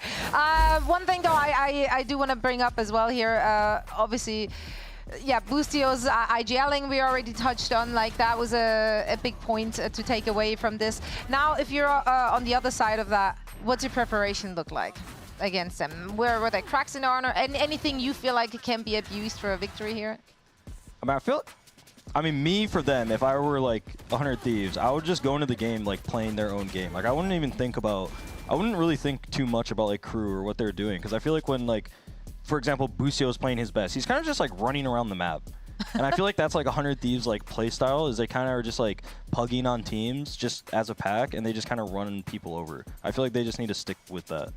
Yeah, I think they're very comfortable on the comps where he's playing KJ, and they just have like Peter on Flex, even Initiator, like Cryo's the Euro or Jet. I feel like that's their like best maps, like Ascent, Icebox, Haven even. I feel like they should stray away from maps where Busio is playing Breach and stuff like that. When he's on Killjoy, it's like 2023 again. He takes on EG, everything is different, so... You make it sound so easy, as if that's like, just do that and then you win. Yeah, simple as that. Well, let's hear what Busio had to say to Riv earlier on today. Busio, thanks for joining me for a moment here before the match today. I want to pick your brain a bit. Cryo has been doing amazing. What is the team doing to enable him so much? To be honest, do it. All right, bet. Take it away. All right. To be honest, I don't think we're really doing much. Okay. I just think it's mainly him. He's just playing extraordinarily well, and I think he is like the best player in the world by far right now. It's insane. Perfect, thank you. Interviews are on point today, not gonna lie. Lots of aura in and out of the server. Yeah, anything you guys would add to that? No? I mean, best player in the world is crazy, but he is playing like it. Yeah, you gotta come in with the confidence. Like, Yeah, do you that's ever true. rock up to a game and go like, I low-key suck? No, I hope no, our team never, carries? never. Like, that can't be the mentality. That's true, but it's like Busio saying it, you know? It's like, is Busio owning his confidence as well? I feel like Busio does do that. I feel like Crow's like super confident, and Busio's like, yeah, hey, I'm going plus 32. And then that's Boosty. It's manifesting. You gotta manifest Yeah, it. You gotta manifest it. throw it out affirmations. there. Exactly.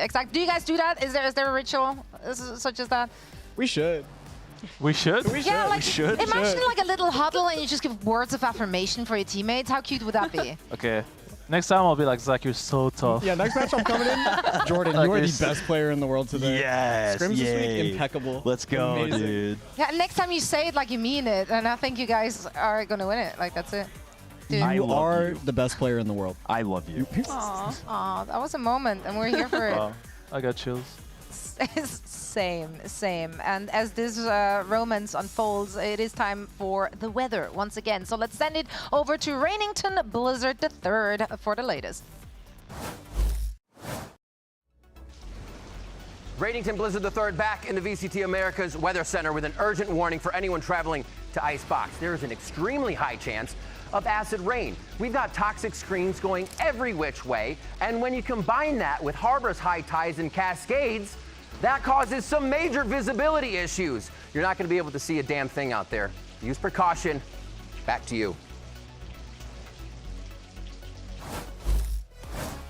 Yeah, I feel like our player interviews and the weather forecast are about equally as helpful. With just be careful. Just be careful. Just be careful out of the there. acid Yeah. rain and the wave. And the gigantic tsunami wave that's going to come at you. Yes. Yeah, a word of caution. Maybe don't walk into that one. Honestly, why not? Why not? Prediction-wise, I mean, obviously, I know you're rooting for 100 Thieves to win, so you can lock that first seed. But are you a true believer? Do you feel like they are the favorite coming into that? If I forced you to predict, which way would you go? I would still predict 100 Thieves, but 2-1. 2-1. Okay, 2-1. not as 2-1 my confident. prediction, yeah. 2 on 100 Thieves. All right. I think the same thing, but I think it's like I think it's a coin flip straight up. I think it's just 50-50. But I think 2-100 Thieves. I hope 2-100 Thieves. So it's gonna just come down to like, will Killjoy be played by Busio? Pretty much. Cryo pop off? Okay, I see. The win cons are very, very straightforward here. We're running out of time, so let's take a look at the talent predictions as well. I believe we haven't shown that one in a while. There we go. So the opinions are split here. I was going to say, Sentinels better be across the board. Yeah, obviously. Duh, we wouldn't do you like that. Although I do feel like Riff is always coming in with a out-of-pocket. Isn't that a curse when that Panda bear. happens? Is it? Is it? Is he official? Or it's the just curse? confidence. That'd be perfect. Done. Easy. Thank you so much. Quick math. Thank you for your Quick service. math. Quick math with Vans, and tomorrow we do letters as well. So we're keeping it educational here on our desk. We do have map number 1 of KRU versus 100 Thieves coming up after a short break. So don't go anywhere, gentlemen. Thank you so much for joining us. Thank you. Best of luck Thanks in your for future having games. us. Bye, guys. Bye-bye.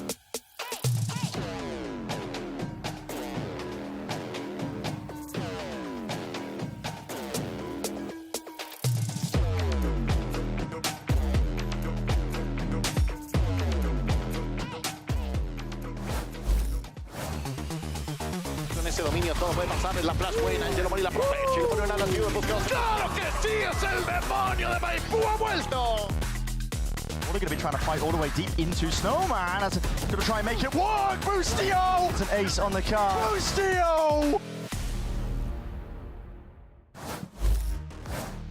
Welcome back to VCT Americas. I'm Doug. With me on the couch is Dre. We've got...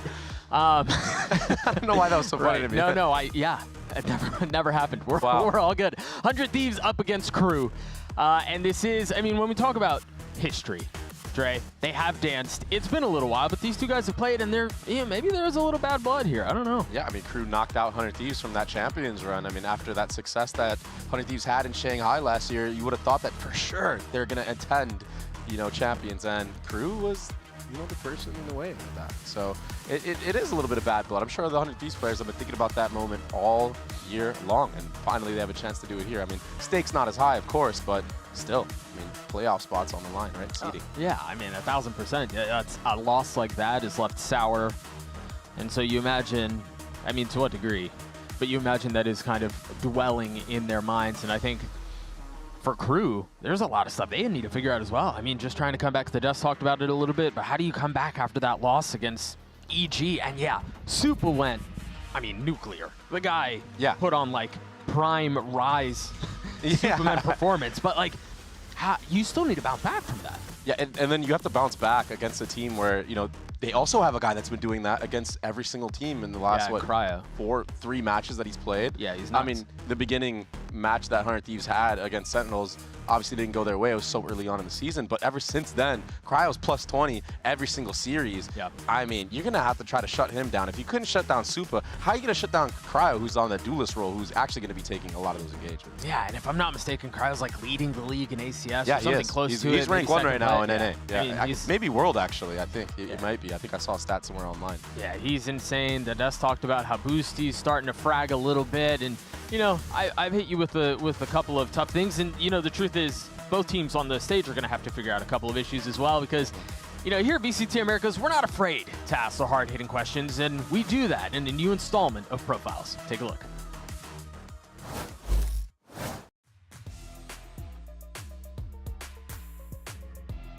Me, I only use shampoo because whenever I use conditioner, it makes my hair like really flat. Like it just puts it like this, so I don't like it. I tried using conditioner, but it's just not for me. I use shampoo first.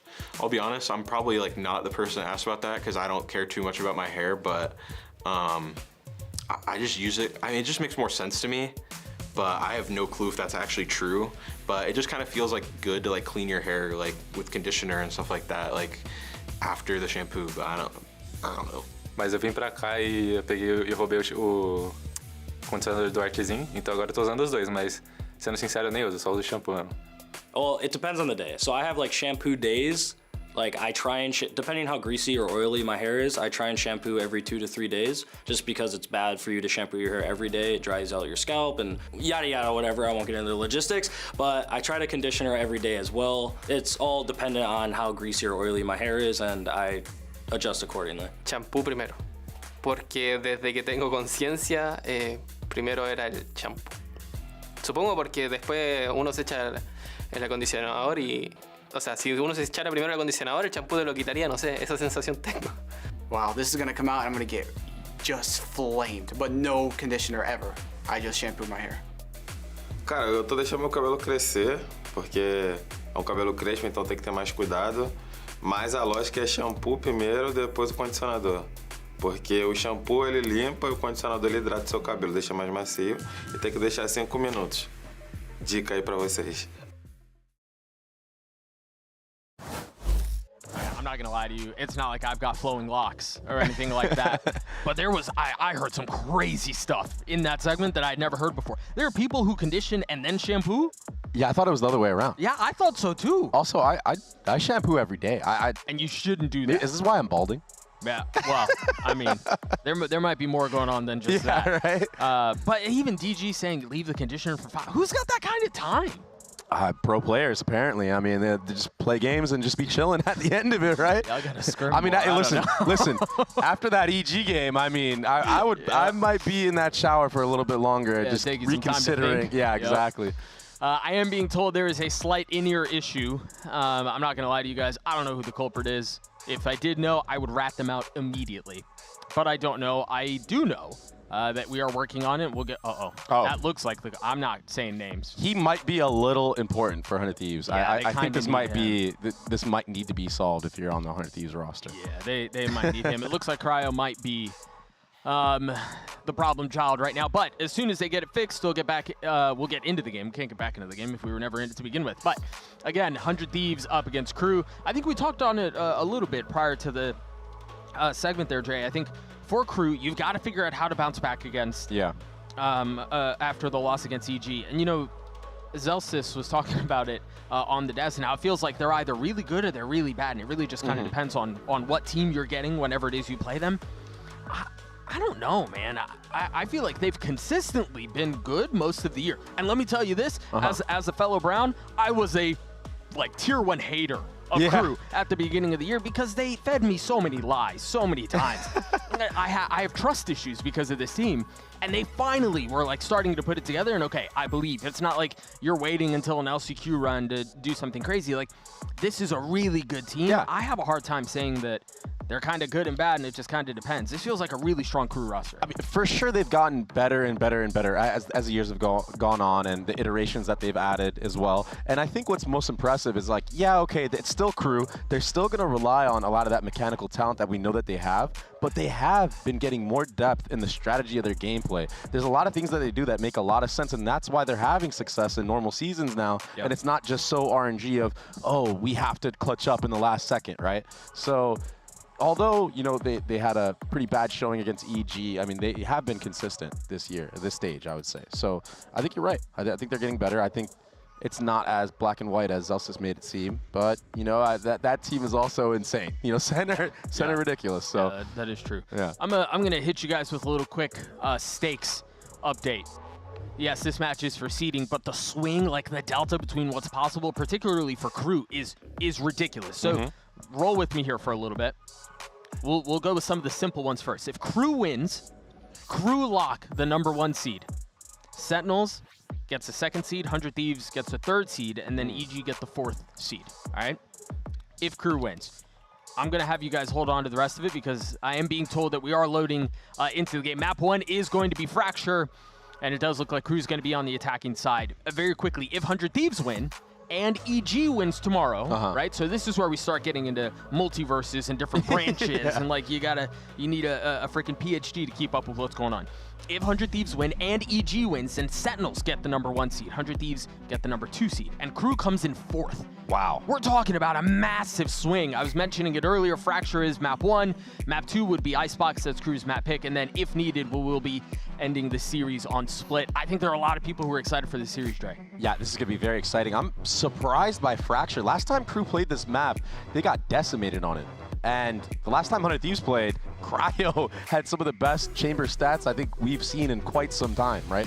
Since probably dating back to Ye. And it looks like he is going to be back on the agent. I mean, when you got a guy like Cryo, you put him on chamber. And the pace that 100 Thieves played their last match at, it was basically funneling everybody into Cryo, right? Because Asuna, Xander with that stim, all the supporting utility from Boostio and EU were just setting up so much pressure to funnel people into Cryo. And Cryo's going to hit that shot 9 times out of 10, especially in the form that he's been in. But something new from the side of KRU is before they were running the Raze, now Kesnet is opting to go on that Neon. So maybe not really liking the Raze on this map anymore, wanting to beat some of that Tejo utility timing, some of that Breach utility timing as well, and maybe put a pace themselves onto 100 Thieves. We'll see. I mean, KRU are starting the attacking side, but like I said, last time 100 Thieves played this map, their defense was so aggressive, and I wonder what KRU are going to do to deal with that. Shy is going to have to be somebody that KRU fall back on to kind of deal with a lot of that pressure. And the truth is, he's been a rock for KRU the majority of the year. To be honest, even if you go to some of the maybe poor performing iterations of this roster, Shy has been that guy for them many times, and so he's going to have to do it again. Here on the Vice, we talked about all of the pressure that's going to be at his feet. Whether or not he can handle it is yet to be seen. We might have another slight delay. This time I'm being told it is gear. So, yeah. We did take a look at comps. I do want to get your thoughts on this too, because Shy can shoot. Right? Yes. We've seen him with the op. We know he's capable of it. What are your thoughts on him running the Vice here instead of the chamber? I think it has to be the fact that, you can deal with a lot of that aggression. I think it's really, first of all, they already ran it before, but I think specifically in this matchup against 100 Thieves, with the way that 100 Thieves like to play their defense, that wall isolating Asuna potentially, right? That's huge. Like, you need to be able to get him away from his squad and punish him for the aggressive pushes that he does on the defensive side. And Shy, like I said, he has to be that type of guy. On the attacking side, right? And then on defense, you're going to have to look, whether that's Storm, and I mean, Vice is probably the best stall character right now in the meta, right? In terms of Sentinel. So strong. Yeah. Yeah. I mean, it's really tough to circumvent all of that Sentinel utility. So yeah, Vice is super strong. I think we talked about it a little bit earlier, but putting Cryo, if you've got a player of Cryo's caliber on your roster, you better be damn sure you're putting on an agent like Chamber when Chamber is viable. And we've seen the Chamber prevalence increase in the scene. We are finally getting started. KRU on the attack side, a heavy lean towards B, and this already looks like disaster. You see the Breach stun line set up? Asuna takes an early peek, and then they just dump utility. How do you even fight your way through this? The fact that they were even able to get one in exchange is impressive. Yeah, they're still going to try to brute force their way onto this B site. There's 3 members still here. Kesnet is so low, Doug. Boostio having to take a step back, play behind some of that utility as Xander playing behind the smoke, holds the line, drops 2. Boostio gets the last couple on his own. That's a great pistol for 100 Thieves. Yeah, a great pistol for 100 Thieves, but for the side of KRU, you already got all this pressure early on. You know that all this setup utility is there, and you still decide to hold W on this B side of the map. I feel like maybe slow things down a little bit, not try to brute force your way in. Xander found that impeccable timing running through that smoke. Yeah, that certainly helped a ton. I mean, him getting the spacing on that, but I mean, you saw the trap that was set up from the very beginning, and so you imagine if you're KRU, you're going to want to start to play out the rest of the map, and this is obviously an eco for them, but already seeing a different approach, a heavy focus on Dish. Yeah, and for 100 Thieves, heavy focus on a main. Way different than what we saw in the pistol round. And yeah, KRU, this is a very common strat on the attacking side when you do lose the pistol round. Just try to farm up as many orbs as you can. That's why you saw some light B main control being taken, but this is that proactivity from 100 Thieves, pushing all the way through A. This is something that they did against EG, basically bullying them. And of course, it's Asuna at the forefront. I'm out of here. Boostio able to deal a little bit of damage as well. A couple members spotted. The Singer at that distance is tough, man. But the Ghost will clean it up. Boostie's is he at 6 kills already? Yeah. Hey, he's 2 pips off of his ult. Yeah, that could be huge into this round. If they take control of A main again, gather that orb onto him, KRU are going to have to play a little bit more reactive on this first gun round for them. We get a little bit of that replay of these shots being hit. Boostio popping off is a good thing for him too, because I feel like he's a player that starts off kind of slow in a lot of these series that we've seen so far.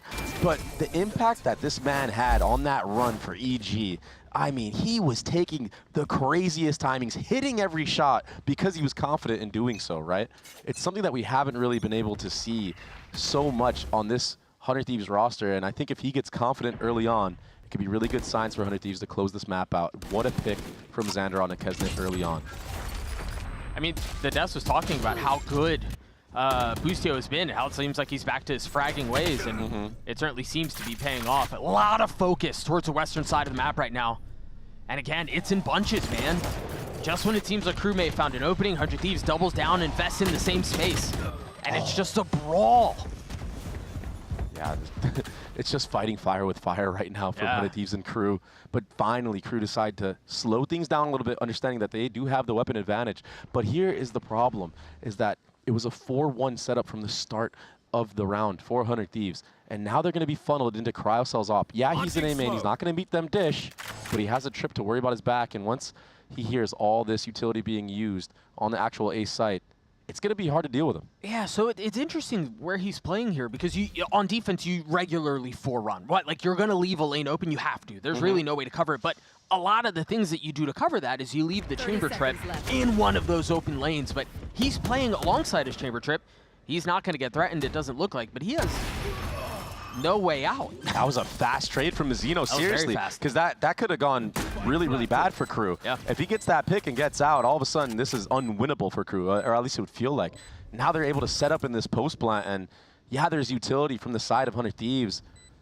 But Melzer picks up that operator. He's juggling back to that Vandal. Still a molly to play with, a flash from Mazino. That fault line might get back up too by the time 100 Thieves get on site. You imagine the timing is close. And for 100 Thieves, no smokes. You kind of got to speed up here. There's the molly off the tap. He's going to buy a little bit of time here, waiting for the start out from Dish, but it's not there. There's the fault line you were looking for as well. EU has gone untouched by it. They're baiting into this. Tries to play anti, hits a filthy shot on the first, but Melzer's there to save the day and get KRU their first round.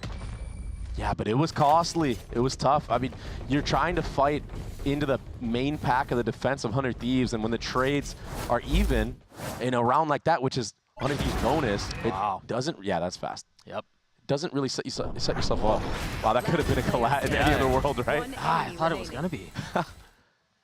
Unlucky, just an inch off. Also, note here, we were talking about Boosty getting really close to having his ult online, and he still is. He's just one off, but Mazino has his online round 4. Yeah, he clutched up in that last round. Getting a lot of those good trades, closing it out. A main control again. Boostio will be able to grab this A main orb, get that ult online, and look at the difference in pace from KRU. They're waiting for an aggressive push. Yeah, it's not happening towards Arcade, but if it was, they would have punished Asuna surely. Cryo. You lose. As sick as ever. Clean out of it. Still playing in the range of his tether too, so he can confidently stay and maybe even get another before swinging back out. They're investing the Rolling Thunder. He gets his second. He TPs away. Dies to the missile though. What good prep from Adverso.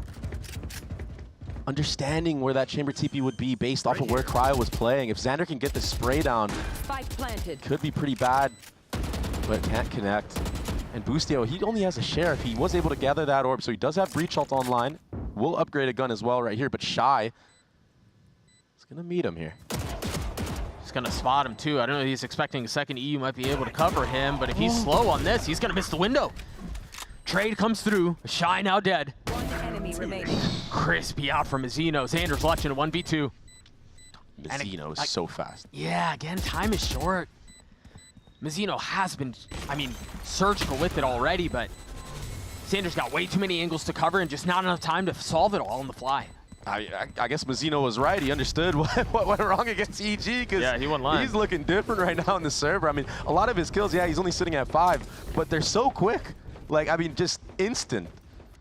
And KRU are up back into this mix. I mean, making it even right now and putting 100 Thieves on the back end, the economy is so bad. Look at that intuition, understanding there's only a couple spots where this chamber can TP back to. That's really quick thinking To really, to be able to catch on replay too is very nice. Jeez, knowing where he was going to be and knowing where that was going to land. Quick into the 5th round we go. A light buy for 100 Thieves, given their woes in the last couple of rounds. But they're all, I mean, 4 of them are B. Yeah, and the problem is that trap setup was too far back. Everyone's so close and personal from the side of KRU. Shy gets another first blood. Asuna's now down as well. Last player standing. Yeah, they're just getting picked apart. Just dismantling the defense right now, not getting a single body drop from the side of KRU. That was very clean, getting ahead of all that utility. Right now, the calling is looking really good from the side of KRU. And 100 Thieves, I mean, if you lose this next round, I'm expecting a quick timeout. You're not going to be able to keep this up. So far, KRU only had to deal with that cryo-cells op on the bonus. Let's see how they decide to game plan against it this time. It's kind of obvious too from the side of 100, from this for KRU, right? If you see the pack of 100 Thieves somewhere, it's pretty obvious that the chamber's going to be at the opposite side of the map. Right. Oh, hello aggression. Oh, they're all stunned out, but the counter stun causes problems. Spike down B. EU clean with it onto Kesnet. Right there. That was the Neon ult too. Now for what? Shy's investing his ult here. This is a 4v2. He's gonna have to win out and find value out of this ult. Yeah, a little crazy. We wish you saved that for the following round. I mean, your economy's been looking good. Stuff hasn't really gotten out of hand for you too much. Wanting to clutch a 2v4 with an ult like that might come back to do some damage. Yeah, you got me there. That's tough. That's tough. And now with the spike being down, I mean, Shy's left alone. He has looked good so far in stopping some of that early aggression. I mean, he punished Asuna 1 time already, which is a lot more than what I feel like EG was able to do. But with him being found out right here and being so low HP, there's just no shot.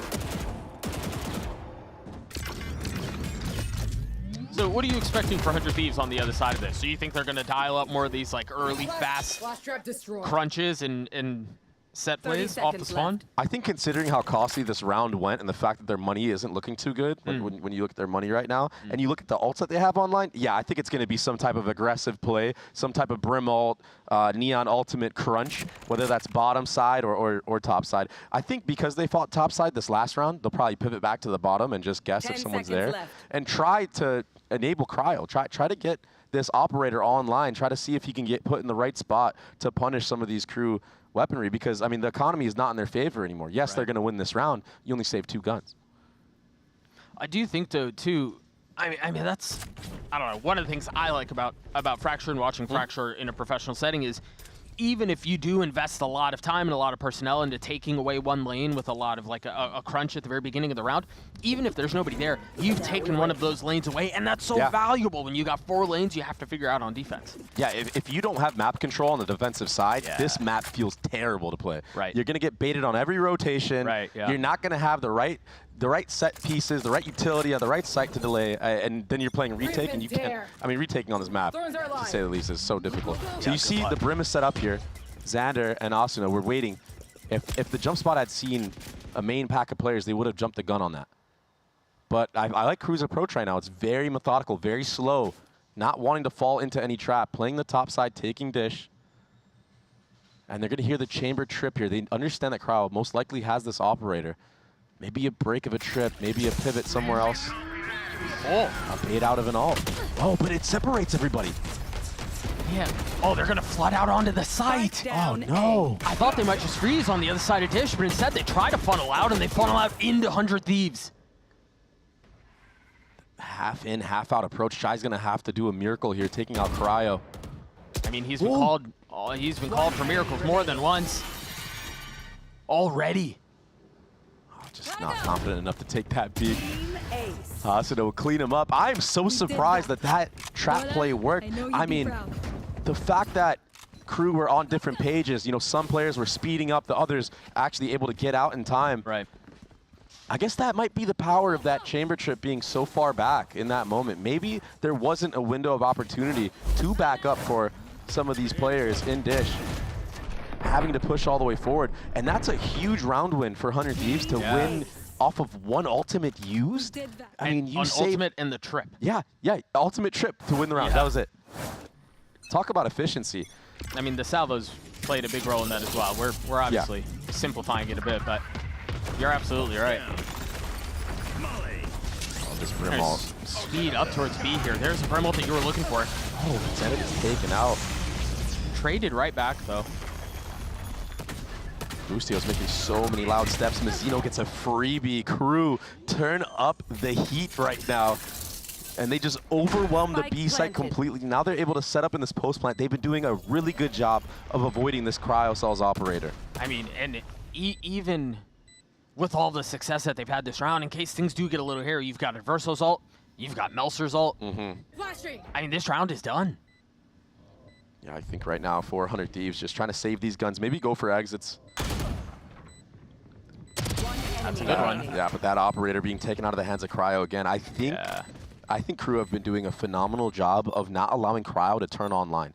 I think that is something that they failed to do against EG, which is obvious, right? Right. And it's just impressive to see adaptations being made in the micro things and just strategy, because they understand where Cryo is setting up this operator. It's been towards this A site most of the time. I think 100 Thieves have to do a better job of masking where that op is. They need to maybe use more utility behind it and then post them up there, rotate towards the other side of the map, and set up a trap play elsewhere. But the thing is with 100 Thieves on this map is a lot of their success is in these early round aggressive plays. They're not really ones to fall back and play a retake style. They kind of want to push the fight to you and win within, you know, the first 15, 20 seconds of the game. Which, I mean, given the state of the game, that feels like the way you should be playing, right? If you're not leveraging your breach Centejo missiles at the beginning of the round on a 4-lane map, what are you doing? Yeah, and I think now this timeout, Zix is definitely going to be talking about, okay, how can we get this cryo cells operator more online? Maybe let's put him with our core team potentially and try to set him up. Try to get him some free kills of KRU contacting in. To be fair, like I was saying, KRU have been doing a good job of using layered utility to take space. Sure. You know, but it's just kind of show and go for them right now, because once they find out where, you know, Asuna is, it's obvious that the operator isn't on that side of the map. We'll see if they move him around on the other side of this timeout. I think for KRU, you're right. They have figured a couple of things out. The layered utility that you were mentioning and scaling up behind it, and sometimes they're really pacey and explosive on it. They've been able to keep 100 Thieves kind of on a back foot, so to speak. I'd like to see more trap plays from 100 Thieves as well. I mean, you saw how well that one worked on that thrifty, kind of scrappy buy that they had. If they kind of have more of those game plans in the mix, more trap plays, with the way that KRU have been playing, they can really get punished. Note here, Cryo will be popping his ult. And looks like he will try to take an aggro fight. Arcade? Yeah, this is a peek that he did before, and salvo missiles were used in this spot of Gen and close spawn as well. Yeah. So remember, he might get punished for this. Yeah, this will be the second opportunity at it. The drone will tag him. Tail missiles too late, though. Yeah, they're just a little too late. He's going to dip back into this. I thought he was going to land a shot on Asuna. Or excuse me, Kesnet, but he does fall anyway. Xander flushed out, forced to fight, forced to swing, and dies because of it. Meanwhile, the Vice Wall on the bottom side of the map has made things awkward, and it's made things disjointed for the defense. This fight onto Shy is big. Holy smokes, him winning that out is insane. What? He gets both? I mean, we said he's going to have to be the difference maker. He's going to have to deal with this aggression from the defense of 100 Thieves, and he's been doing that very well. He's been weathering that storm so good. And job's done now for him. All he has to do is hold. I mean, nothing 100 Thieves can do in this. It's a 4v2. So much utility. Yeah, Cryo gets this pick, but Last player standing. with Cryo dropping to adverse those Tejo missiles, it's just rough. EU's going to have to save. All done to take another gun out of their hands. I have to point out, it's such good layered utility from the side of KRU to deny Cryo anything. And you saw Cryo was even trying to punish, trying to get ahead of that smoke, trying to get the no-scope on the Kesnet. Right, peek into the wall, yeah. But the follow-up Tejo ultimate to make sure that he can't do anything. Yeah. I mean, this is the game plan. Just don't allow Cryo to have the time and the space to be able to find those opening picks. Disrupting Chambers' timing and his pacing has proved to be effective for KRU. What a great game plan. Now, 100 Thieves, they're forced to have to change the pace, forced to have to do a topside crunch. Look at the tail missiles. It's set up for Cryo. Yep, and it's gonna tag him, do a little bit of damage, and they try to push on the other side, as you were mentioning. They're in such an awkward spot here. They're gonna have to continue to push through this fight, but don't really have much to fight back with. Still, through all of that, they get to a 3v2. A fight on the B side of the map, a fight towards A as well. And I think they heard EU there, and if he didn't hear him, he certainly just saw the barrel of his gun. Shy's calling the rotation over here as well. Yeah, 100%. I mean, you don't have smokes, and you know that Cryo could be anywhere in this drop area. And with this free B site being accumulated, Cryo's going to have to 1v3. And there's still a ice wall. It's going to give so much info to KRU. They're going to be able to set up this post plant however they want. They can play ones. They can play together. But I kind of like this. That's not heard. You're just trying to introduce as many possibilities, as many variables as possible. Do KRU read into this, though? Yeah, I was going to say, even with that in mind, you still have to lay in the shots, and Cryo's not able to do so. Mazino continues to perform at a high level for KRU today. Jeez.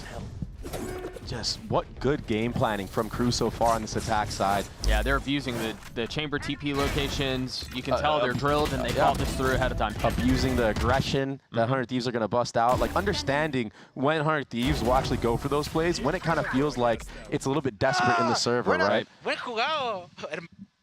A great read so far. And yeah, because Mazino's been popping off so hard, he's going to have another Breach ultimate online here. This guy's farming ults like it's nothing. Speed up towards A. How much do they bite into this? Because it was all a fake. Uh-oh. Adverso might be in trouble. Do they try to punish? Look at the reinforcements coming on the other side of the rope, but 100 Thieves don't pull the trigger. Oh, they're going to breach ult A main, and Kesnet's going to crunch from Dish. This is so sick. Let's see if the execution is there for KRU. Let's see if 100 Thieves can do anything about this breach utility. They might be sitting ducks. Waiting it out on the other side. EU has his ult too, but are you even going to get the breathing room to pop it? They've got to understand that the crunch is in play here, given what they just saw. Off your feet! The Rolling Thunder 2, they're going to try to flood out behind it. The stun to delay Kesnet, so one half of the crunch is dealt with. And once again, an Armageddon invested. Oh, shot getting taken out on the lurk, so it has to be a speed up at A. Has to be a commitment. And Asuna took so much control in Dish with that tail ultimate being used. Took a lot of damage. Still lands the shots onto Kesnet, gets the kill. Meanwhile, Adverso, a little slippery on the aim. Yeah, just spamming through smokes. Yeah, what can he do? Wrong. Yeah, what can he do right now? I mean, shouldn't be able to win this, surely. Oh my goodness, Doug. Nah, there's still a lot of work to be done here. And he's getting flanked. I mean, if he takes out Cryo on this flank. It's still a 1v2 that you have to face the side for with 15 seconds left. You could not convince me that this is possible. He's doing it. I refuse. Oh, man. That was closer than it should have been. Yeah. Never doubted. Got you sweating a little bit, huh? No, all good. Never doubted. Good damage done. But, you know, good reactions from 100 Thieves there to bait out that breach ult and kind of react to not getting pinched from Kesnet and Dish. I like that Asuna isn't afraid to take all that aggressive space after that Armageddon is used. And at that point, I mean, KRU are just stuck, forced to run into A when Cryo takes out Shy on the lurk. So it's been pretty even. It's been a battle back and forth so far. It's some pretty good VALORANT we're seeing from both sides. Which you would expect. I mean, both teams sitting at 3-1. One may be stronger than the other coming into it, but these are both teams that are looking to test their form heading into playoffs. And remember, seeding is considerable here, particularly for KRU. We're talking about a swing from first to fourth. Heavy lean towards B. Yeah, and remind me, if you get first seed, you only would need to win one game. Kesnet popping the ult, speeding forward. Oh, Xander with a classic. Able to get the first, switches onto the second too. And now the Rolling Thunder. Spike still not out of heaven. Asuna, this is bold, spotting too. Oh, there's so many layers behind this as well. The flash, the dash. It's so clean. Shy, 1v3. Okay, that's Crazy one. Shot on the first. It's going to be a double up here, though. This is going to be very difficult for Shy. He still has time. I mean, if he can grab this spike, he might be able to get out. I think it's too late now. Oh, they're pushing him. Oh, it's Brother, Just how do you too do that? hard. A miracle shot. Oh, his movement's so good, 30 though. seconds Dropping left. down, waiting for the bait. What? They're starting to swing up behind him. They give him his ones! They give him his ones, but EU settles and lands the final shot to secure the round for 100 Thieves. I can't believe they gave him the ones like that. There's a real world in which Shy, of all players, hits that. He's the clutch king. Trying to run a player like that down. I mean, it works in your favor this time, but that is surely not the consistent play. Xander did a lot on this defensive side, anchoring this B site. And yeah, he got punished some of the time, but the fact that he was relentless, the fact that he never gave up and still stood in there strong, getting kills on the Kesnet with that, yeah, that was very close. Yo, He did 40 damage, he had a chance. Fakey on him. Definitely had a shot to do it. First bullet just a little high. A 6-6 half between KRU and 100 Thieves. The second half of Fracture on the other side of this break.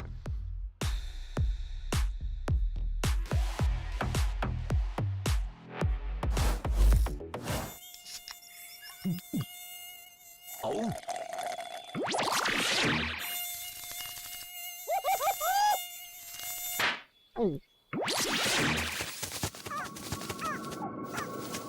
Huh, nature sure is full of wonders. Red Bull gives you wings.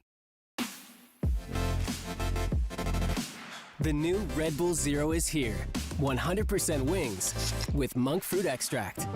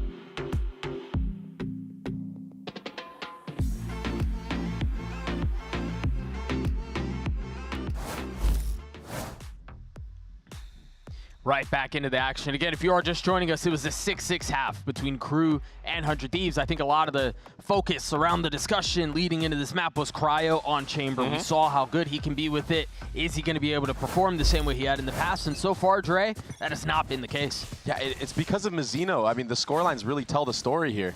The initiator utility completely nulling this Chamber out.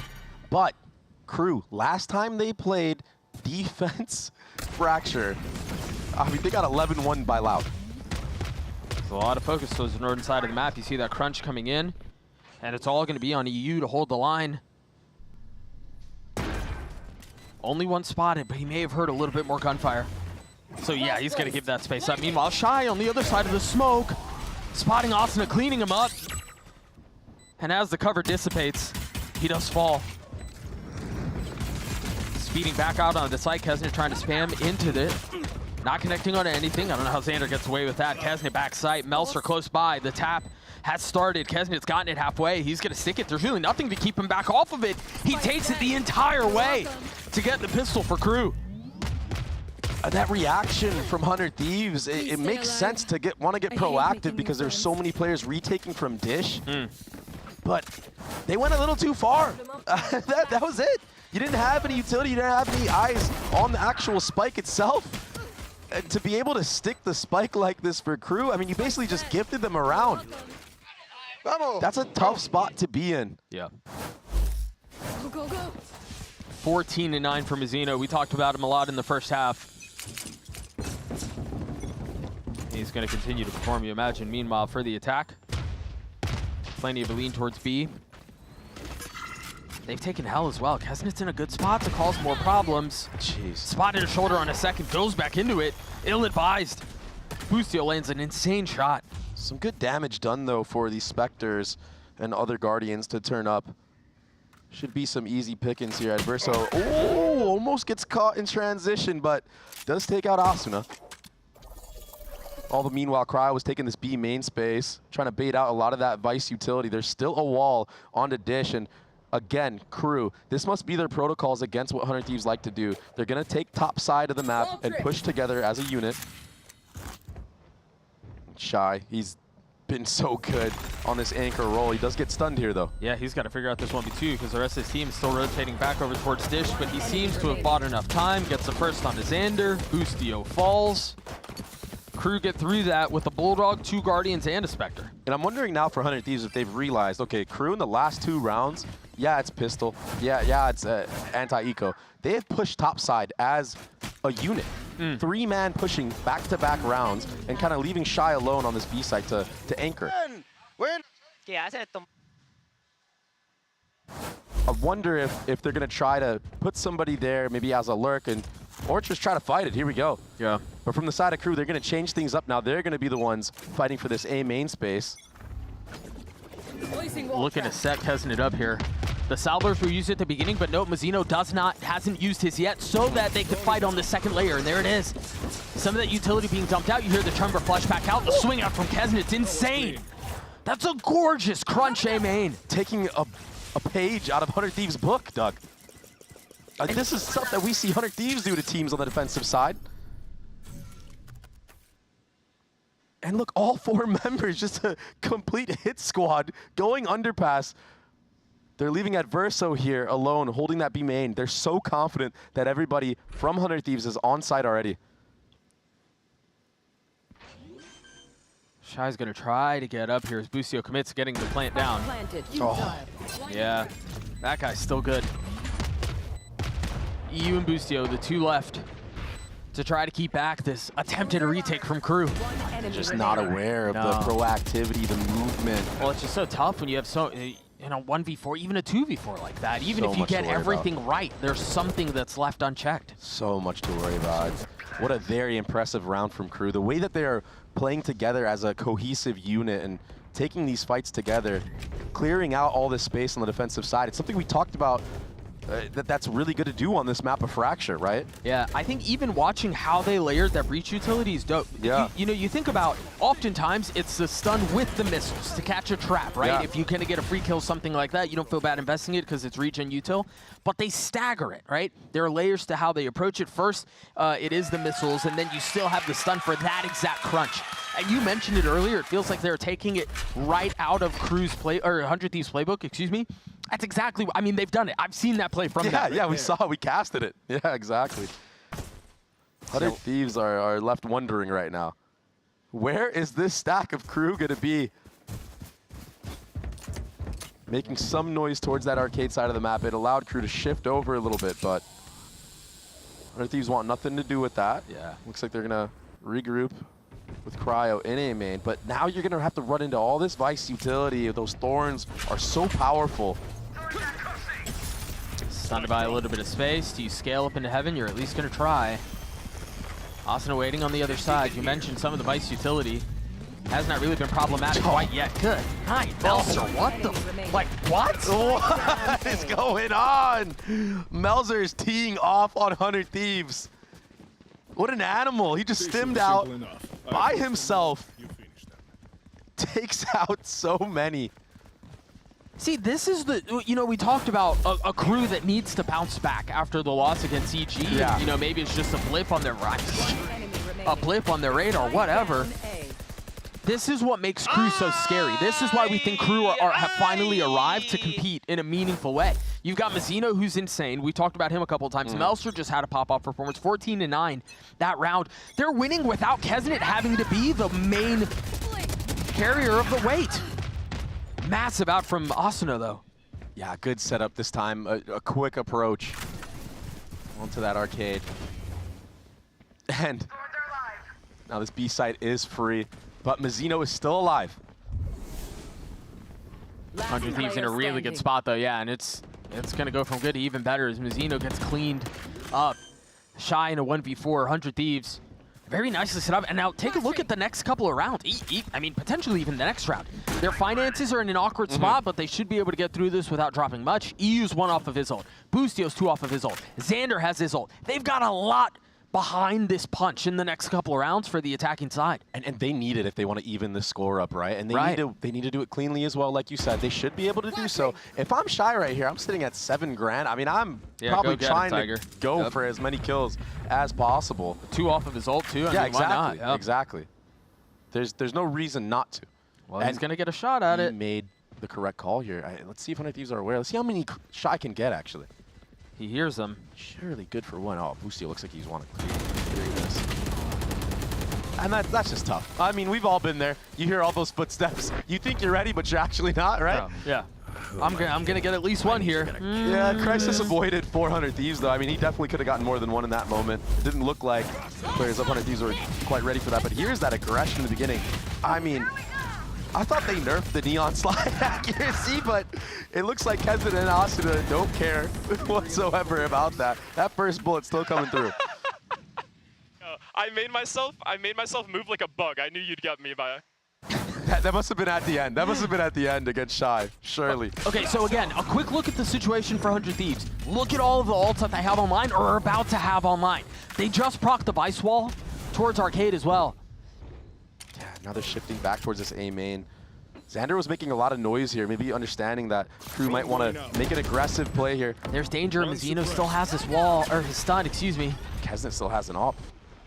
Now used. That's the first line that they've been able to cross by. They haven't really been able to do anything about this. Meanwhile, Versal swinging into the flash as soon as pops the ult. And now they've got so much more behind this. Breathing room for the attack.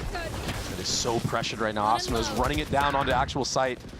And they're getting crunched. Kasnit falls, Mazzino from up in heaven again. Clean multi-kill out of him.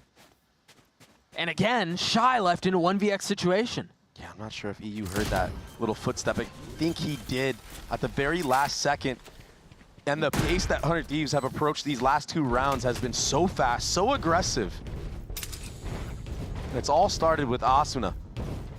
And they still have 3 ults in play.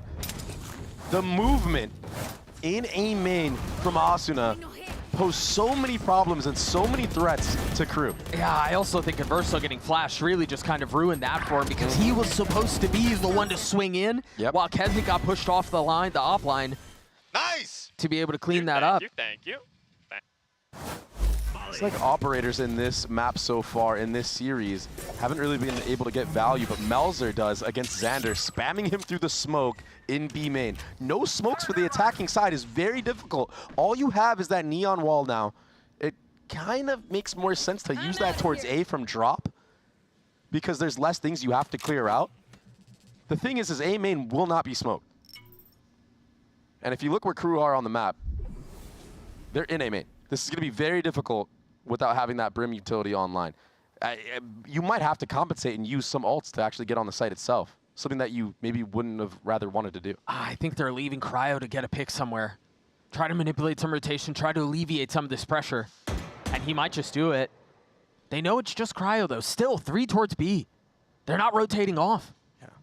This Neon wall is the only cover that 100 Thieves are going to be able to get, and it's working for them. They're going to have control of the site. Cryo has a lot to do here. If he can alleviate some of this, he's able to get one traded back though. Some work done. Still more to be found. The Rolling Thunder paving the way towards A. Traded right back though. And now the barrage of utility continues. Thorbo strike from A. 25 seconds left. Yeah, this staggered approach's delay of all of these ults is really burning the clock. You're right. We'll get the plant though, Asuna. Asuna's got to do a lot. 1 kill found, now they know where he is. Can he connect on another? Time running out, off the swing, Boostio trying to help him. A dink on a Kasnit, some time bought. On the other side of the fault line, meanwhile, Liu trying to deal with what's potentially coming in from spawn. Side by side, trying to keep KRU back. The ult surely secures the situation. Liu left with 1, missiles out. Not gone to half yet, still has a stun, not really at a good angle to use it. Switches to the primary weapon. And Shy making his intentions known. Yeah. Wow. Crew get to 11. That was a very disciplined retake from Crew. Seriously, I mean, Kesnet staying alive that entire time in A main, not allowing Cryo to get the trade onto him, not allowing Asuna to get the trade onto him. He did so much work, he pulled so much gravity on that retake that it allowed Mazzino the time to get his utility back. Yeah, that's just a nasty opener. But yeah, Kesnet getting these 2 kills were so impactful. It allowed for this retake to actually come through. And the discipline you have to not allow 100 Thieves to crawl their way back into that round, with them committing the ults that they did, I mean, the Armageddon, the Breach ultimate of themselves. Yeah. It's very impressive for Crew. Like, and the discipline really shining. And we've been talking about that for a little bit. They were sitting on a ticking time bomb, right? Yeah. We were just waiting when are 100 Thieves going to blow these, because we know that those are massive ults in these rounds, and those are what, could swing things back their way, but beautifully navigated by Crew. You got to see the implications of your smokes player dropping early right there, right? You're kind of forced to go A, because that's the only site where the Neon Wall truly covers most of the chokes that you're going to get shot from or util bombed from. And that's just rough, because it forces you to have to use your ults more reactionary, ults that you would rather just use and win around cleanly. Right, of course. So now 100 Thieves, they blow their second timeout. By the way, I don't think Crew have used a single timeout in this series. No, I don't think so. And that last half was very close. So they're very confident. I think Adam is very confident in the game plan that Crew have instilled, understanding that they're in the driver's seat of this match. They're the ones that should be able to take this one home. You were telling me Shy felt like after the loss last week, it was a wake-up call for them. They're prepped. I mean, you can tell, you saw it. A lot of the way they've approached this against Cryo, a lot of the way they've really handled 100 Thieves as a whole has been really impressive. Look at some of the early aggression towards the southern side of the map. Kesnet in a really nice spot. Gets ahead of the smoke, spamming through, but what's the second layer behind this? They're just gonna try to fight it, and Asuna faces it. Just complete brute force. Yeah, he got set up with a flash. Let's see if he gets the third on site. Takes all that tower control. Shame. Of course. Shy. Nicely done to get one, but just not enough. Great answer back to you. Does get the jump spot onto Adverse, so there's not much you can do when you're stuck in the chamber trip. What a reaction from 100 Thieves. It just seems like when 100 Thieves just hold W, they tend to win the rounds against Crew. Yeah. When they deathball and Asuna gets supporting utility. I do also think, at least for me, I feel like I have a lot of questions on why Crew decided to approach that way, right? If you are going to do a southern side crunch, it felt like you were missing some of the early utility. You were just trying to get Kesnet into more of an aggro spot, but yeah, I felt like there were a couple pieces missing there. Maybe just not ready for the adaptation that 100 Thieves made of sending more players than just Xander there. Maybe they understood, okay, Xander was here last round, we spammed him through the smoke. Maybe this time we can run him down with multiple members. If we get that punish again, we saw how easy the round win was when 100 Thieves didn't have any smokes on the field. But a great adaptation from 100 Thieves to kind of take that control back, take that space back, saying, okay, if it is just going to be Melzer running down and shooting through the smoke, maybe we could punish him ourselves. I mean, ends up getting 2 here. What is that? Yeah, all right, I guess, and then stuff like that happens, yeah. How does he do stuff like this? You know, all of a sudden... Vamos on 3. 1, 2, 3, vamos. Vamos. Why was it only 2 players doing it though, Doug? Why was it only 2 players doing it? Where's the team morale? Fair question. 100 Thieves in a really good spot here. I mean, you take a look at the economy for Crew, it's not great. Now, Adverso's ult is up, so you imagine that's coming into play into the next round, but... Yeah, the only way you invest that early on is if you somehow get a couple picks. Yeah, I think Shy, I think Shy was heard backing off of drop here, and every single time this has happened for 100 Thieves, it's been a push arcade for Crew. Xander was right. Wow. Now is where you start thinking, maybe I commit. No, there's still... The Armageddon. I think you still need a little bit more. There needs to be more delay for Crew. 100 Thieves speeding up towards A. I don't know if Thorns is enough here, Doug. No, I think you're just delaying the inevitable here, and I think Austin recognizes that, trying to scale up a little bit to take these fights. Note, it's just Shy with the weapon now. Mazzino's down, and I think that question about whether or not you invest it just kind of gets answered for you, no? All 4 members pushed up towards spawn. This could... I was going to say it could be disastrous for Crew, but wait, what? Armageddon is used? 1 enemy remaining. Oh, no. That's craziness. Just no value from that at all. already down 4v2 when we pop that. 100 Thieves will win this round fairly clean. A reactive push into spawn on the post plant, and we just wasted our Armageddon on the side of KRU. Maybe a little bit of nerves. Maybe, yeah, now there should be a timeout being put into play. Nice shot from Cryo there, by the way. Good reaction. What did he see to... One enemy remaining. Yeah, it was a 4v2 when he popped the ult, right? Vamos, Yeah, it was. vamos. Vamos on 3. Ready? 1, 2, 3. Vamos. 100 Thieves are happy with that one. That's for certain. Now KRU are going to have to try to win a round without a very impactful ultimate. And Adverso, he is sitting at 6 and 15, so maybe just trying to get out of his head a little bit in this timeout would be a good thing for Adam to try to do, because that is rough. I mean, using it all in a 2v4 when you're on eco. And getting no value out of it either. Yeah. Something that you really wish you would have had. But you can't dwell on the past. You just have to look forward if you're KRU. You're still in the lead right now. You have a healthy bye going into this next round. You're able to use your first timeout and make a plan to deal with this aggressive style that 100 Thieves have been doing in impactful rounds. I feels like the snowball for 100 Thieves is coming to a fever pitch, man. We saw what happened last time they had a lot of ults, though. KRU still ended up winning in that favor, so maybe that Armageddon being used too early, not too important. This round feels like a swing round for KRU here. You kind of have to pull this one off. Your money's not great. 100 Thieves are knocking on the door of 11. They've got a couple volts that are in the vicinity. It's a battle in A main as well. Now, is it going to be the same idea? Is it going to be this layered approach where first you missile, then you stun? Asuna's already dead. A great opener out from Kesnet. But a traded back. And that's on a Messino. Kesnet is just swinging and fighting with reckless abandon. 3 on the round. It was a desperately needed one for the defensive side, and they have delivered. I got the spike. Just guessing right with A main control. EU in a 1v3 situation here. He does have a lot of time to work with. He just doesn't really have any personnel to go work it with. If he can isolate a lot of these 1v1s.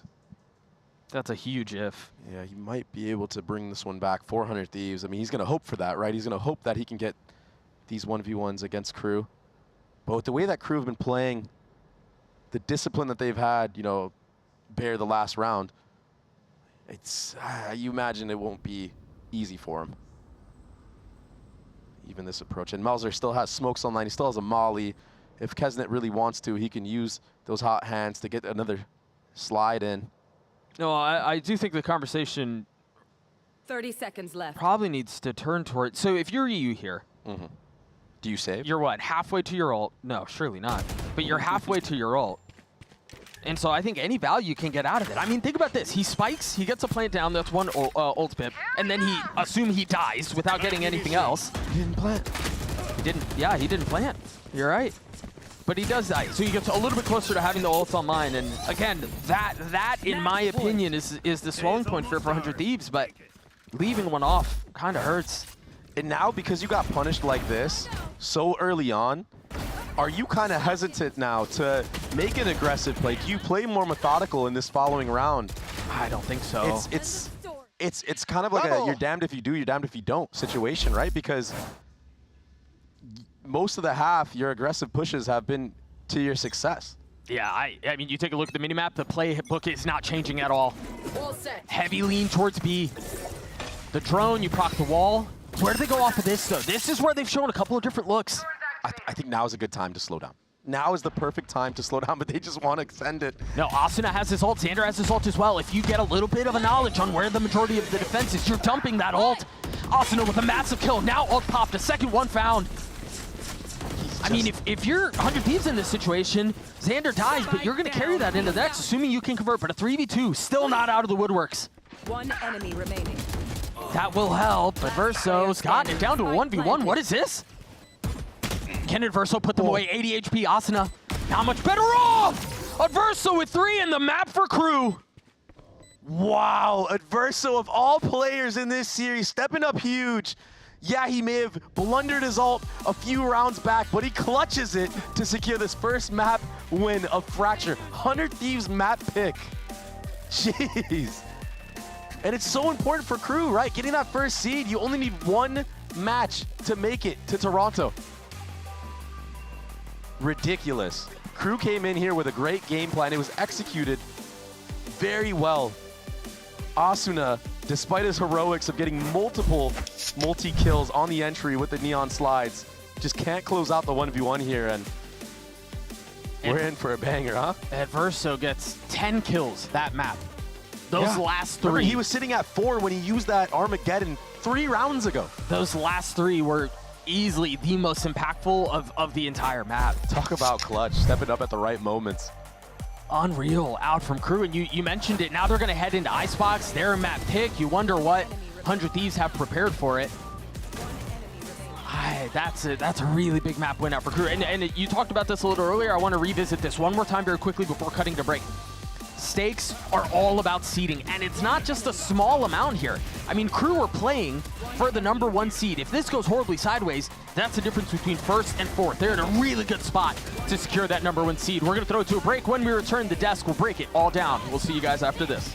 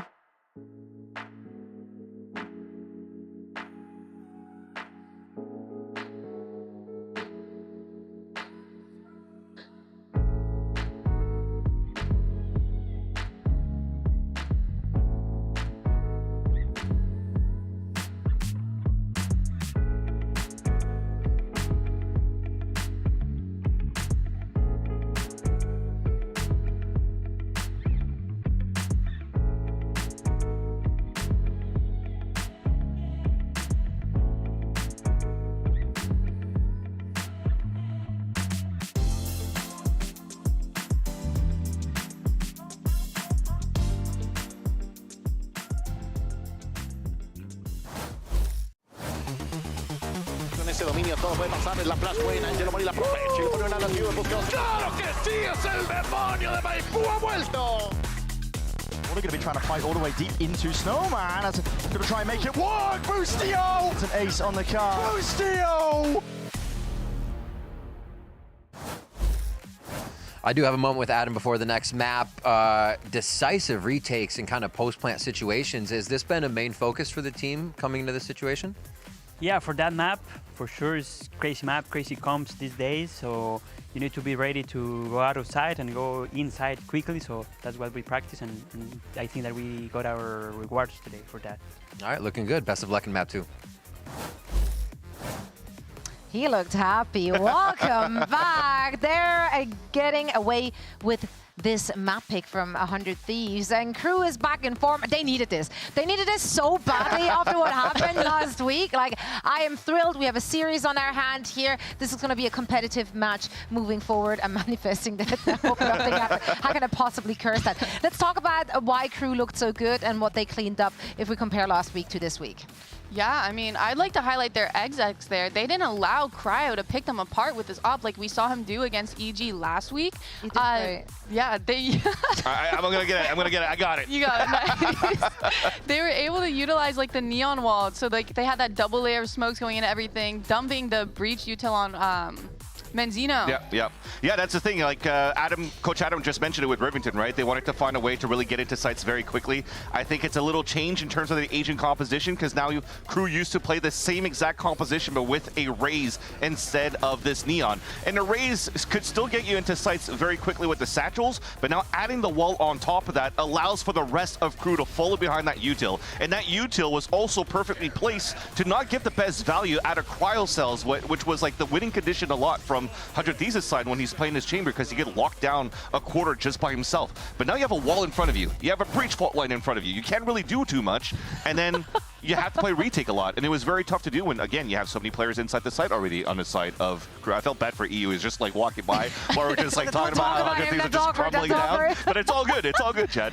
Well, okay, let's talk about this a little bit more because this is the first time we've seen Kesnet on that neon this year. Yeah. How are we feeling about the performance? Oh, I loved it. He executed it perfectly. His util specifically, just mainly using that wall to let out sights. All of his, as you can see, his little slides and stuns, I thought were on par. You know? Yeah. Basic neon things. Definitely. We haven't seen him play neon since like what, August of last year in 2024. So this was champs and deciding games. It's like you're counting the days. Yeah, exactly. Who's counting? According to my calculations at 11 and my PM big was the brain. last time. No, that's the thing. It was just also in a neon meta where, you know, she had 2 stuns. She was very overpowered. And then going into 2025, it doesn't seem like many players wanted to start using neon for the exception of few and depending on the maps. But Kesnet pulling out this time again, doing big numbers and not necessarily the big numbers that we know Kesnet could definitely do, like let's say on a Jet, but he definitely was able to create that space. Remember the last few fights they had on defense, he doesn't care, slides out, fights a couple of players towards main, and he just is able to capitalize on these kills. So Kesnet definitely did a good job, and you're seeing that it's more elaborate than like a Yoru, for example. Yeah, but the good thing is like he didn't have to be the person to like have that pop-off performance because the rest of the team followed suit. We saw a lot of individual pop-off moments. They all carried the team. Yeah, no, especially on their defense half. Like they were pushing things like at the start of every round, you would see them leaning towards one side of the map, right? And being able to do those team fights and those crunches together. And if that didn't work out for them, they were fighting people as a team as they were trying to exec, as 100 Thieves was trying to exec site and just picking them apart. Yeah. Let's look ahead then. Icebox is the pick from Crew, and I'm very excited for this one because they basically played almost the same composition with the difference that we had the Gecko on the side from 100 Thieves and Harbor on Crew's side. What do we prefer, or do you feel like this is just like a style preference depending on your teams and players, obviously? It's definitely a style preference for sure for both of these teams, but if I'm thinking about it from like my you know, trying to figure out the pros and cons of each composition, I kind of prefer the 100 Thieves one. If you're doing your job as an analyst? True, yeah, exactly, okay, from that perspective? From watching all these VODs, no, I just definitely, exactly, big bucks, no, just little bucks. That said though, I think the composition itself for 100 Thieves, bringing out a Gecko is a very nice counter already going against the double walls that you have from the Harbor and the Viper. Because if you're going to throw that Wingman through, now you're forcing, or at least for on the plant or on a diffuse, you're forcing players from Crew side to come back and fight. And in those moments, that could actually allow for 100 Thieves to be a little bit more open and catch those players in these rotates in these fights. Yeah, well, 100 Thieves have to lock in and get ready for this second map now. Let's hear what their coach had to say ahead of map 2. Blah, blah, blah. Bleep, blah, bleep, bleep, bleep. I'm here with Zix before we start map 2. Crew is a team that loves to press W. They love to come out aggressive. Is it hard to get ahead of this team, and how do you plan to coming into map 2?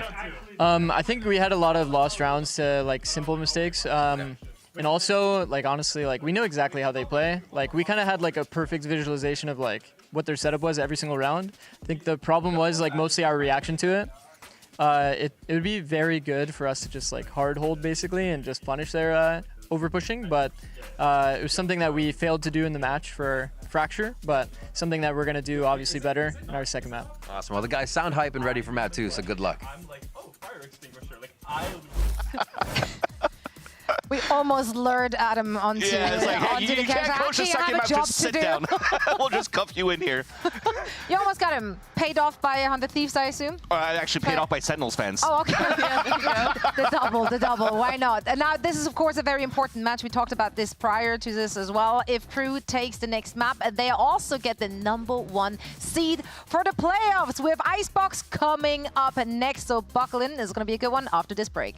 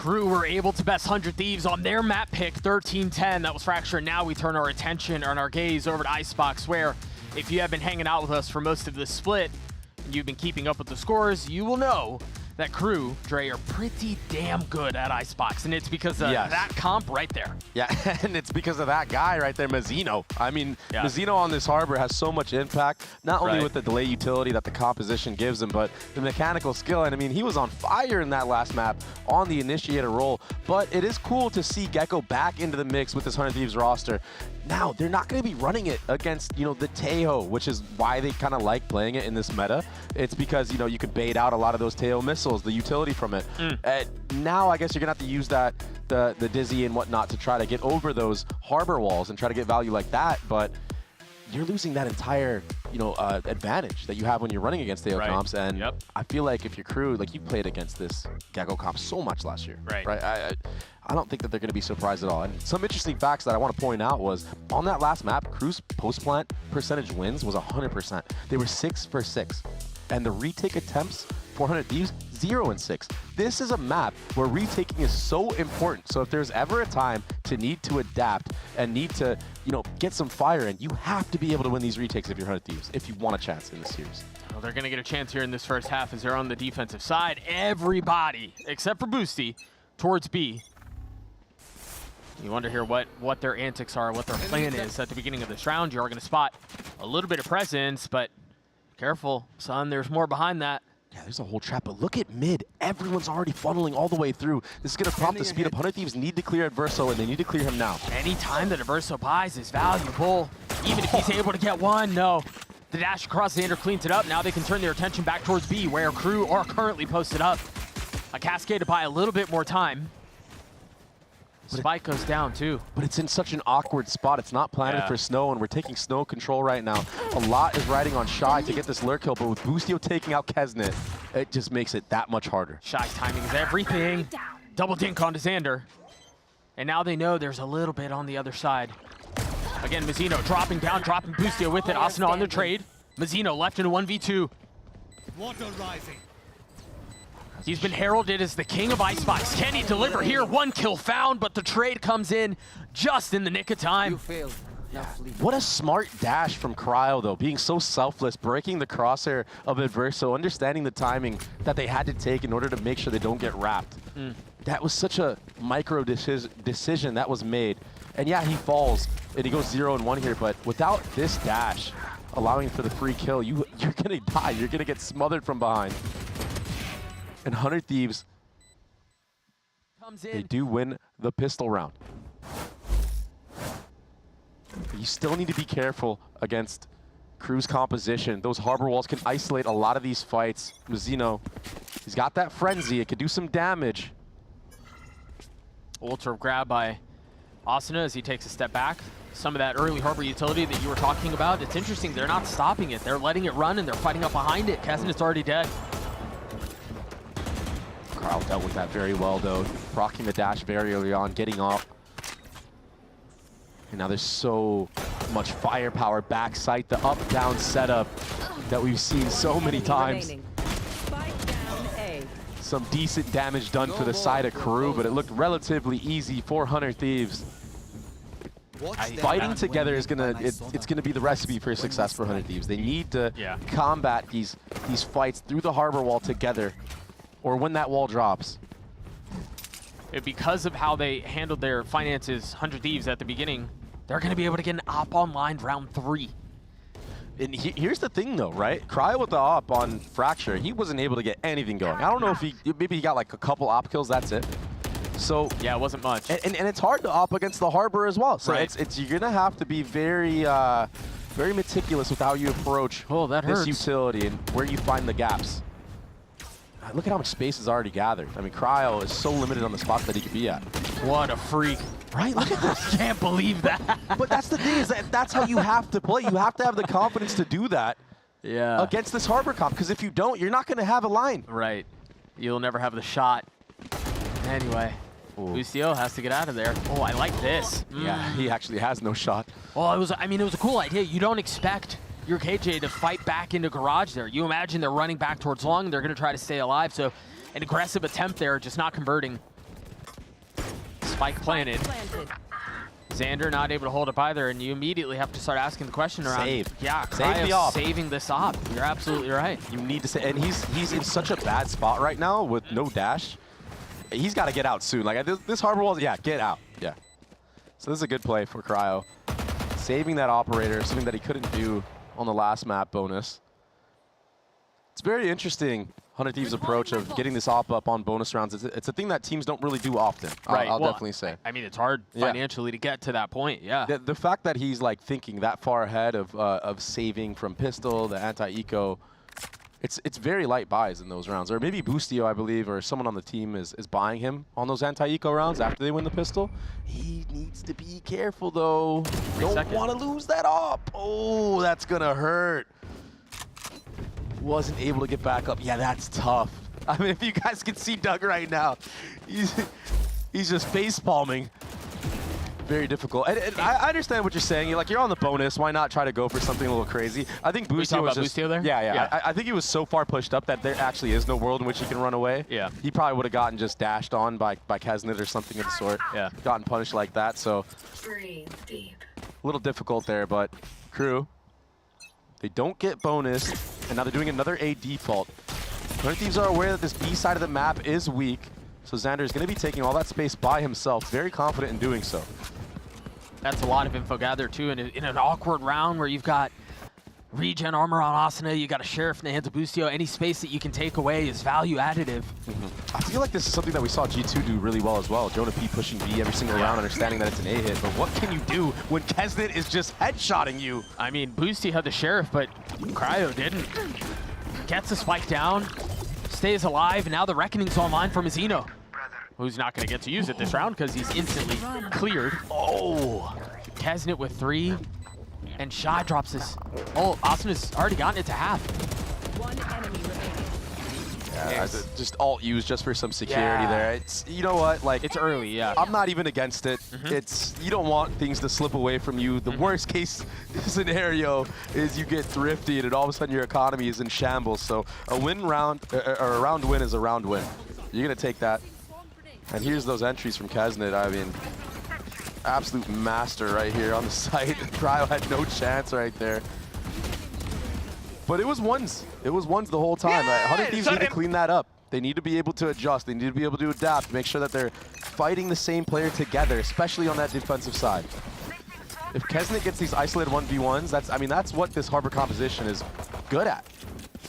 KRU has not allowed 100 Thieves to farm this A orb. And that's, you saw that was part of the plan for 100 Thieves at the beginning, to get the orb in Asina's hands. It's such a fast-paced approach onto A site. Harbor ultimate invested. Kesnet has all the space in the world to work with here. EU's the only one with a gun. They try to flush in. What? Oh, okay. Yep, that's one. That's three. Shy and Mazzino left to fix and solve this mess that they've made. Weapons have been upgraded. Mazzino's gonna have to do this on his own. A 1v2, we saw him in this position earlier. He wasn't able to convert it. Can he do it the second time around? EU's gotten the defuse to half. The swing comes through. Cryo cleans it up. And 100 Thieves take the lead back. That entry from Xander was one of the most ridiculous things I think I've seen. I would love to get his POV on that one. Wow. The thrifty round win, though? I want to see the POV of the other two because we missed those. Oh my goodness, W observers. Yeah, they all dropped like flies on the actual site. You would think that KRU had the complete advantage, but it was them who had the isolated 1v1s. So, 100 Thieves win a massive round, and now their ultimates are coming online. The snowball could be effect. Both initiator ults online for both sides. Deploying drone. Let's see what Averso can do. Drone off the rip here. Pops the ult, tags Asina, who will fall, succumbing to the ult. Nice tracking with that Hunter's Fury. Crowd's gonna have to compensate here. My ult. And he gets punished as well. Nobody feels like a window was left there, a gap. And no one holding that for him. Yeah. He's been playing that disrespectful style of Jet. Which you were saying he has to. Yeah, he has to, right, against the Harbor comp. But it's just so difficult when nothing is going your way. How do you get some confidence back in your favor to start hitting some of those weird shots? He certainly doesn't lack confidence. I'll give him that with some of the peaks that we've seen him take. He's just got to start connecting, though. Yeah. But with the way that KRU have been approaching, it's so difficult. And now discipline in the post plant, playing off the shock darts.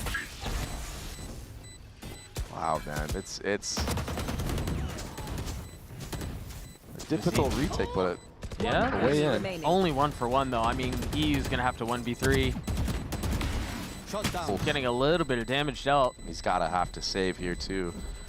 So KRU clapping right back after that thrifty round win from 100 Thieves, and it's just been A site all day for KRU. Yeah, they tested B1 on the pistol. Yeah, are they 3? Well, I guess they're 3 for 4 now towards the A side of the map. I don't think they. So. Yeah, they lost pistol at B, right? So, yeah, no one looking there. Even Kesnet is like, "Yo, what are you doing, bro?" That's tough. Economy is now in shambles once again, but you do have Jet Knives. You do have Asina's Gecko ultimate, Hunter's Fury online. Maybe some type of aggression towards A with a Sova ult, but no one from KRU is on this side of the map. Now they pivot towards B at the perfect time to do so. Both blades popped. He gets tagged up though. Kesnet's half HP already. Look at the respect given to Shy. You know, I feel like you would see more times than not players just trying to abuse that solo Sentinel, but look at Kesnet abusing Boostio. But again, a really nice trade out from Xander, which feels like something that they've cleaned up and looks like it's been drastically improved for 100 Thieves. Definitely. Xander's still sticking around here though, and he's gonna have to face 4 players. Let's see how many 1v1s he can isolate. Oh, the pit. They're gonna hunt him down now. And the Reckoning really just counters that. Still insane that he gets Adverso. Tries to fight back Yellow, not able to get anything else. And so the pit now down. Blocking fire. Can plant behind the cove. You imagine you're checking it there. Yeah, they have to vacate the space. They're going to tag 2 on the way out. They have a little bit of help, though. Shy has gone unchecked. 2 kills found. Cryo will fall too. What a response from Shy. He had to step up. He had to be the player that protected his teammates. That Thrash got both players in B main. And 100 Thieves just line up for him. A bit of a blind spot from 100 Thieves. Somebody should have been watching that, or maybe a little bit more control. Maybe instead of running for those 2 kills with the Thrash, clear out Shy, who they knew he was there. He took some pop shots earlier from the left side. That one stings for 100 Thieves. All pistols for them. Trying to nurse those wounds of the stings. And look, KRU showed B for 1 round. Now they're just back to A again. We're just going to run it down. Look at 100 Thieves. They're all towards B. One of the rounds they did win was with Sheriff, so we'll see. You can tell they're so cautious about how they're doing it, too. I mean, KRU have all of the space A, and it's been slow from 100 Thieves on taking B. Killjoy ult was just invested. They have to win this crunch. That forces everybody to look back. Yep, that's a good start. They've gotten a couple, but I don't know that it's going to be enough. Boosty 1v2. With the Sheriff's, gotten it down to 1v1, took a little bit of damage there, 89 HP.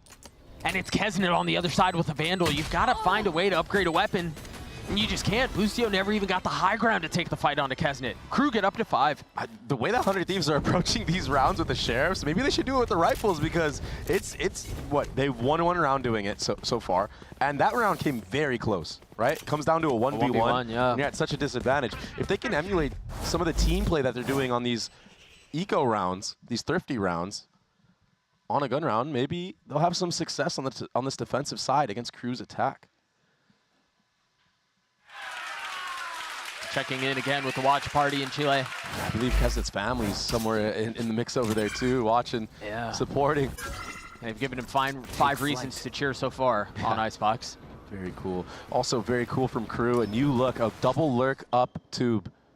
They haven't really explored this at all. I mean, it's been A-B, but Asuna getting 2 into the round. This is a bit of a mess. I mean, the spike is down and Kesnet's up really far, but he's got to get out. I think the other thing is they haven't tested where this turret is. They've been mollying, the KJ has, towards mid, thinking that that's where the turret is. They finally find where it is, but now they know where the hit's coming from. Still so difficult. 2v4 right now. Here. Yeah, that's what I'm saying. I mean, the way that they played this, losing 2 at the hands of Asuna on A, really set them back. I wonder how Asuna got those picks as well. Maybe just a spam through a smoke. I don't know if he even saw anybody. I'm sure we'll find out later. Maybe Zeno using a cascade. That was the cue. A 2v4 like this is, I mean, you put all of the hopes of the round in the hands of your playmakers, right? You just kind of cut them loose and, hey, you need to go get a pick, maybe even 2. 30 seconds left. Mauser's crept in here, though. But I think they know. Yeah, they knew, but it wasn't enough to get the kill. Oh my goodness, Doug. Melser's gotten 3. It's happening. All of a sudden, a 2v2. Spike still not planted. 15 seconds left. Look at Asuna. He's on the flank. It's going to be all him right now. A tap. Waiting on the other side of the smoke. He's tucked behind yellow. You're right, Asuna's got to get his timing, and that should secure it. The spike hits the ground, and it's just Melser on the other side. He's not going to be able to frag his way out. It got scary there, but 100 Thieves get to 4.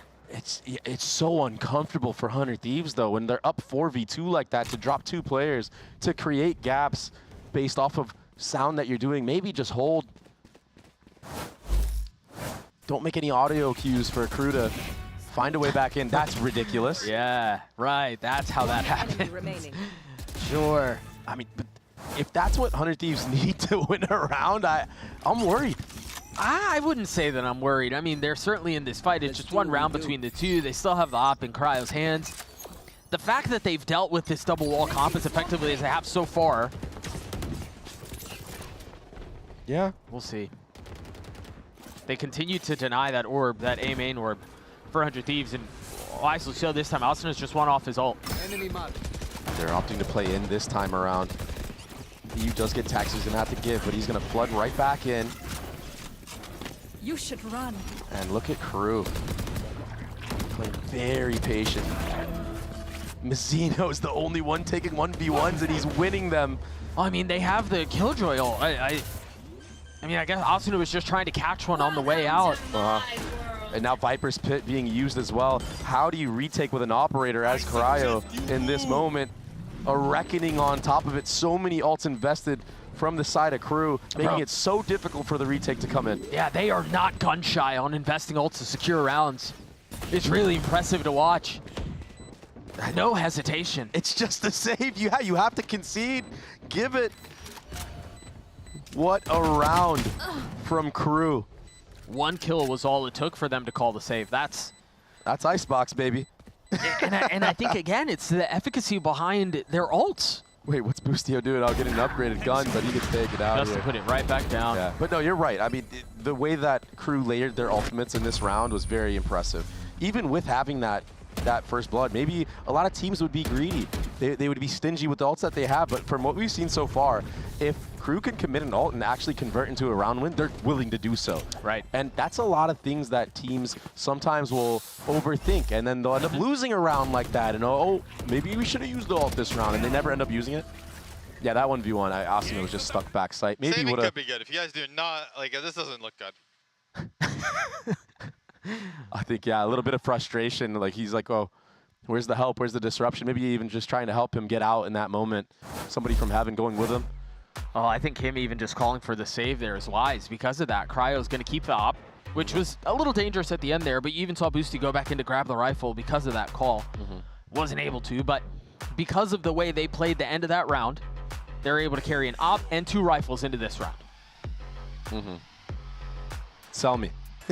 Sell me, because this operator has not been getting any value from Cryo on both maps so far. Yeah. I think KRU have done such a good game plan approach for denying the common operator spots for Cryo. Yeah, I think they've studied. Yeah. I think they've studied the way that Cryo likes to take certain peaks, and I think that this is something that other teams don't do enough. Yeah. And it's impressive that KRU has reached a point in VCT where they can focus on denying an entire player. Maybe that's what it was. Maybe that's what the change was. Hey, Superman popped off on us. We can't let Cryo do that to us. Yeah, maybe. I do think it's just a virtue of the double wall comp, right? Like, when we saw this come into prevalence, by default make it hard. Yeah, it makes it so much harder. And you know, you were talking about it at the beginning of the map.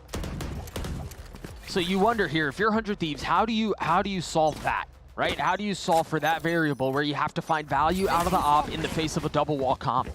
It doesn't look like it's going to get tested B.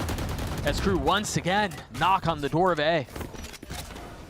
It's just been relentless at A. And 100 Thieves know, because they pushed up B every single round. Yeah, here we go. Here's a shot at it. Oh. Doesn't connect. Sometimes those shots are hard. You kind of have to pre-fire the elbow right there. Yeah, I guess I just say that because of how difficult it's been for them to find value off of the op. And he finally gets a shot. And right. Yeah. That's just tough, man. Very tough, but KRU getting the info that there's an op in mid. They know that he might be holding the A line now. Asuna has his ult. Boostio's gonna fall. I wonder if they're waiting for the Q to go. EU saves the day over his shoulder, the Guardian Angel.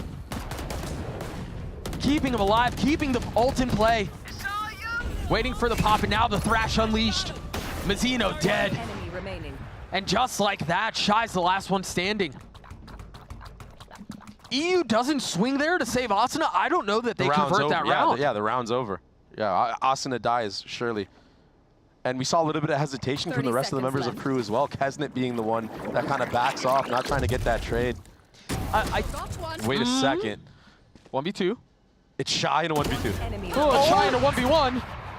5 bullets, still healthy. 17 seconds left. Should be able to get the spike down. He's got a alarm bot. He's got a molly. If you're Cryo, do you keep the op here? You don't really have a choice otherwise. A 1v1 for Shy to save this round. 4 bullets left. Meanwhile, Cryo has slipped the net down in hell, looking to creep his way forward and catch Shy slipping. Opportunity to upgrade a weapon in a situation like this. As I said, 2 ships in the night, assassination style. Cryo saves the round for 100 Thieves. Yeah, look at his reaction as well. My ult's ready. Unreal. That came down to the wire. but Cryo found the only gap of the Killjoy utility that Shy had. But the round wins for 100 Thieves. It just feels like it should be more clean. There's something that's a little bit of a disconnect when they're up numbers. They get it done, nevertheless, and they stay into this. It's always nice when you have the best player in the world on your team. It's always nice. Thank you for the pleasure. A perfect moment to hype up Cryo as well.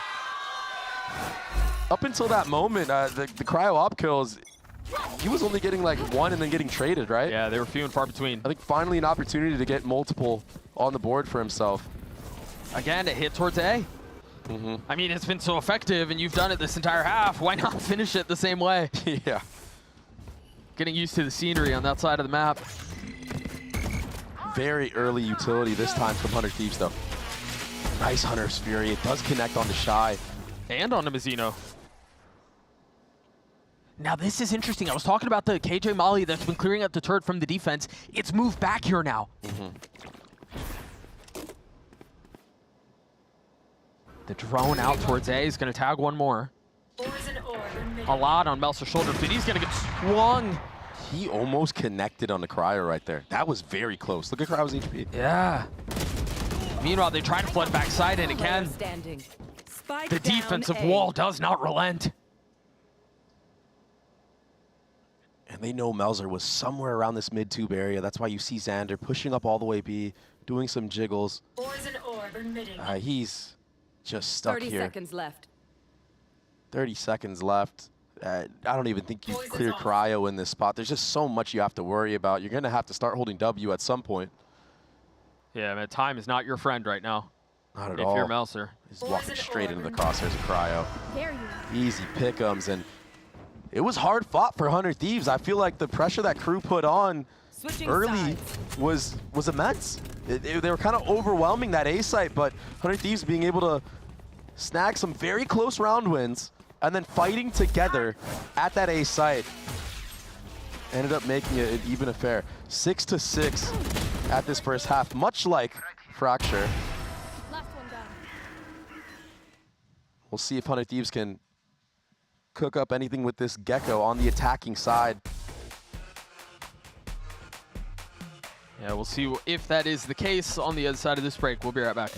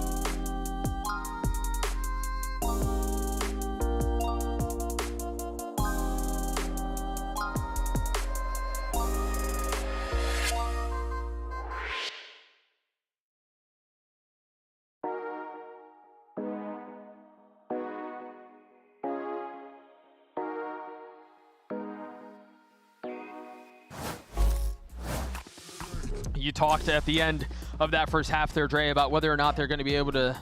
Oh, that doesn't look good. What is that? That does not look good. Right. Well, the producers in my ear are confirming the suspicions that we have as we're looking at that on the screen. There is a keyboard issue. Paul's gear, everyone's favorite friend. So once we get that figured out, we'll get back into the action. Dre, you were talking about this before the half ended, or excuse me, before throwing a break around. Can 100 Thieves find a little bit of value with that Gecko ult, right? We saw that part of the game plan on the defense was to try to funnel him that Orb A. KRU Divisa did a really good job of denying that with the spit shot combo A main, but it's a different side of the field here. Yeah, I think... Oh, what sound issue going on? But I think this 100 Thieves composition... I think this 100 Thieves composition is more favored on the attacking side. You're going to be able to punish this harbor wall with the double initiator utility a bit more than on the defensive side. I think KRU do a good job of stalling towards that A side of the map, specifically around 410, to kind of bait out some of that utility. Yeah. This time, 100 Thieves are going to be able to take the fight to you no matter what, right? So you only have so much space that you can fall back on here. I mean, that's something that they're going to have to solve. And you also mentioned this, very reminiscent of the first map. It was the 6-6 half on Fracture at halftime. It's the exact same score here on Icebox. This is KRU's map pick, and so we'll see if they can solve it. The double wall comp on defense is just, it's difficult, man. It sucks to have to navigate. Yeah, but I think 100 Thieves can do that. I think they're going to be doing a good job of using that Dizzy to get in, get that spike planted, playing the post plants, not having to deal with too much of that utility and getting punished out by players like Kesnet, who are going to take that 1v1. And I mean, Kesnet looked really good on that attacking side. No Sheriff start for him here, but he will be towards that B side of the map. Let's see what 100 Thieves are cooking up. Looks like everyone is gearing up towards B/mid. A B split off the rip, but look at KRU's defense. Three members in the moment. And a turret here. They're going to fight mid. Contact up and then dash out. The cool thing about this harbor wall, though, is it does cut off some of mid. Yeah. And so they can fill in on the space behind it, you're right. Exactly, and that's why you see the reaction from 100 Thieves. Everyone is leaning towards A. They want nothing to do with mid or B. And that's such a good counter to the attack side orb that you see in the middle of the map, the very standard one. Yeah, you don't want to have to deal with lurks from Xander in mid. So heavy focus towards A from the attack. All 5 here. And because of the way that KRU approached this pistol round, clearing out all of mid, clearing out all of that B, they're allowed to stack 4 players towards this A side of the map. Let's see how they deal with the Dizzy of Asuna. There is power in numbers, and there's a lot of that here for the defense. Meltzer's able to open things up. Holy smokes, what a slaughter. Massacred. And it was so quiet, silent but deadly, coming out of heaven right there. And that's all because of how they set up that default, the 1-3-1 approach. KRU using that harbor wall, using Mazzino's info towards that B side of the map to just have a read on where 100 Thieves are leaning on the pistol round. And now it's going to be an uphill battle for 100 Thieves. Not ready for that Viper wall dropping whatsoever. They're going to have to be more, I feel like, I don't want to say non-hesitant. They need to just go. They need to jump the gun a little bit faster, 100 Thieves. Otherwise, they're going to get caught by that Viper wall coming up and dropping often. Yeah, try to find the windows around the wall, sure. Just brute force your way through with the Dizzy. Looks like something that they're going to do this round. It's got to be tough to convert that on a pistol. But they're going to try the Dizzy up top, the Flood down low, and the kills for KRU. Decent damage done back from KRU and Asuna, though. Weapons upgraded. 2v2 here. KRU down to 35 HP. Kesnet as a Marshall.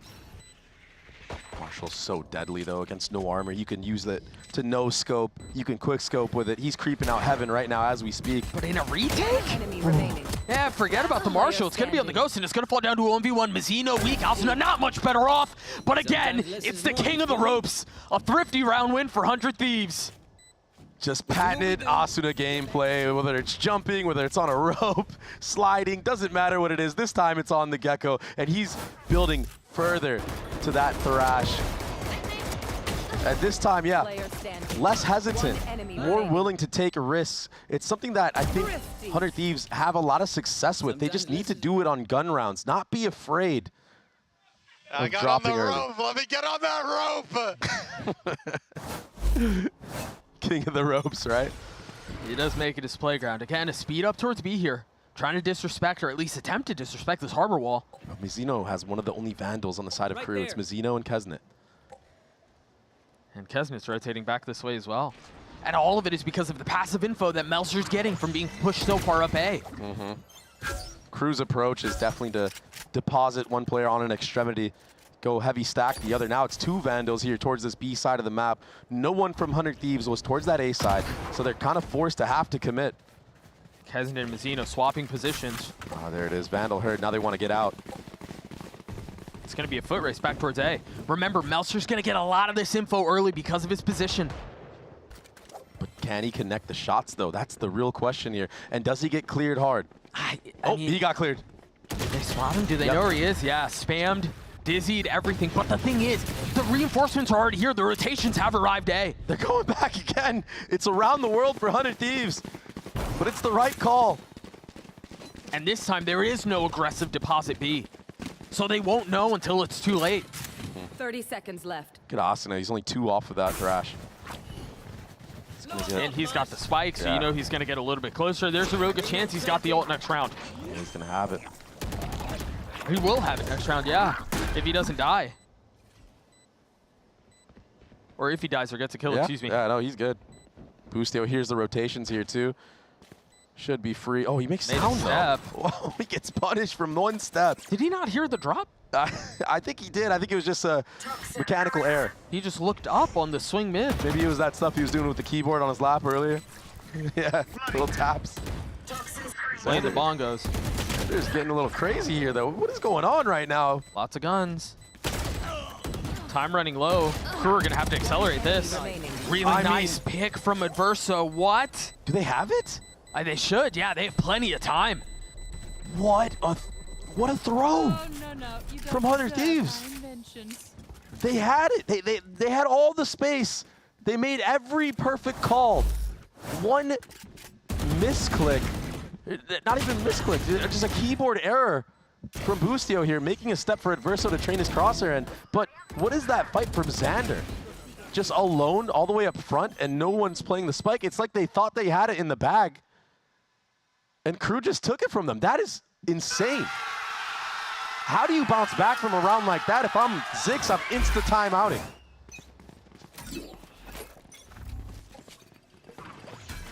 Choosing not to avail themselves of that resource. You still have a rifle for Cryo. Well, you had a rifle for Cryo. And you could see the frustration on Boostio's face there. That's rough. And then Kesnet winning the head-to-head against your duelist, you know, quote-unquote, EU saying Cryo's the best player in the world. Which a lot of times he does look that way. Yeah. I mean... And we were talking, Doug, about how, yeah, 100 Thieves have won the last 3 matches they've played, but how strong has the competition truly been? Like, was KRU going to be a real big test for them? And I think that's been the case. I feel like Cryo has struggled in this series to get anything going. He hasn't had that dominant performance, dropping +20 on every map.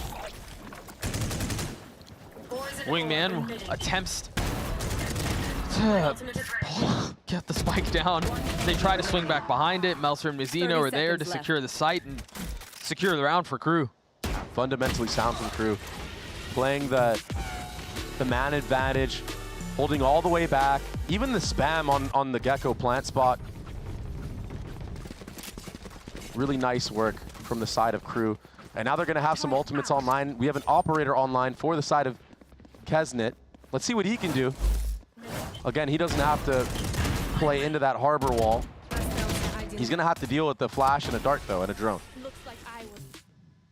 See how he's going to maneuver around that set utility. He's going to be an anchor towards this B side of the map. This is something that you see a lot of teams do.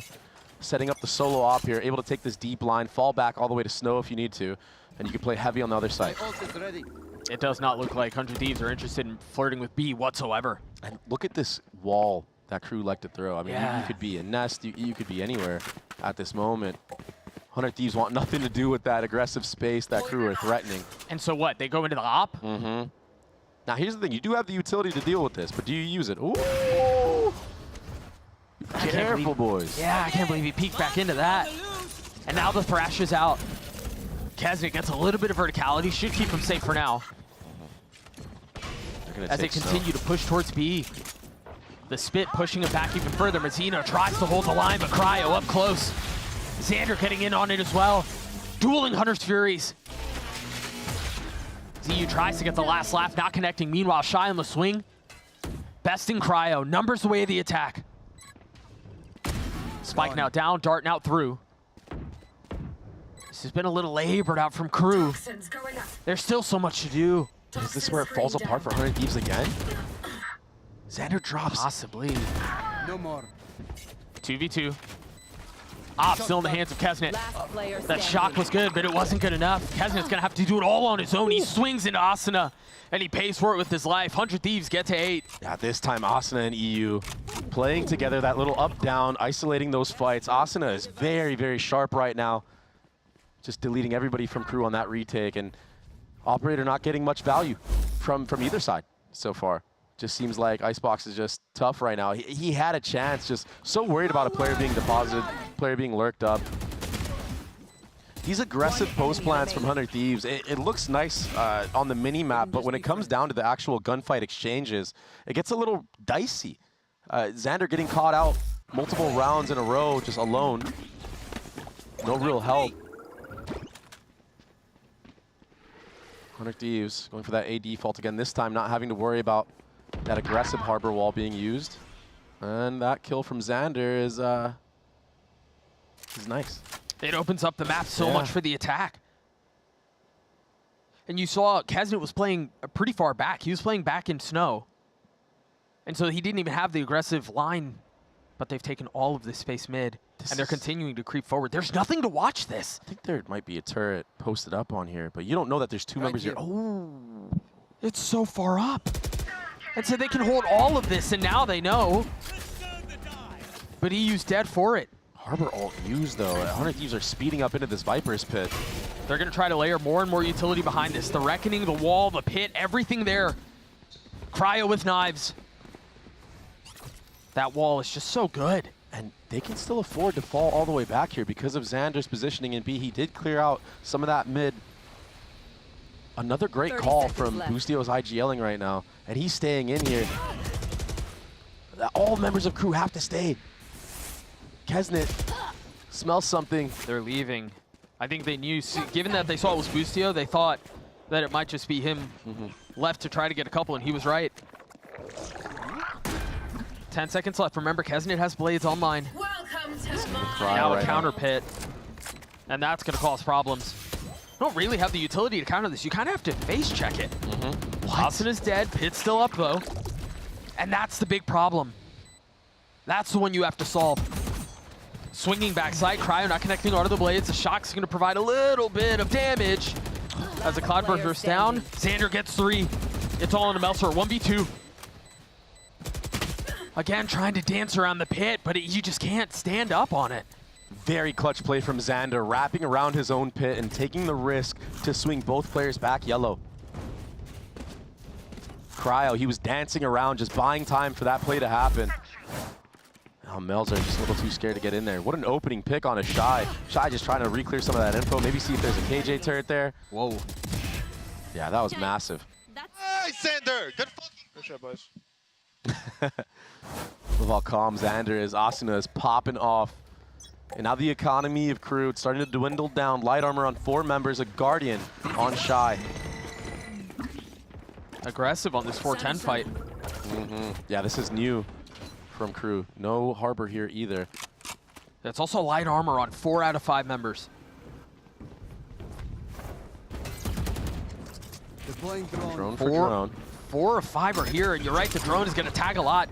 Cryo dashing forward, looking to take the fight. And what a shot out from Inverso. Spike down A. Xander looking to respond in kind. It's Asuna who lights up the kill feed. Remember, he had a really big round just a few moments ago. Waiting to settle, waiting to get the spike down. Boostio on the second attempt should succeed. Spike planted. They're going to try to swing behind this. Kesnet, does he even know about the threat down in hell? He does.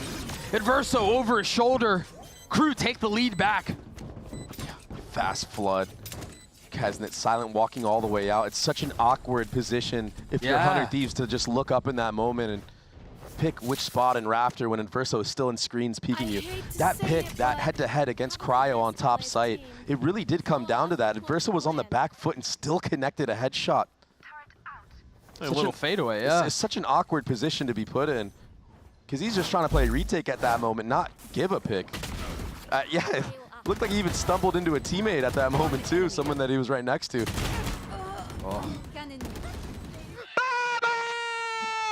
Now crew, they're feeling it. They're feeling the hype right now. They want that first seed. Shy, he's got that lockdown. Can use that to retake either side. He's positioned more towards A this time around. And a deep alarm bot in mid. And again, Mizzino starting B, using that harbor wall all the way through and now rotating over. It's going to be Killjoy out for Killjoy out here on the site. Venn diagramming this side of the map. He's trying to push this. Yeah, looking for that little spot in between. One of them has been cleared, the defensive side. Meanwhile, the attacker found some value. Adverso trying to hop his way to stay alive, but it does not look like he will get challenged. Spike planted. Is that going to get a tag? Yeah. Oh, and kill and a tag. Two kills. Adverso getting value, but also the fill-in behind it was really nice out from KRU. Adverso is popping off. He's had so much impact in these last 2 rounds. Clutch kill on clutch kill, and this time, that Hunter's Fury, so many players lined up. It slipped away from 100 Thieves. It looked like they were gonna battle their way back, but KRU in these last 2 rounds have just displayed a different type of level. Okay, now we side with relief. 100 Thieves just look stuck. They look stumped. They're trying to take fights back site, trying to force the issue. But KRU are not having any of it. They're playing so disciplined. They're retaking together when they're up numbers.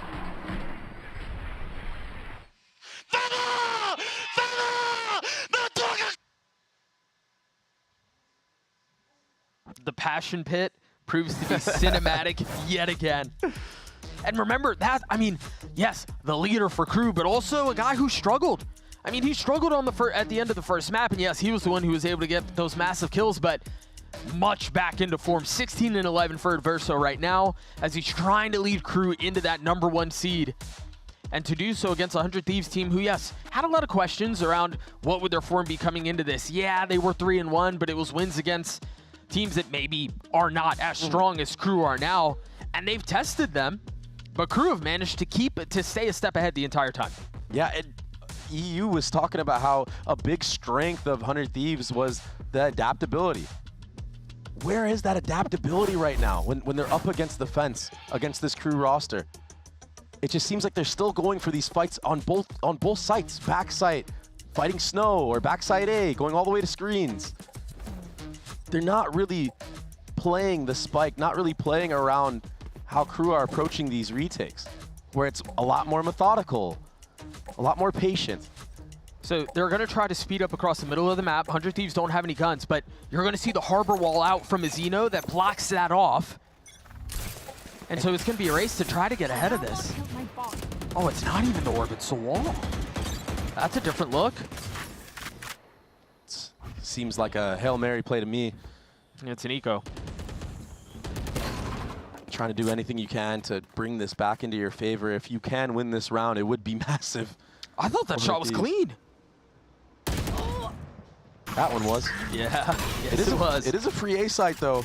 Let's see if... Oh, no, the spike can't even get planted. KRU have been ready for all these spots that 100 Thieves like to put that plant on. And on both sides, too. It's not even just like they were prepared for A or whatever. You got to give your props to Adam. You got to give your props to Cryos. He lights up, too. But it's EU in a 1v3 with a stinger, and it's, you know, people say the best weapon in the game, but I don't know about all that. Not in that situation. KRU will get to series point. It feels like KRU have had numbers advantage almost every single round on this defense, right?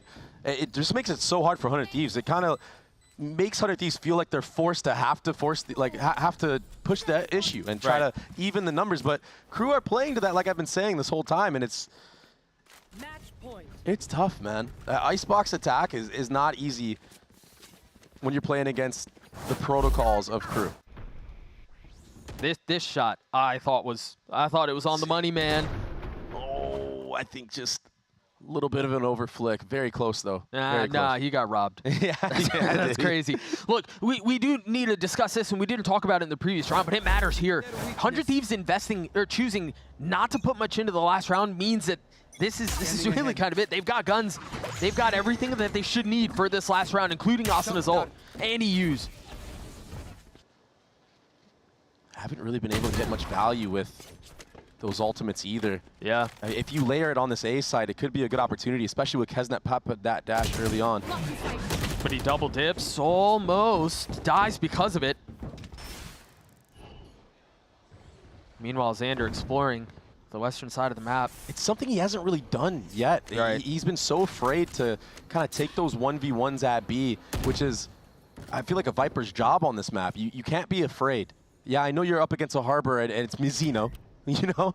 I get it, but it's your job, it's your role. You gotta relieve some of that pressure. The Thrash instantly popped, but Cryo there to exchange. And Verso dealing a little bit of damage, staying alive. The Reckoning will push this off so much. It's going to be an attempt to rotate B. Yeah. This time, Xander deciding to take some of that space by himself. That allows for the pivot back towards this B side of the map. Let's see what kind of post plant we have, though, or if this fight can even get planted. 30 seconds Yeah, left. Melser's quietly made his way over B. Here's more. He might play spoiler. Is the Thrash going to check him? Yes, it will. Spotted, had Melser so cooked. Wait. Oh, no. Wait, what? Oh, no. Oh, that's tragic! And Xander dies because of it! Boostio trying to take things into his own hands. Now it's a 2v3. Another aggressive post plant. EU and Asuna. Asuna spotting all three of them. EU on the swing down low, but he's going to have to get all three by himself, and he can't. Adverso's going to get the defuse. KRU are going to walk away with the 2-0 win and the #1 seed heading into playoffs. Massive for KRU. They only need to win one match to make it to Toronto. Putting themselves in such a great spot. But what was that last round? How did that Hunter's Fury not connect? Unlucky, bro. Unlucky. See the stats. The first bloods from KRU were reigning supreme today, and their conversions on 5v4s were very impressive. I love the disciplined approach that KRU were using when they were up in these advantages, and their post plants on Fracture, 6 out of 6 again.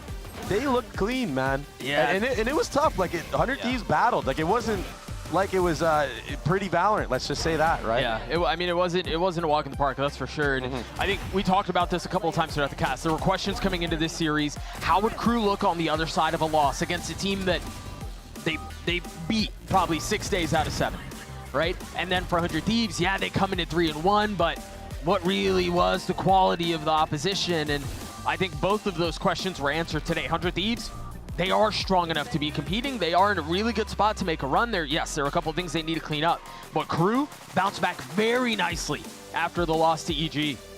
Yeah, now you're wondering, is what Zelsa said, right? Like, if they just decide to show up, like, KRU could just be world beaters, right?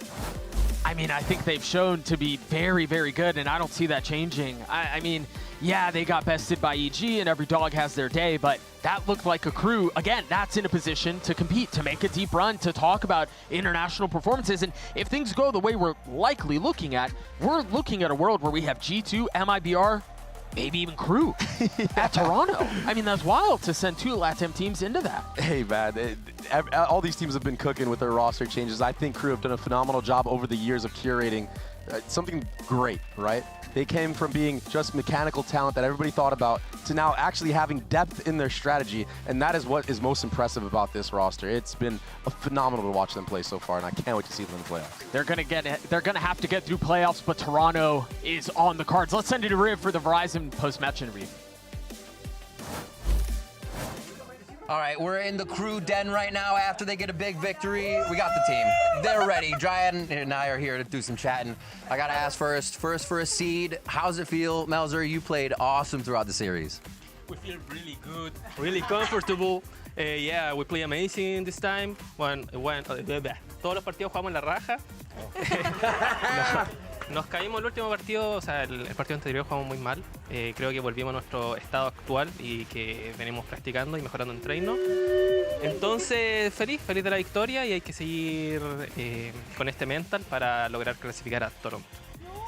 All the matches we played, insane. The last one we kind of fell a little bit, but we're back with the practice, with the training, so we need to keep it up to make sure that we make it to Toronto. All right. Stay there. Verso. Una pregunta, por favor. Fracture, you were playing a little slow, but you had the clutch at the end. Where are you feeling about Fracture? Well, in that clutch, I luck because they saw I play a lot of DMs because I have to worry about my aim. But I'm very happy we win because practice a really hard map because have 4 entrants, and we played really good in that map. And I'm very know how to say it. Orgulloso, ¿cómo se dice? Proud. Very proud for my team. Awesome. Yeah. We love it. We love it. Amazing. I wanted to ask you again, Melzer. We're seeing Harbor back. What's he doing for the team? Why is Harbor so back? Well, Masino really play Harbor, not me. Okay, what is it about Harbor? Throwing waves and killing everyone. It's about the waves. Just a thumbs up again. That's all we really needed in that situation. All right, you guys are heading into playoffs. How's the team feeling in this form right now? Confiado. Creo que hay que seguir demostrando esto. Mantener, creo que nos caímos en el momento que nos debimos haber caído. Y ahora hay que solamente agarrar el momentum, tener las vibes que hemos tenido durante este partido y clasificar. We are feeling confident. We just need to maintain the things that we've been doing right. And when we fell, it seems like we fell at the right moment to get back up. All right, Adam, I want you for the last one. I want to know the biggest improvement you've seen from these guys throughout this stage for them to get this victory. The biggest improvement, I would say, is to keep together, even in the lows and in the highs. Like we have, it's always a roller coaster for us. Okay. And we have really low times, but we kept together, we keep working, we keep speaking uncomfortable things and fixing things that need to be done. So I believe that if we keep that pace, we are going to make a wonderful year. Awesome. Well, it's been a wonderful first seed already for you guys. Congratulations. The vibes are immaculate here in the crew den. It's been amazing. We still have more at Match Point. Drya, thank you for translating as well. We got a few of these guys that are going to head over there, but you got a little wait. Let's throw it to the desk first. Thank you so much. Hello, welcome back to Match Point. Zoe here, joined by my trusted analysts. And I'm trying to do like them. I'm trying to keep the vibes up on the couch here. That's awesome. Yeah, was that cute or strange? I thought it was funny. I like how I was just like doing this behind Riv too. That's kind of sick. That's kind of sick. I honestly just like that. That calms me down. So I think they deserved it. We talked about, you know, positive affirmation and stuff prior with Sentinel. So I love to see them. I love to see them smiling again as well. Last week was rough. They needed it. We talked about that already after that first map victory that Crew had here. So yeah, good times all around. Let's chat a little bit about how they got it done, though. Yeah, I think they played amazingly well. I think they found good moments where, yes, there were some mistakes coming out from 100 Thieves too that could have kept this game close. But overall, it almost seems like 100 Thieves still had some sort of answer to how Crew played on their Icebox. But you still had a Crew that was able to just fire all cylinders and be good on these trades. How many like 2v1s, 3v1s that we see that 100 Thieves were like kind of left on an island trying to defend a pulse plan against Crew's retake? They were like in so many solo positions. Yeah. And one thing that I wanted to point out is on Crew's defense. I don't know if it was just because that 100 Thieves wasn't running that double controller as they were, but they were able, Crew was able to get those like first fights because there was no layer to their execs. You know, they were just trying to force, but Crew was able to get one and then like use their first Harbor wall and then Viper wall up after. Like it was so nice to see. Yeah, I think Baby Boy was mentioning that, the sectioning that Crew was doing very well. And I think they're in a good spot too. We're just looking at the vibes, talking about the vibes. They now have a chance going into the playoffs. Only one win needed to go to Toronto. And who are they going to play? The number 4 seed in the Omega group. So they're playing or Leviathan or Energy, depending how that's going to go tomorrow. And you know that, of course, for those two teams, they haven't had the best of starts. Although, yes, definitely for Leviathan, they start to turn things around. But I think you're walking into the playoffs quite confident and happy with who you have to face. Yeah, I'm pretty sure the crew will be glued with their eyes to the actual match that is going to go down between those two teams tomorrow, which have also had ups and downs this stage. So I think all three teams, there's still some like questions left to be answered. But for now, of course, Crew is the team that is going through in that first seed. We talked about the importance, one singular match victory in that bracket, and you make it to Toronto. Like, couldn't get any better than that. And the sad news is that Sentinels, well, they were counting on 100 Thieves to actually win this time around, and it didn't happen. So all the Sen City fans are watching as a watch party or whatnot. Ben Affleck that's hanging out with Tarek ain't happening. So they're gonna have to battle it out here in the brackets. Bring those guys in. Let's go. Let's go. So he's tweeting. It's okay. You can do that here. You can do that here. Yeah, but bring it on. Bring it on. Masino and Adverso joining us in a second for a quick chat. Congratulations. There we go. Yes. No one left hanging. see, teamwork makes the dream work. There we go. Love that, love that. Yeah, put those headsets on, settle in, settle down. Is your phone blowing up right now? Are you getting like bombarded? So him frantically typing. Okay, we're good. We settled. You hear me? I hear you. Yeah. Perfect. Yeah. And everyone's happy. Thank you guys so much for taking the time for a quick chat. Let's talk about this match, or rather, actually, let's go further back. Let's talk about what happened last week, because we did not expect that result at all. EG, obviously, they were shooting. They were having a really, really good day. On the flip side, you guys had a very uncharacteristic off day. How do you recover from that? What was the focus like during this week heading into this last match? Well, I think it was a really hard match for us. I think we were a little bit confident because we train a lot with the team, but they literally stopped us. But everyone thinks that we are throwing, but seriously, they play really good, and we play really bad, and we learn a lot of that series, you know, because we weren't that team that usually us. Do you feel like that was probably a blessing in disguise then, in a way? Was it good that you had that wake-up call during the group stage rather than in the playoffs? Yeah, 100%. That's what we said to us too, that it was better to lose now in that way and than to lose in the playoffs. So that was kind of like a boost at the end. So yeah. I mean, today you showed up like, you know, the crew that we knew before the weeks. Yeah. Was there any value in even like doing a VOD review and like really sitting down and dissecting that match against EG? Or was that just we just have to move on, like, let's forget this happened? It was like we have to move on and we have to change our like mental day by day, you know, like not only on tournament, like day by day, like keep improving, keep grinding, and just being tryhard on every way. Yeah. And then what was the prep looking like for this week? Was it just focusing on your own game maybe a little bit more rather than doing something specific for the opponent? Well, we focus on us. We try to get one idea, and everyone follows that idea. So we have a lot of team play now, and that's it. We focus on that. We see the matchup against AG. We see the VOD review, and it was hard for us because we have discussions there, but everything is for improve, and I'm very happy that we bounce back.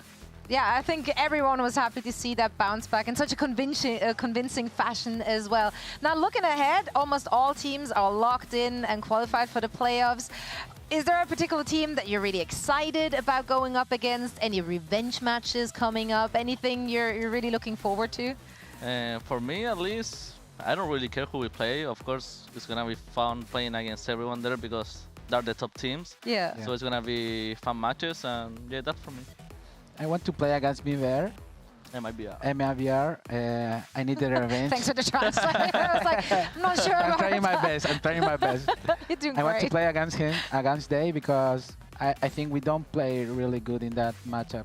Okay, so the opportunity to like show up again. Yeah. Right. Let's take a look at the standings then. As I said, you guys locked the first seed in Group Omega. We also have 1 through 3 already locked in. We just have to determine whether it's Leviathan or Energy taking that 4th spot. Do you feel like there was any big surprises? Is there any team you would have liked or expected to see higher up or further down? Well, Cloud9, they play really good in the scrims. They play really good too, and that's very impressive. Yeah, I think Cloud9 is like the main point because everyone was joking on them, but they show up and destroy almost everyone. That's right. And now tomorrow, of course, we're closing out stage 1 with 2 final matches. First, it's going to be Evil Geniuses versus Loud, but we're also saving the best for last. I already mentioned it. The final spot in the playoffs is up for grabs, and it will come down to Leviathan versus Energy. Do you feel like there is a clear favorite in that match? And if so, who is that going to be? I don't really know. I don't really know Well, of course you know. You have to pick a favorite. Give me your prediction. I would like to play Lev to win. Okay, you want them to win, or you think they'll win? No, I want them to win because King is my friend, so I want him to succeed. I want to let win too for King. Okay. Do you feel like it's are they the better team right now in the current state? They're both form? in the same level. Kind of bad shape. Yeah. Okay, Lev now is going like this.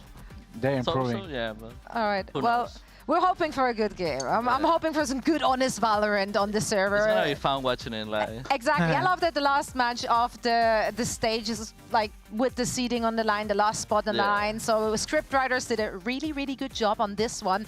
You guys, thank you so much for taking the time for a quick chat after this match. It's been great to see you back in shape, and we hope to see more of that during the playoffs. But that's it for today. Thank you all so much for watching. Here is the Samsung SSD Fast Replay for you.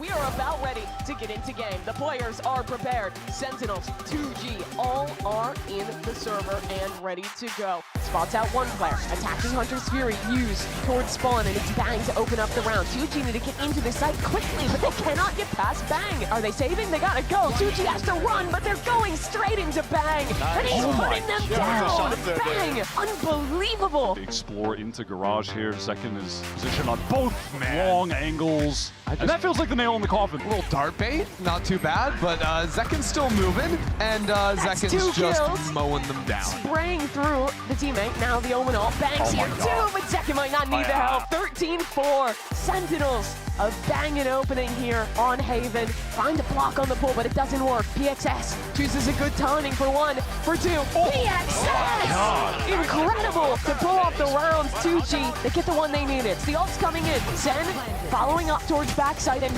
rallying back with kills. Zekin, a stun target ahead of him. Shorty in come on, man. Oh my god, no matter the gun, you know he can do it. But silence, a tougher task. One, V2 with the stinger. That's the gun to win it. It's chaos towards spawn. Gobert's trying to walk up. He's dead. Good night, Sentinels. Puts 2G to bed. 13-4. 13-5. 100 Thieves up against KRU. And this is, I mean, when we talk about history, Dre, they have danced. It's been a little while, but these two guys have played, and they're, maybe there was a little bad blood here. I don't know. Has not really been problematic quite yet. Good. Hi, Melzer, what the? Like, what? What is going on? Melzer's teeing off on 100 Thieves. Note it's just shy with a weapon now. Mazino's down. 4 members pushed up towards spawn. This kid went, wait, what? Armageddon is used. Just no value from that at all. 100 Thieves will win this round fairly clean. I'm on 3. Ready? 1, 2, 3. Vamos! Assuming you can convert, but a 3v2 still not out of the woodworks. That will help, but Verso's gotten it down to a 1v1. What is this? Can Verso put them away? 80 HP, Asuna. Not much better off! Verso with 3 in the map for KRU. Yeah, he did. Wondered his ult a few rounds back, but he clutches it to secure this first map win of Fracture. There's power in numbers, and there's a lot of that here for the defense. Meltzer's able to open things up. Holy smokes, what a slaughter. Massacre. The flood down low, and the kills for KRU. Decent damage done back from KRU and Asuna, though. It's going to fall down to a 1v1. Mazino weak. Asuna not much better off. But again, it's the king of the ropes. A thrifty round win for 100 Thieves. Spotted, had Meltzer so cooked. Wait. Oh, no. Wait, what? Oh, no. Oh, that's tragic! And Xander dies because of it! Bustio trying to take things into his own hands. Now it's a 2v3. Asuna spotting all 3 of them. EU on the swing down low, but he's gonna have to get all 3 by himself, and he can't. Verso's gonna get the defuse. KRU are gonna walk away with the 2-0 win and the #1 seed heading into playoffs. Massive for KRU. They only need to win 1 match to make it to Toronto. When can Mbappe watch a Valorant game? Bro, we have Ben Affleck watching a... Who? Ben! Yo, Ben, good to see you, bro. I fried in the match. You see that or what? Ben, I believe we have a mutual appreciation for Dunkin' Donuts and Tom Brady. What? How would you feel if you were Tom Brady's son? I was going to say something weird, but I'm not going to say it.